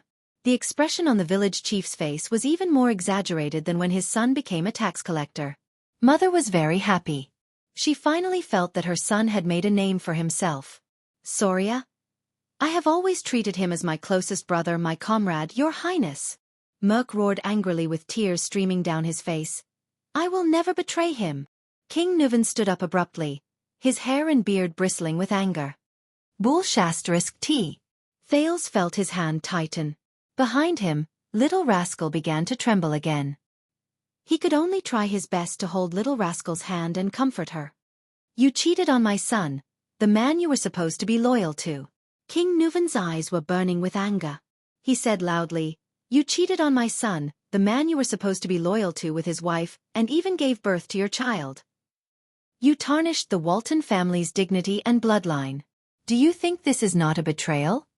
You have never treated him as a brother in your guards, a man you should be loyal to with your life and honor. Traitor! Kneeling on the ground, Merk listened to the king's words and looked at Alex, his daughter, in his arms. With tears streaming down his face, he roared in grief and indignation. No. He closed his eyes in agony. Thales gritted his teeth and frowned as he watched the confrontation between the king and his vassal. He felt a wave of sorrow in his heart. It's not like this. Adele, she was so good. So gentle, so. Merk lay on the ground. He clenched his right fist and pounded the ground miserably. She shouldn't have married into Dragoncloud City. Shouldn't have met Soria. Should have met you. King Nuven's words were filled with terrifying emotions. Shameless traitor? Adele. That was a mistake. Merk's teeth trembled as he caressed his daughter's face. His expression changed several times, as if he was looking at another person through her. Whether it was me and her, or Soria and her. It was all a mistake. She shouldn't have left Camus Union, Vine City, the flowers, and the blue sky that she cherished. She only belonged there. As for Soria, he's a good brother and a good warrior, but he never cared about women. Prostitutes, women he captured after the war, maids in the castle, and ladies of the nobles. None of them made a difference to him. Merk put his face against Alex's and cried, Soria, Soria, Soria. Soria's world was only about wine and battles, politics and victory. The only people he cared about were warriors, friends, and enemies. On the night of their wedding, Soria was dead drunk. I stood guard outside their bedroom. That sound was like sex. I guess Soria thought that it was a celebration after another battle. The next morning, Soria went hunting. He left me to watch over Adele. Her expression, that was not the expression a newlywed wife should have. Thales listened to Merc's desolate and painful confession with an unpleasant expression. Finally, one day, I saw Adele trying to cut her wrist with a pair of scissors. I told Soria and tried to persuade him to treat his wife better. But Soria thought that she had insulted the Dragon Spear family. Every time, he would angrily pick up his whip and teach her a lesson, Soria said. At that time, I stood at the door, clenching my fists, listening to Soria's roars and Adele's screams. My heart was angrier than Soria, and more painful than Adele. Merc hugged Alex tightly. His eyes were closed, and tears gushed down his cheeks like an unstoppable flood. Since then, Adele wanted to commit suicide more than once. I also stopped her more than once, but I hid it from Soria, because I did not want Adele to be hurt by him again. Adele. She's like a flower that has been trampled on and abandoned. Soria's attitude towards women is even more terrifying than the most inflexible Northlanders. When he's in the mood, he'll force her. When he's not in the mood, he'll ignore her and be indifferent to her. Thales closed his eyes and sighed heavily. Adele. She was too lonely, too pitiful. Merc stroked his daughter's hair. His eyes were filled with sadness. She came here after a long journey, and Soria did not know how to cherish her. He only treated her as a puppet and a chess piece, a bargaining chip to form a marriage alliance with Camus Union. I tried everything. I just tried to make her happy, tried to stop her from committing suicide again. Agitated, Merc muttered incoherently, from magic tricks to flowers, to finding girls from Camus Union to relieve her boredom, to trying my best to get Soria drunk at night when she did not want to. Adele was very grateful to me, and happy that I did these things for her. She stopped trying to commit suicide, and started to smile, even though it was only to me. And my wife passed away in my hometown. When I did not know how to raise the 5-year-old Croche before me, Adele was the one who took care of her. This made Soria's attitude towards her much better. We became more talkative. She teased Croche in the room, and I laughed foolishly outside the room. She asked questions in the room, and I answered her outside the room. King Nuven's expression was cold, but he did not say a word. Finally, that day we won the war against the White Elves and the Alliance of Freedom. Merc sobbed softly. We returned to Dragon Cloud City in triumph, and Soria drank with us all night. But that day, all I could think about was her. Adele. Merc pressed his face tightly against his daughter's. His tears did not stop, and his right fist was almost crushed. They were all drunk. I went to Adele's room, and I wanted to listen to her voice as usual. But at that time, my wound burst open, and Adele asked me to go in and bandage it. Thales' gaze darkened. Thales' eyes dimmed. A memory surged up from an unknown place in his mind. Hey, Brother Brainiac, you're actually reading a romance novel. What the hell is a romance novel? This is a bestseller written by an American sociologist. This title. Strange, why would you read this kind of book? What are you thinking about? Hee. This. Don't think too much about it, it's just a classmate asking. That's not right, could it be? Hee, why are you blushing? The weather is hot. Ha ha ha. Why are you touching my face? I lied to you. Ha ha ha ha, it's so funny. Alright, don't be angry. I'll give you a vitality kiss. Ha ha ha. It's still very funny, what should I do?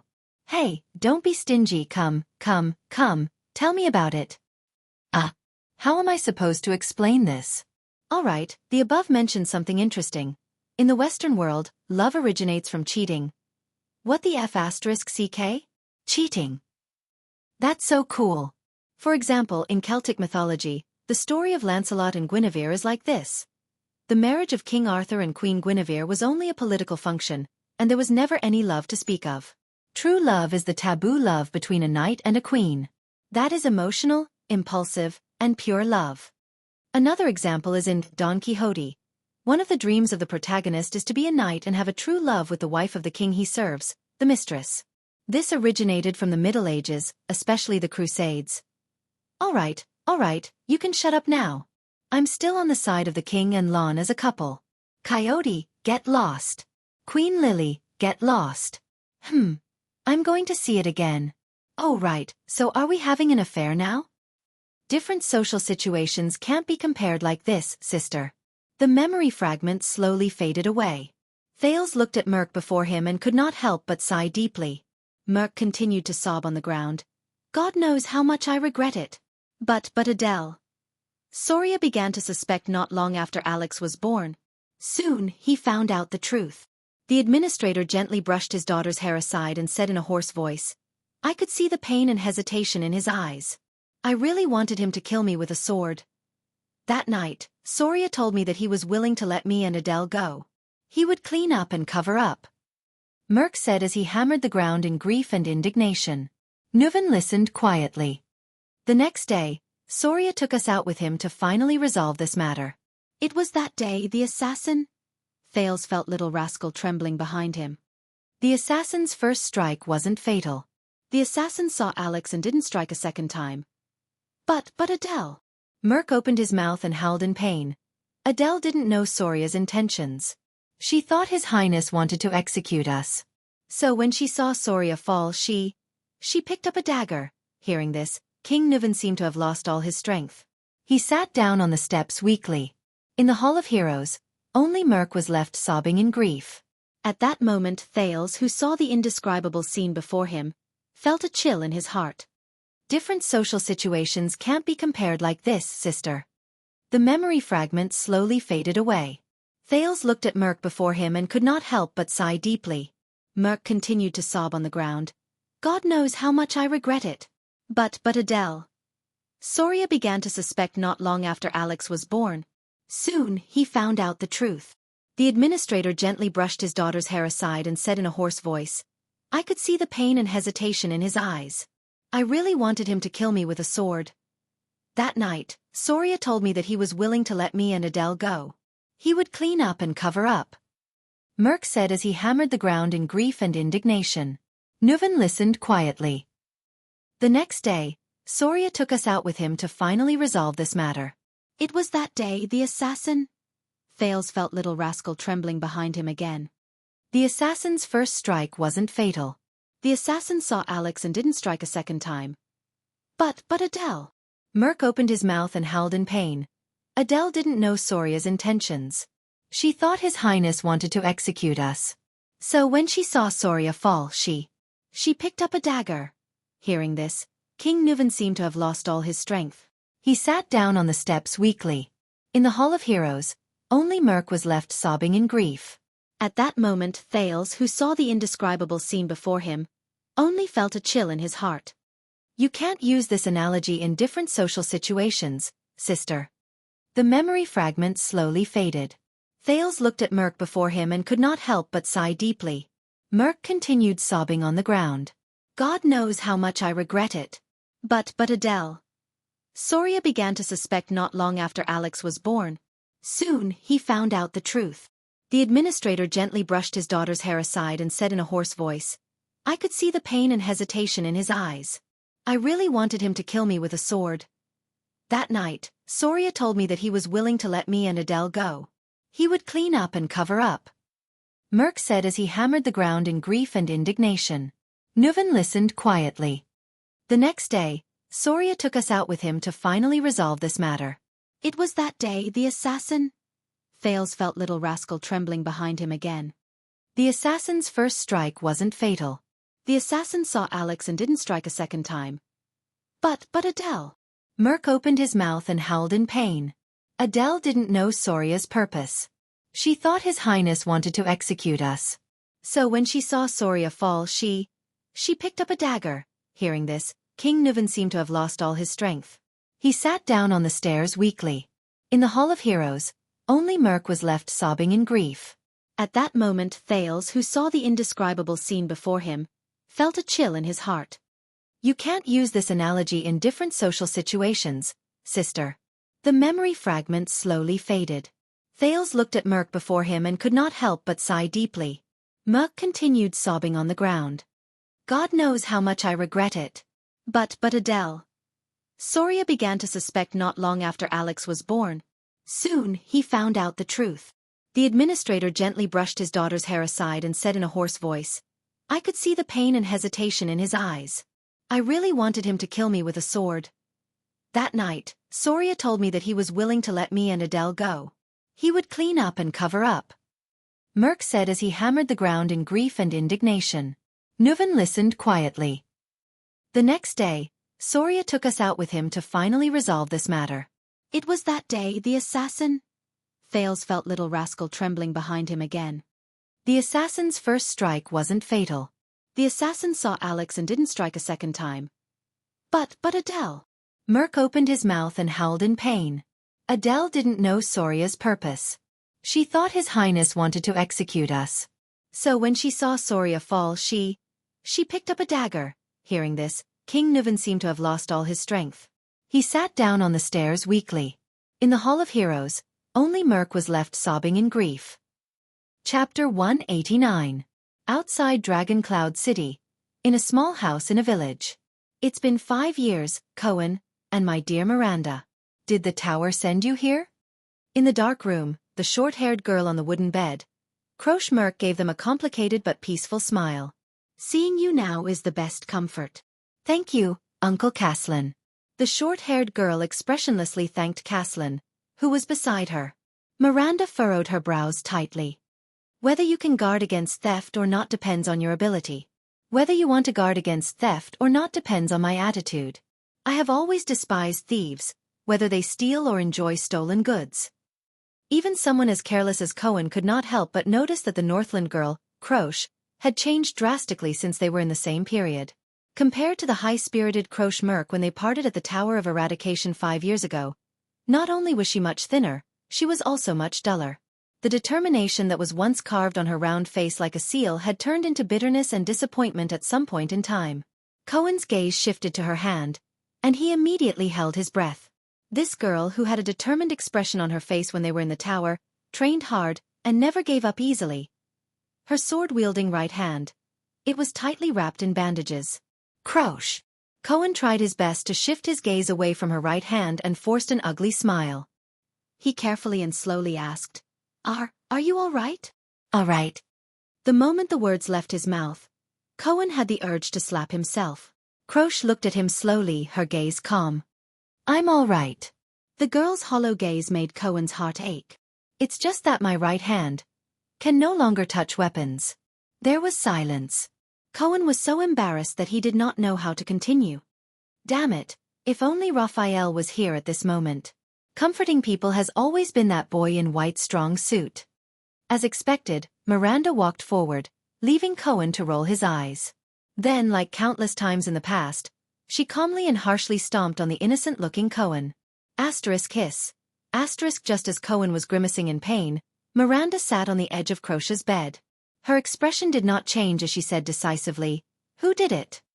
At this moment, any consolation would be futile.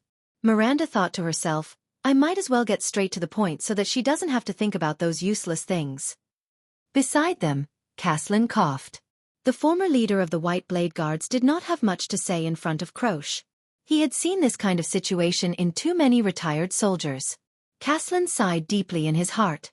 And they, the soldiers, would never know how lucky they were to be able to retire after being injured. Croche snapped out of her daze and flashed an ugly smile. I think all of you should know some of the causes and consequences. Croche's tone had calmed down. She did not sound like a swordsman who had just lost hope in using a sword. A military officer named Hardy was lurking in Black Sand Region's army, and almost assassinated your prince with a mystic gun under the fortress. Cohen nodded. I saw that scene on Broken Dragon Fortress, but I didn't see it clearly. I thought it was just a test shot to demonstrate, Miranda replied quietly. By the way, Miranda, you are now a capable subordinate of the Fortress Flowering Constellation, right? Croche smiled at her former classmate. She then glanced at her right hand. Her expression darkened and she spat out a few words. She said, Congratulations. Miranda's expression was indifferent. She did not speak. She only silently extended her hand and held Croche's left hand tightly. Feeling the warmth of Miranda's hand, Croche trembled slightly. Cohen, who was scratching his ears and cheeks at the side, was about to speak when Miranda elbowed him with an expressionless face, making him swallow all the words he was about to say. With a face full of grief and indignation, Cohen continued to bare his teeth soundlessly. At the same time, he continued to protest at Miranda with his gaze. "Must you do this?" Croce snickered. This scene reminded her of what had happened in the Tower of Eradication in the past. Caslin, who was standing by the side with his arms crossed, looked at Miranda approvingly. What an attentive and considerate girl. She has unknowingly lifted Croce's mood. The Arund family's daughter is just a little too cold. It would be better if she could smile more. According to the Archduke's instructions, we tracked down the arms dealer of that officer, Hardy. Croce maintained the smile that had appeared on her face after much difficulty and continued to say, "They sold the mystic gun parts that Hardy replaced from the army and were supposed to be destroyed to the south and the west. Hardy used this to exchange for more funds, and then used these funds back on the training of the troops and social relations. In a few years, perhaps His Grace's mystic gun squad would be under the control of those people. Fortunately, we discovered it early and intercepted his underground arms dealer." "That officer.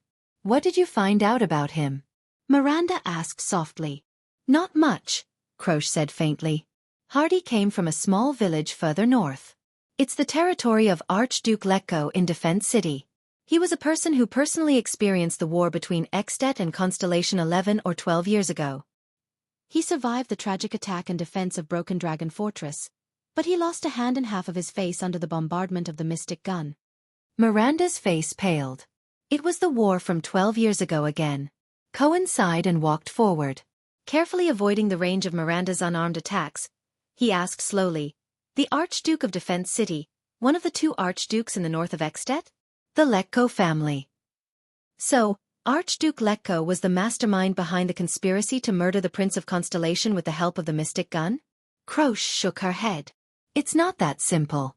Hardy came to Black Sand region after the war and has been living there ever since. He hasn't come into contact with anyone related to Defense City, so we can't be sure that it's him. But there is one thing that makes us very suspicious. We interrogated Hardy's arms dealer and found out that Hardy mentioned once that he had a daughter named Lucy." Cohen's eyes brightened. "You found his daughter? Is there something wrong with her?" "Not only is there something wrong with her." Croce pursed her lips tightly and shook her head. "There's no such person." "There's no such person?" Cohen asked, puzzled. "Hardy has been single for more than 40 years. This is what we confirmed from his neighbors. He doesn't even have a wife or a lover, let alone a child," Croce said faintly. "We traced the name Lucy, and found that he mentioned her name to more than one person. From the arms market in Black Sand region to the transport team in Prestige Orchid region, when we followed the trail to Dragon Cloud City, we were intercepted." The short-haired girl raised her head, her expression frightening. A group of unfamiliar swordsmen appeared. Miranda furrowed her brows. "Disaster swords?" Croce lowered her eyelids and nodded. "How were they? How many of them were there?" Cohen's expression changed. Ignoring Miranda's displeased expression, he rushed forward and asked anxiously, "What kind of power of eradication did they use? How did you recognize them as disaster swords?" Caslin, who was listening quietly, frowned. "There were many of them. Their faces were covered, and it was dark, so we couldn't see their figures and faces clearly. But their power of eradication is just like what Teacher Chartier described," Croce said flatly. "It's cold, ruthless, and its power of eradication is turbulent and never stops." "I was the only one who managed to escape." Cohen was stunned. But he immediately came to his senses. "Is there more information? When and where did they appear? For example, how did they draw their swords?" "I've told Uncle Caslin about the details of their appearance." But Croce only gritted her teeth and shook her head with a bitter gaze. "Go and complete your mission, whether it's for the Tower of Eradication or for your Prince of Constellation." Cohen wanted to ask again, but Miranda grabbed his arm and shook her head. "I'm tired," Croce said slowly. She slowly turned over and faced the wall. "I want to rest for a while." Cohen and Miranda looked at each other, then at Croce. Finally, under Caslin's gaze, they bade farewell and left. "Cohen." Before leaving, Croce suddenly called out to Constellation's guard. Cohen turned around in shock. She turned her head and raised her eyes. There was an indescribably complicated expression in her eyes. "You. Be careful." Cohen froze for a moment. Then, he was pulled out of the room by Caslin. You saw what she looked like. To be honest, based on my observation, I don't think she's really injured to the point where she can no longer wield her sword. It's the barrier in her heart that prevents her from continuing to wield her sword, Caslin said flatly. What do you mean? Barrier in her heart? Miranda asked with a frown. Croche is the daughter of my old subordinate in the White Blade Guards. Following the two young men out of the house, Caslin looked at Dragon Cloud City in the distance and shook his head. You met her in the Tower of Eradication, so you should know that she's very ambitious. I guess it's also because you Constellations indoctrinated her. Hey! Cohen protested. What do you mean by, we Constellations indoctrinated her? Croche has always been. Caslin ignored him and continued to speak to himself. She's always been strong since she was young. She always wanted to become a legendary female knight like Heart of the Rain Lorraine. Heart of the Rain Lorraine. I heard that she was in the same batch as Master Xiao? Cohen asked curiously. Is she the flag leader mercenary from the Hanbol Succession War in the Eastern Peninsula? Yes. Caslin seemed to have been reminded of the past. He paused for a moment as he reminisced. Then he flashed a smile and said, There are always some women you don't dare to provoke. Immediately, the old Caslin sighed. After going through the training in the Tower of Eradication, Croche became even more ambitious. When she came back, she even recommended herself for the White Blade Guards assessment, wanting to join the White Blade Guards. Miranda raised her head, her eyes burning. But she didn't succeed? Caslin raised his eyebrows. The White Blade Guards rejected her. It was a huge blow to her. Miranda looked puzzled. Blow? As far as I know, the White Blade Guards have very high selection standards. What struck her was not the rejection, Caslin interrupted her and turned his head. It was the reason she was rejected. The reason she was rejected? Miranda stared at him. What is it? Caslin took a deep breath and did not answer. I know. Just as Miranda was about to say something, Cohen answered from the side. The police officer sighed. Because she's a woman, right? Caslin cast Miranda a meaningful glance and nodded. That's right. Because she's a woman. Miranda subconsciously clenched her teeth. Although many people say that we Northlanders are very tough, and when we're fierce, even women and children can pick up weapons, Caslin sneered. But according to my wife, most Northlanders still believe that territories, politics, wars, and aristocratic inheritance are all men's matters. Women should stay at home and wait for their husbands to return. Just like that, Croche brought her sword and went to various suzerains, but she ran into walls everywhere. A woman who had gone through the complete training in the Tower of Eradication, a superclass swordsman, could not even get a position with a count. There were a few viscounts and barons who were willing to take her in, on the condition that she would marry them after her term was up. Without a doubt, it was all because of her father's position in the White Blade Guards. Miranda tightened her grip on the hilt of the sword at her waist. Compared to my smooth-sailing life in Constellation, my father's care, and Sonia's care. Is this what Croche faced in Northland, and what happened to her in Extet? According to her father, Croche even considered going to the southwest, to Bramble Land, Dragon-Kissed Basin, or even the Great Desert to become a mercenary. But in the end, she went to Black Sand region and used her father's name to work for my good-for-nothing nephew, a viscount named Kent Vida. She got a position in his territory. Caslin sighed. Caslin sighed and said, I suspect that this is one of the methods Chapman Lampard used to draw me to his side, but looking at Croche, and this time, Caslin shook his head. So you know why, little Arund girl. The old man raised his gaze and looked at Miranda. To be honest, your attire is too eye-catching in Northland. Miranda did not say a word. She only stared at the distant Dragon Cloud City. When I was at the Western Front Line, due to the occasional shortage of soldiers, there were some female soldiers there, Cohen said slowly. There were female mercenaries from the southwestern countries who joined the army due to various reasons such as being unable to survive. Most of them were female mercenaries, but they were usually not welcomed. Cohen's eyes sparkled as he said, born with less strength and weight than men, a special requirement for the style of armor on the upper body, and an absolute disadvantage in height. These are often fatal when facing orcs, because you have to jump to attack their vital parts. Of course, there's also the monthly. You know. Their status in the military camp is very low. Sometimes, they often have to rely on. Cohen lowered his head and furrowed his brows. To please their superiors and colleagues. And once they fall into the hands of the enemy, especially the barren bone people, they often end up much worse than men. So, even I usually avoid female soldiers when choosing soldiers for the commandos. Miranda still did not say a word. I guess this is also the consideration of the White Blade Guards. Caslin sighed. Learning the sword in the Tower of Eradication is one thing, but women are naturally not suited for the battlefield. Excuses. Miranda raised her head abruptly and snorted coldly. All of you. Men only see the disadvantages of female soldiers on the battlefield and deliberately ignore their advantages. Advantages?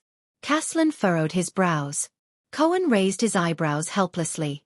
At an angle that Miranda could not see, he spread his hands at Caslin. Less exhaustion than men, endurance that far surpasses men, flexibility and agility beyond imagination, meticulous and keen observation skills, and calmness in the face of danger. These are all women's advantages, Miranda said indignantly. Even in terms of strength and height, take the Kingdom's Wrath for example, I saw with my own eyes that his height and strength are not comparable to Lady Sonia's. Besides, we have the power of eradication. And I am also a woman, Miranda said coldly. In the Tower of Eradication, I am stronger than you, Raphael, Miss Adun, and every single one of you who were in the same period as me. Not to mention the legendary Valkyrie like the Heart of the Rain from 30 years ago, Knight Lorraine. Cohen coughed awkwardly. Uncle also said just now that the battlefield is another matter. And you can't compare it with some special people. The police officer spread his hands helplessly. Heart of the Rain is a special case among special cases. Lady Sonia is also a legendary figure under the Duke of Star Lake. And Miranda, you are the daughter of the Arund family. You were born to be trained as a warrior, suzerain, and commander. As soon as Cohen finished speaking, Miranda's murderous gaze shot straight at him and pierced through his heart. It also cut off the second half of his sentence in his throat. I think that Western Desert and Northland are more special. Caslin snorted. Western Desert is the front line of war and chaos all year round, and the Northlanders' views on women have existed since ancient times. I am also a Northlander. Miranda retorted with a cold expression. The old Caslin led them to the stable. Two people who looked like soldiers bowed to him. You are a Northlander of Constellation. And an Arund. You people even allow women to inherit. As far as I remember, you even had a queen a few hundred years ago. And Northland, Caslin sighed and said, is still very far away from accepting a female knight, a female suzerain, or even a queen. It's still very far away. No, even in Constellation, female suzerains are still looked down upon. Miranda silently said in her heart, a few hundred years ago, the Queen of Constellation didn't end up well either. There will be a day. Miranda raised her head, her gaze firm. On that day, female warriors, female swordsmen, female suzerains, and even queens will no longer be the minority. We will prove to the world that men can do it. Women can do it too. Caslin shrugged and walked into the stable. Cohen stuck out his tongue. He thought of his two devilish sisters at home and sighed helplessly. Miranda. Why would Raphael like her? But when he thought of Raphael, his current position, and the power of eradication in his body, Cohen's heart sank again. The army of Black Sand region is stationed in a village near Dragon Cloud City to escort the prince. They will bring Croche back. Caslin led two horses over and looked at the two young noble swordsmen. I'll leave the next task to you. You're not going. Cohen raised his eyebrows. My appearance is not a good idea. Caslin's expression darkened. It will alarm too many people. Fortunately, I still know some people in Dragon Cloud City, some old acquaintances. They can provide you with information, but when it comes to specific investigations and inquiries, identifying the disaster swords from the Sword of Eradication. Caslin handed the reins to the two men. No one is more experienced in this field than you and the seeds of the Tower of Eradication this time. Whether it is the innate insight of nobles, superclass combat power that adapts to the battlefield, or the ability to sense the disaster swords. You know some people in Dragon Cloud City? Cohen revealed a doubtful expression. Uncle, haven't you been running a tavern in Black Sand region for 20 years? How about that? Caslin touched his white hair awkwardly. At least I lived in Dragon Cloud City for many years. Are the people still usable after 20 years? Cohen furrowed his eyebrows. I've been keeping in touch. Caslin looked around and chuckled. And for a long time, many of the old subordinates of the White Blade Guard stayed in Dragon Cloud City after they retired. When they were trying to make a living, I helped them out a little. Making a living. Help. Cohen's doubts grew stronger. When some of the retired soldiers were having a hard time, I would act as a middleman for them and find them some work. Caslin coughed unnaturally. You know, there are always some jobs that require people who know how to fight to do. You could have just said that you introduced them to the gang. Miranda had a contemptuous look on her face. It'll be easier for us to understand. Caslin coughed loudly and drowned out Miranda's words. For the past 10 years or so, the gang in Constellation, the Brotherhood or whatever it is, has been causing a lot of trouble. They even expanded their business here. Some of my old friends are always short of manpower and wanted me to introduce them to them, so... What? Cohen widened his eyes. After all this time, Uncle, you're actually the contact and introducer for the gang in Dragon Cloud City? Caslin's coughing grew louder. Under the doubtful gazes of the two young men, he raised his head in a righteous manner and patted their shoulders. Anyway, whether it's the mission of the Tower of Eradication, giving Croce an explanation, or the truth behind the assassination of the Prince of Constellation, I'll leave it to you. Miranda and Cohen revealed a contemptuous look, while the other clicked his tongue and shook his head. Remember, your mission is only to investigate, not to throw your lives away for an unverified piece of information. Before they left, Caslin became serious. But all of you have the ability to come into contact with the disaster swords, and even survive their attacks.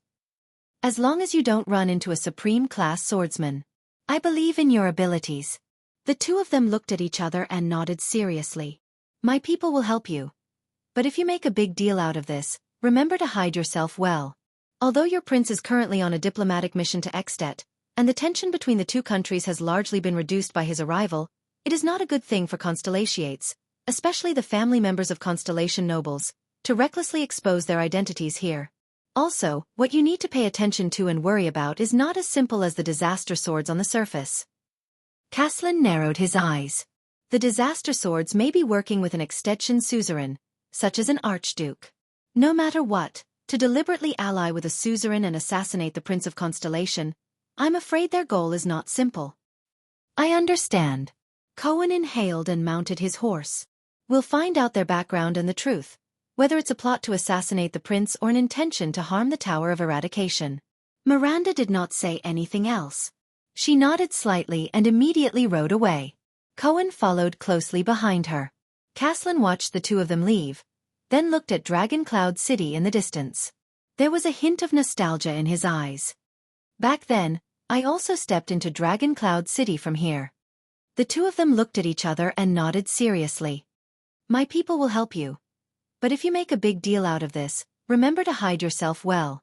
Although your prince is currently on a diplomatic mission to Extet, and the tension between the two countries has largely been reduced by his arrival, it is not a good thing for Constellations, especially the families of Constellation nobles, to recklessly expose their identity here.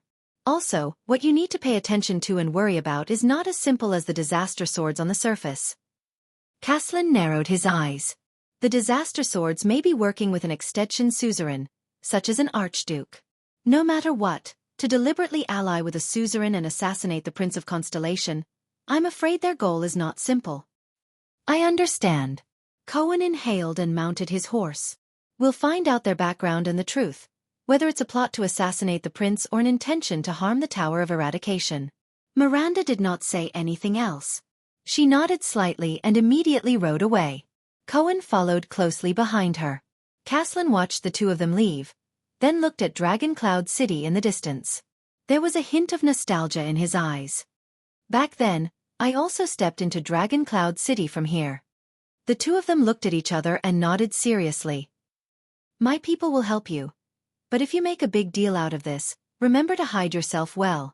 Although your prince is currently on a diplomatic mission to Extet, and the tension between the two countries has largely been reduced by his arrival, it is not a good thing for Constellations, especially the families of Constellation nobles, to recklessly expose their identity here. Also, what you need to pay attention to and worry about is not as simple as the disaster swords on the surface. Caslin narrowed his eyes. The disaster swords may be working with an extension suzerain, such as an archduke. No matter what, to deliberately ally with a suzerain and assassinate the Prince of Constellation, I'm afraid their goal is not simple. I understand. Cohen inhaled and mounted his horse. We'll find out their background and the truth, whether it's a plot to assassinate the prince or an intention to harm the Tower of Eradication. Miranda did not say anything else. She nodded slightly and immediately rode away. Cohen followed closely behind her. Caslin watched the two of them leave, then looked at Dragon Cloud City in the distance. There was a hint of nostalgia in his eyes. Back then, I also stepped into Dragon Cloud City from here. The two of them looked at each other and nodded seriously. My people will help you. But if you make a big deal out of this, remember to hide yourself well. Although your prince is currently on a diplomatic mission to Extet, and the tension between the two countries has largely been reduced by his arrival, it is not a good thing for Constellatiates, especially the families of Constellatiate nobles, to recklessly expose their identity here. Also, what you need to pay attention to and worry about is not as simple as the disaster swords on the surface. Caslin narrowed his eyes. The disaster swords may be working with an extension suzerain, such as an archduke. No matter what, to deliberately ally with a suzerain and assassinate the Prince of Constellation, I'm afraid their goal is not simple. I understand. Cohen inhaled and mounted his horse. We'll find out their background and the truth, whether it's a plot to assassinate the prince or an intention to harm the Tower of Eradication. Miranda did not say anything else. She nodded slightly and immediately rode away. Cohen followed closely behind her. Caslin watched the two of them leave, then looked at Dragon Cloud City in the distance. There was a hint of nostalgia in his eyes. Back then, I also stepped into Dragon Cloud City from here. The two of them looked at each other and nodded seriously. My people will help you. But if you make a big deal out of this, remember to hide yourself well. Although your prince is currently on a diplomatic mission to Extet, and the tension between the two countries has largely been reduced by his arrival, it is not a good thing for Constellatiates, especially the families of Constellatiate nobles, to recklessly expose their identity here. Also, what you need to pay attention to and worry about is not as simple as the disaster swords on the surface. Caslin narrowed his eyes. The disaster swords may be working with an extension suzerain, such as an archduke. No matter what, to deliberately ally with a suzerain and assassinate the Prince of Constellation, I'm afraid their goal is not simple. I understand. Cohen inhaled and mounted his horse. We'll find out their background and the truth, whether it's a plot to assassinate the prince or an intention to harm the Tower of Eradication. Miranda did not say anything else. She nodded slightly and immediately rode away. Cohen followed closely behind her. Caslin watched the two of them leave, then looked at Dragon Cloud City in the distance. There was a hint of nostalgia in his eyes. Back then, I also stepped into Dragon Cloud City from here. The two of them looked at each other and nodded seriously. My people will help you. But if you make a big deal out of this, remember to hide yourself well. Although your prince is currently on a diplomatic mission to Extet, and the tension between the two countries has largely been reduced by his arrival, it is not a good thing for Constellatiates, especially the families of Constellatiate nobles, to recklessly expose their identity here. Also, what you need to pay attention to and worry about is not as simple as the disaster swords on the surface. Caslin narrowed his eyes. The disaster swords may be working with an extension suzerain, such as an archduke. No matter what, to deliberately ally with a suzerain and assassinate the Prince of Constellation, I'm afraid their goal is not simple. I understand. Cohen inhaled and mounted his horse. We'll find out their background and the truth, whether it's a plot to assassinate the prince or an intention to harm the Tower of Eradication. Miranda did not say anything else. She nodded slightly and immediately rode away. Cohen followed closely behind her. Caslin watched the two of them leave, then looked at Dragon Cloud City in the distance. There was a hint of nostalgia in his eyes. Back then, I also stepped into Dragon Cloud City from here. The two of them looked at each other and nodded seriously. Chapter 190. This was the first time he had recommended a non-fantasy book. Fine, Swordless had to admit that the reason why he hadn't been updating well over the past few days was because he had been catching up to the latest chapters of this book. First of all, this was a supernatural novel, but compared to horror, the author was especially good at creating suspense. This was partly due to the setting of the plot, and partly due to the innovation of the narrative. As the title suggested, this novel revolved around a private law firm that specialized in solving supernatural incidents. However, the main character was not one of the firm's members. Instead, he was a latecomer, who reviewed the case files of the firm and used this perspective to narrate the story. These files were all cases that the firm had accepted and handled. Some were completed perfectly, some were left with loose ends, and some were completely clueless with terrifying blanks. Some even ended up with the client's death, which in turn endangered the firm's members. Because of this, when the main character, as a latecomer, read the files, the indirect records created a particularly strong sense of suspense. When he read these files, he had the same interest as reading the stories of the SCP Foundation, and he even felt like he was watching a fake documentary film. Secondly, these past supernatural files were not isolated histories. They were closely connected to the main character's current life, especially the unsolved cases. They revealed the inevitable interactions between the main character and the firm's members step by step, pulling him into the bizarre and often creepy world. The story unfolded using two alternating plots. One was the firm's files with serial numbers and time as the axis, giving a glimpse into the suspense adventures of the people before him. The other was the current main character, first-person narration, which was common in supernatural horror novels and could increase the sense of immersion. Following the clues and instructions given by the firm, he slowly solved the various scary problems that were getting closer and closer to his life. The two lines often intertwined to depict the truth behind the suspense. The plot was very captivating. Every ghost story was an exquisite microcosm of reality. Writing about ghosts is actually writing about people. Every ghost story did not have a perfect ending, and every ghost story had its own sense of helplessness and horror. In terms of writing, the narrative was absolutely smooth. As for the characters' personalities, they were limited by the unique narrative method, so the characters of the main characters' team were not very prominent. However, as the story progressed, they would become more and more prominent. As for the book's toxicity, I haven't found any toxicity that would make me give up on the book. Last night, I caught up to the latest chapter, but I had no choice but to put it down. Then, I nervously started writing.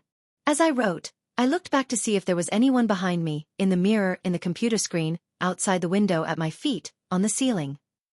Chapter 191. Your Grace. Under the morning glow, the disciplinary officer, Vlad, stared at Nicholas and Glee Ward with a stern expression. What are you waiting for? But the Star Killer and the veteran did not move. Then, Nicholas pressed down on his severing soul's blade without saying a word. Vlad, I just asked you if His Majesty had ordered for martial law to be lifted. The Star Killer's expression was cold as he said softly, Your answer is a little strange. Glee Ward let out a faint, cold laugh. Vlad was slightly startled. But martial law has not been lifted. That's not the point, the Star Killer interrupted the disciplinary officer and said coldly. The point is, you followed up without hesitation, word for word. His Majesty has not ordered for martial law to be lifted. Vlad's expression immediately changed. Nicholas' sharp gaze swept past every patrol member behind Vlad. Seeing their sparkling gazes, he continued speaking solemnly. If it's an order to lift martial law, it would have been issued by Prime Minister Count Leespan and delivered to the Chief Garrison Officer of the capital, Viscount Lysden. The disciplinary hall of each district would only receive a warrant signed by Lysden before arranging for martial law to be lifted. He snorted coldly. A mere disciplinary officer in the capital would only receive specific tasks such as clearing the roadblocks and restoring passage. He would not know if His Majesty had ordered for martial law to be lifted. Vlad furrowed his brows. Nicholas did not stop. His gaze made Vlad feel as if he was suffocating. You were in such a hurry to escort us, to the point that you didn't even hesitate to make up an excuse to go along with my words. Behind Vlad, the patrol members exchanged glances. Their expressions varied. And all of this was seen by the Star Killer. It also caused his heart to sink. It's too suspicious. What happened? It was just a slip of the tongue. Vlad sighed. Besides, in this situation, the first order must have been issued by His Majesty. But Nicholas still did not speak. Glee Ward, who was supported by him, spoke in a nonchalant manner. I say, Vlad, since when did you care so much about the kingdom's affairs? The limping Lemeter exhaled. It's been more than 10 years. From the time you recruited soldiers to the time you cleared the city, your first reaction would be to hide and avoid any trouble in the capital. You're afraid that your interests will be harmed. As he listened to Gleeward's words, Nicholas' expression became more and more terrifying. As for leading troops to rescue the Emperor in times of danger? Gleeward arched an eyebrow. The expression on his face was as if he had seen a mouse that could fly. Stop joking. Vlad's expression turned extremely unsightly. Old cripple. He gritted his teeth. I don't want to quarrel with you right now. But at this moment, a clear male voice came from the crowd. Enough. They've already seen through us.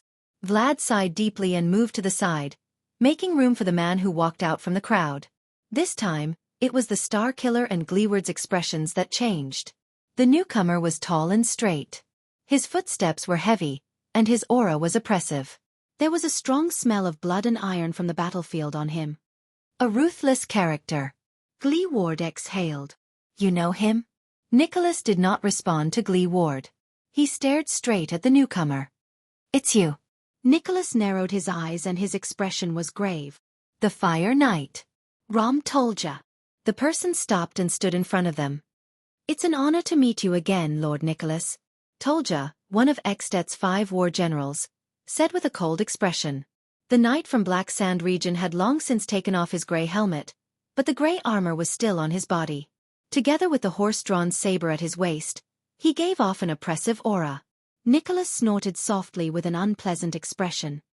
If the Archduke of Black Sand region wanted to attend the banquet, he could have told us beforehand so that we could send invitations.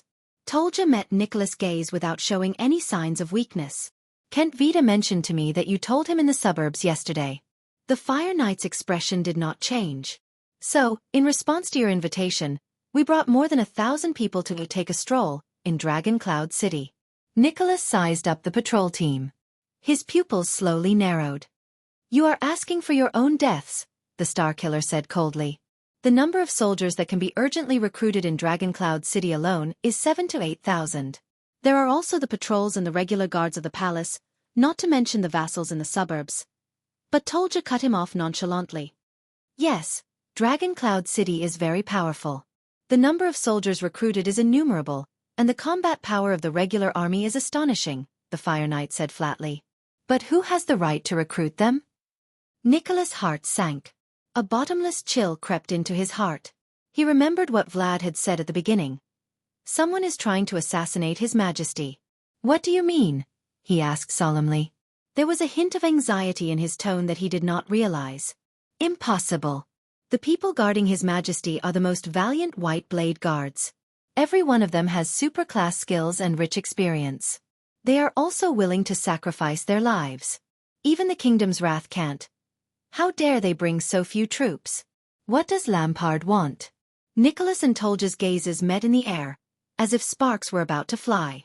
What I mean is that you don't have to worry about this problem. The knight from Black Sand region was expressionless. Ekstet will soon welcome a new life.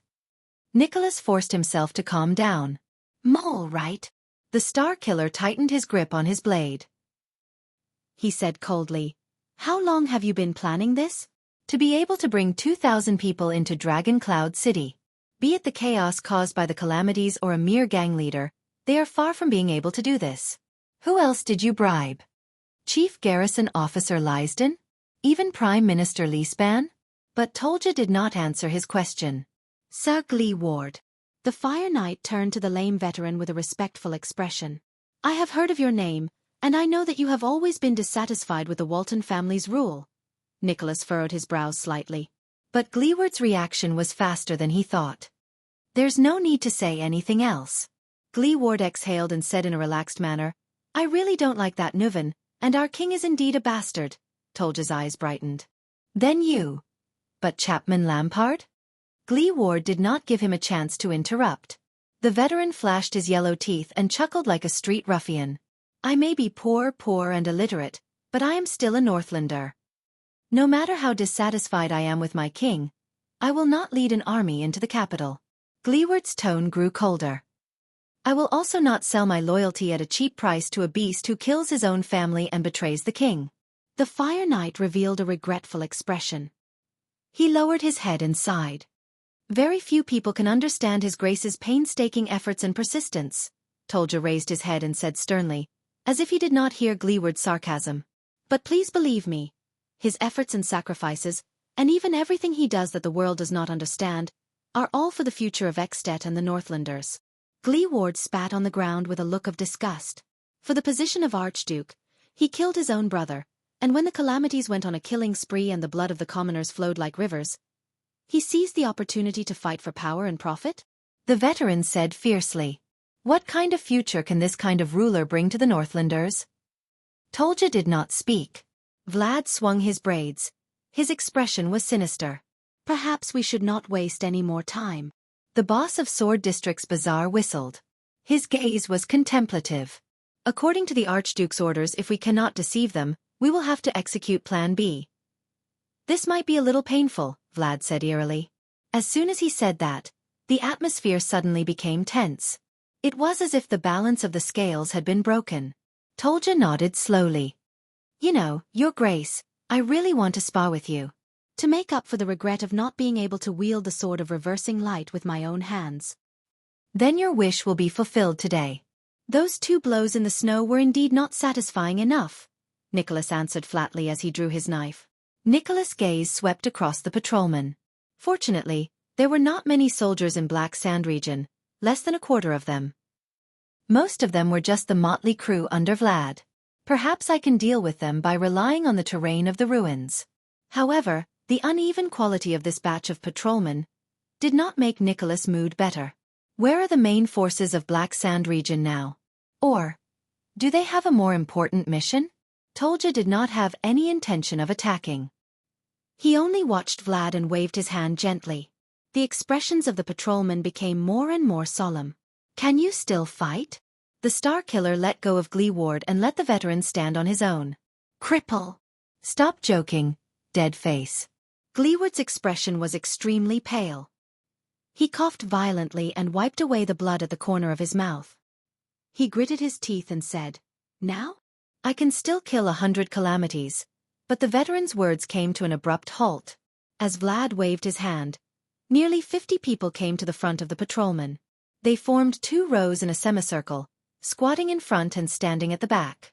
The 50 soldiers raised the weapons in their hands and aimed them at the 2 supreme class elites.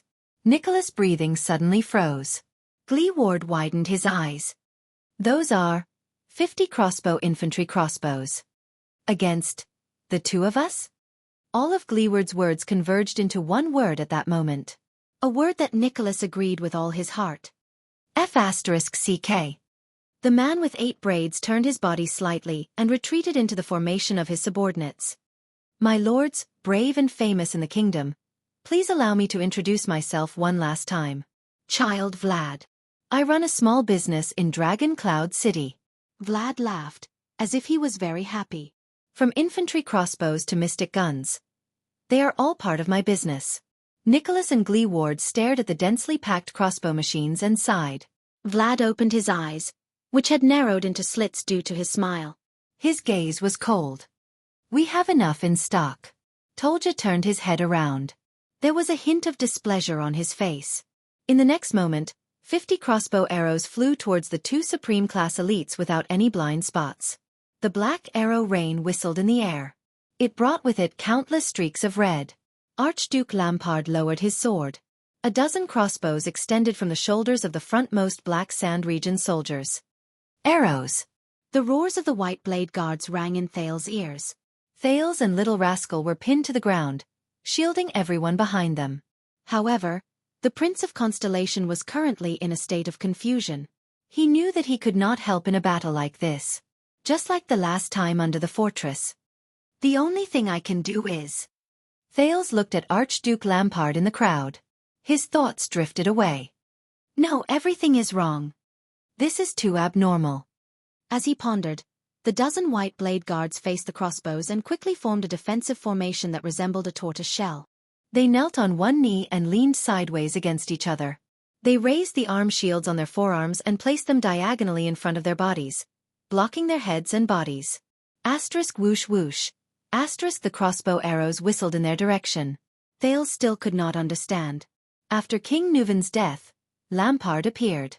He even tacitly admitted that he was the mastermind. But, asterisk clang. Asterisk multiple crossbow arrows collided with the arm shields and bounced off with a sharp, piercing sound. There were also 2 or 3 crossbow arrows that unfortunately pierced into people's bodies, producing the distinctive muffled sound of flesh being pierced. However, none of the white blade guards made a sound. They only exchanged glances with each other coldly. After the first round of crossbow arrows, the white blade guards instantly rose. Their leader let out a furious roar. Charge! 10 white blade guards charged towards the soldiers of Black Sand region without hesitation. They were outnumbered. Thales breathed in a daze. He did not even notice that he and Little Rascal were being carried away by a few white blade guards from the battlefield. His mind was filled with questions. Why? Why did Lampard come to Dragon Cloud City? If it was to resolve the threat from Dragon Cloud City and seek revenge, then Archduke Lampard had already succeeded. The king was dead, and Extet would descend into chaos. The Waltons and Dragon Cloud City would no longer have the chance to unite the Archdukes and seek revenge on Black Sand region. Black Sand region was safe. Lampard. Even if he was the real murderer, why did he appear on such a suspicious occasion? To silence them? No, Lampard did not need to appear at all. He only needed to stay in his territory and wait for the news of the king's death. The king's assassination would become another headless murder case. Only the Charltons would once again bear the crime of regicide and live up to their reputation as the assassin's flower and the regicide family. Everything was perfect. Lampard could effortlessly get rid of his greatest and most terrifying enemy on this night when calamities were wreaking havoc. Deafening battle cries rang out. White blade in hand, die in Northland. Charge right. The 10 charging white blade guards had ferocious expressions on their faces. They shouted their commands fiercely as they charged into the enemy's formation. The momentum that Black Sand region had built up by relying on numbers and a semi-encirclement was instantly destroyed. Archduke Lampard frowned hard. The dragon's imperial guards. What a pity. One of the guards held his shield horizontally and parried an attack from the enemy on his left. At the same time, he stabbed forward with his long sword and cooperated with his comrade on the right to tear open an enemy's abdomen. The enemy fell to the ground in pain, moaning and screaming as he held his intestines that flowed out. However, the white blade guards did not have the slightest intention of ending his life. They just stepped over him and continued moving forward. They charged towards the next wave of enemies. The Black Sand region soldiers had no choice but to split up and drag their comrade back into the formation. This reminded Thales of the kingdom's wrath and the scene of his fury guards charging forward. Blood splattered among the crowd. The white blade guards formed groups of 2. One blocked the attack from the left, and the other tore apart the enemy from the right. The 2 advanced with tacit understanding. They exchanged positions and responsibilities back and forth in a rhythm where one was fast while the other was slow. Even if they were occasionally injured, they did not care. It was as if they only had eyes for the enemy in front of them. Under the unexpected counterattack of the white blade guards, Black Sand region's side instantly lost 5 or 6 corpses. The dragon's imperial guards, who were few in number but exceptionally ferocious, acted as the rear guard. The moment they counterattacked, they even forced Black Sand region's formation to retreat. The white blade guards brandished their blades in a frenzy. With their rich experience and valiant combat power, coupled with their exquisite teamwork, they stubbornly held on to and even counterattacked the enemy. They brought up the rear for their retreating comrades. Thales was held under a warrior's armpit. He panted unconsciously. He pulled his attention away from the battle and thought hard about Lampard's abnormality. Lampard brought his army into the city without hiding it. Entering a dangerous place would only arouse suspicion. He even wanted to kill me. Not only would he expose himself and bring trouble upon himself, but he might also be accused of a crime that would be difficult to escape. Everyone in Extet would not let go of the murderer of the common elected king. The breathing space that Black Sand region had painstakingly earned would only disappear. This was not in Lampard's interest at all. Thales really did not understand. He did not understand why Lampard would make such an unwise choice. It was just like the ambush at Broken Dragon Fortress when they were caught off guard. Compared to King Nuvan, who was unfathomable, this Archduke Lampard gave him a feeling that he could not fathom and understand. Thales could not help but wonder again. Is Lampard crazy? But then he remembered Putre's words. Lampard is not crazy. Chapman Lampard, what do you want? The white blade guards who brought him and Little Rascal to retreat suddenly stopped when they crossed an abandoned roof. Thales looked up and his hair immediately stood on end. In front of them stood Black Sand region's vassal, the Viscount of the City of Halting Light, the tall Ilasa Kentvita, whom he had met once before. There was also a row of soldiers beside him. They raised the crossbows in their hands at Thales, Little Rascal, and the 4 white blade guards present. Thales sighed. Crossbows again. The scene of Yodel facing the Duke of the Northern Territories' assassin and being shot by a crossbow appeared before his eyes.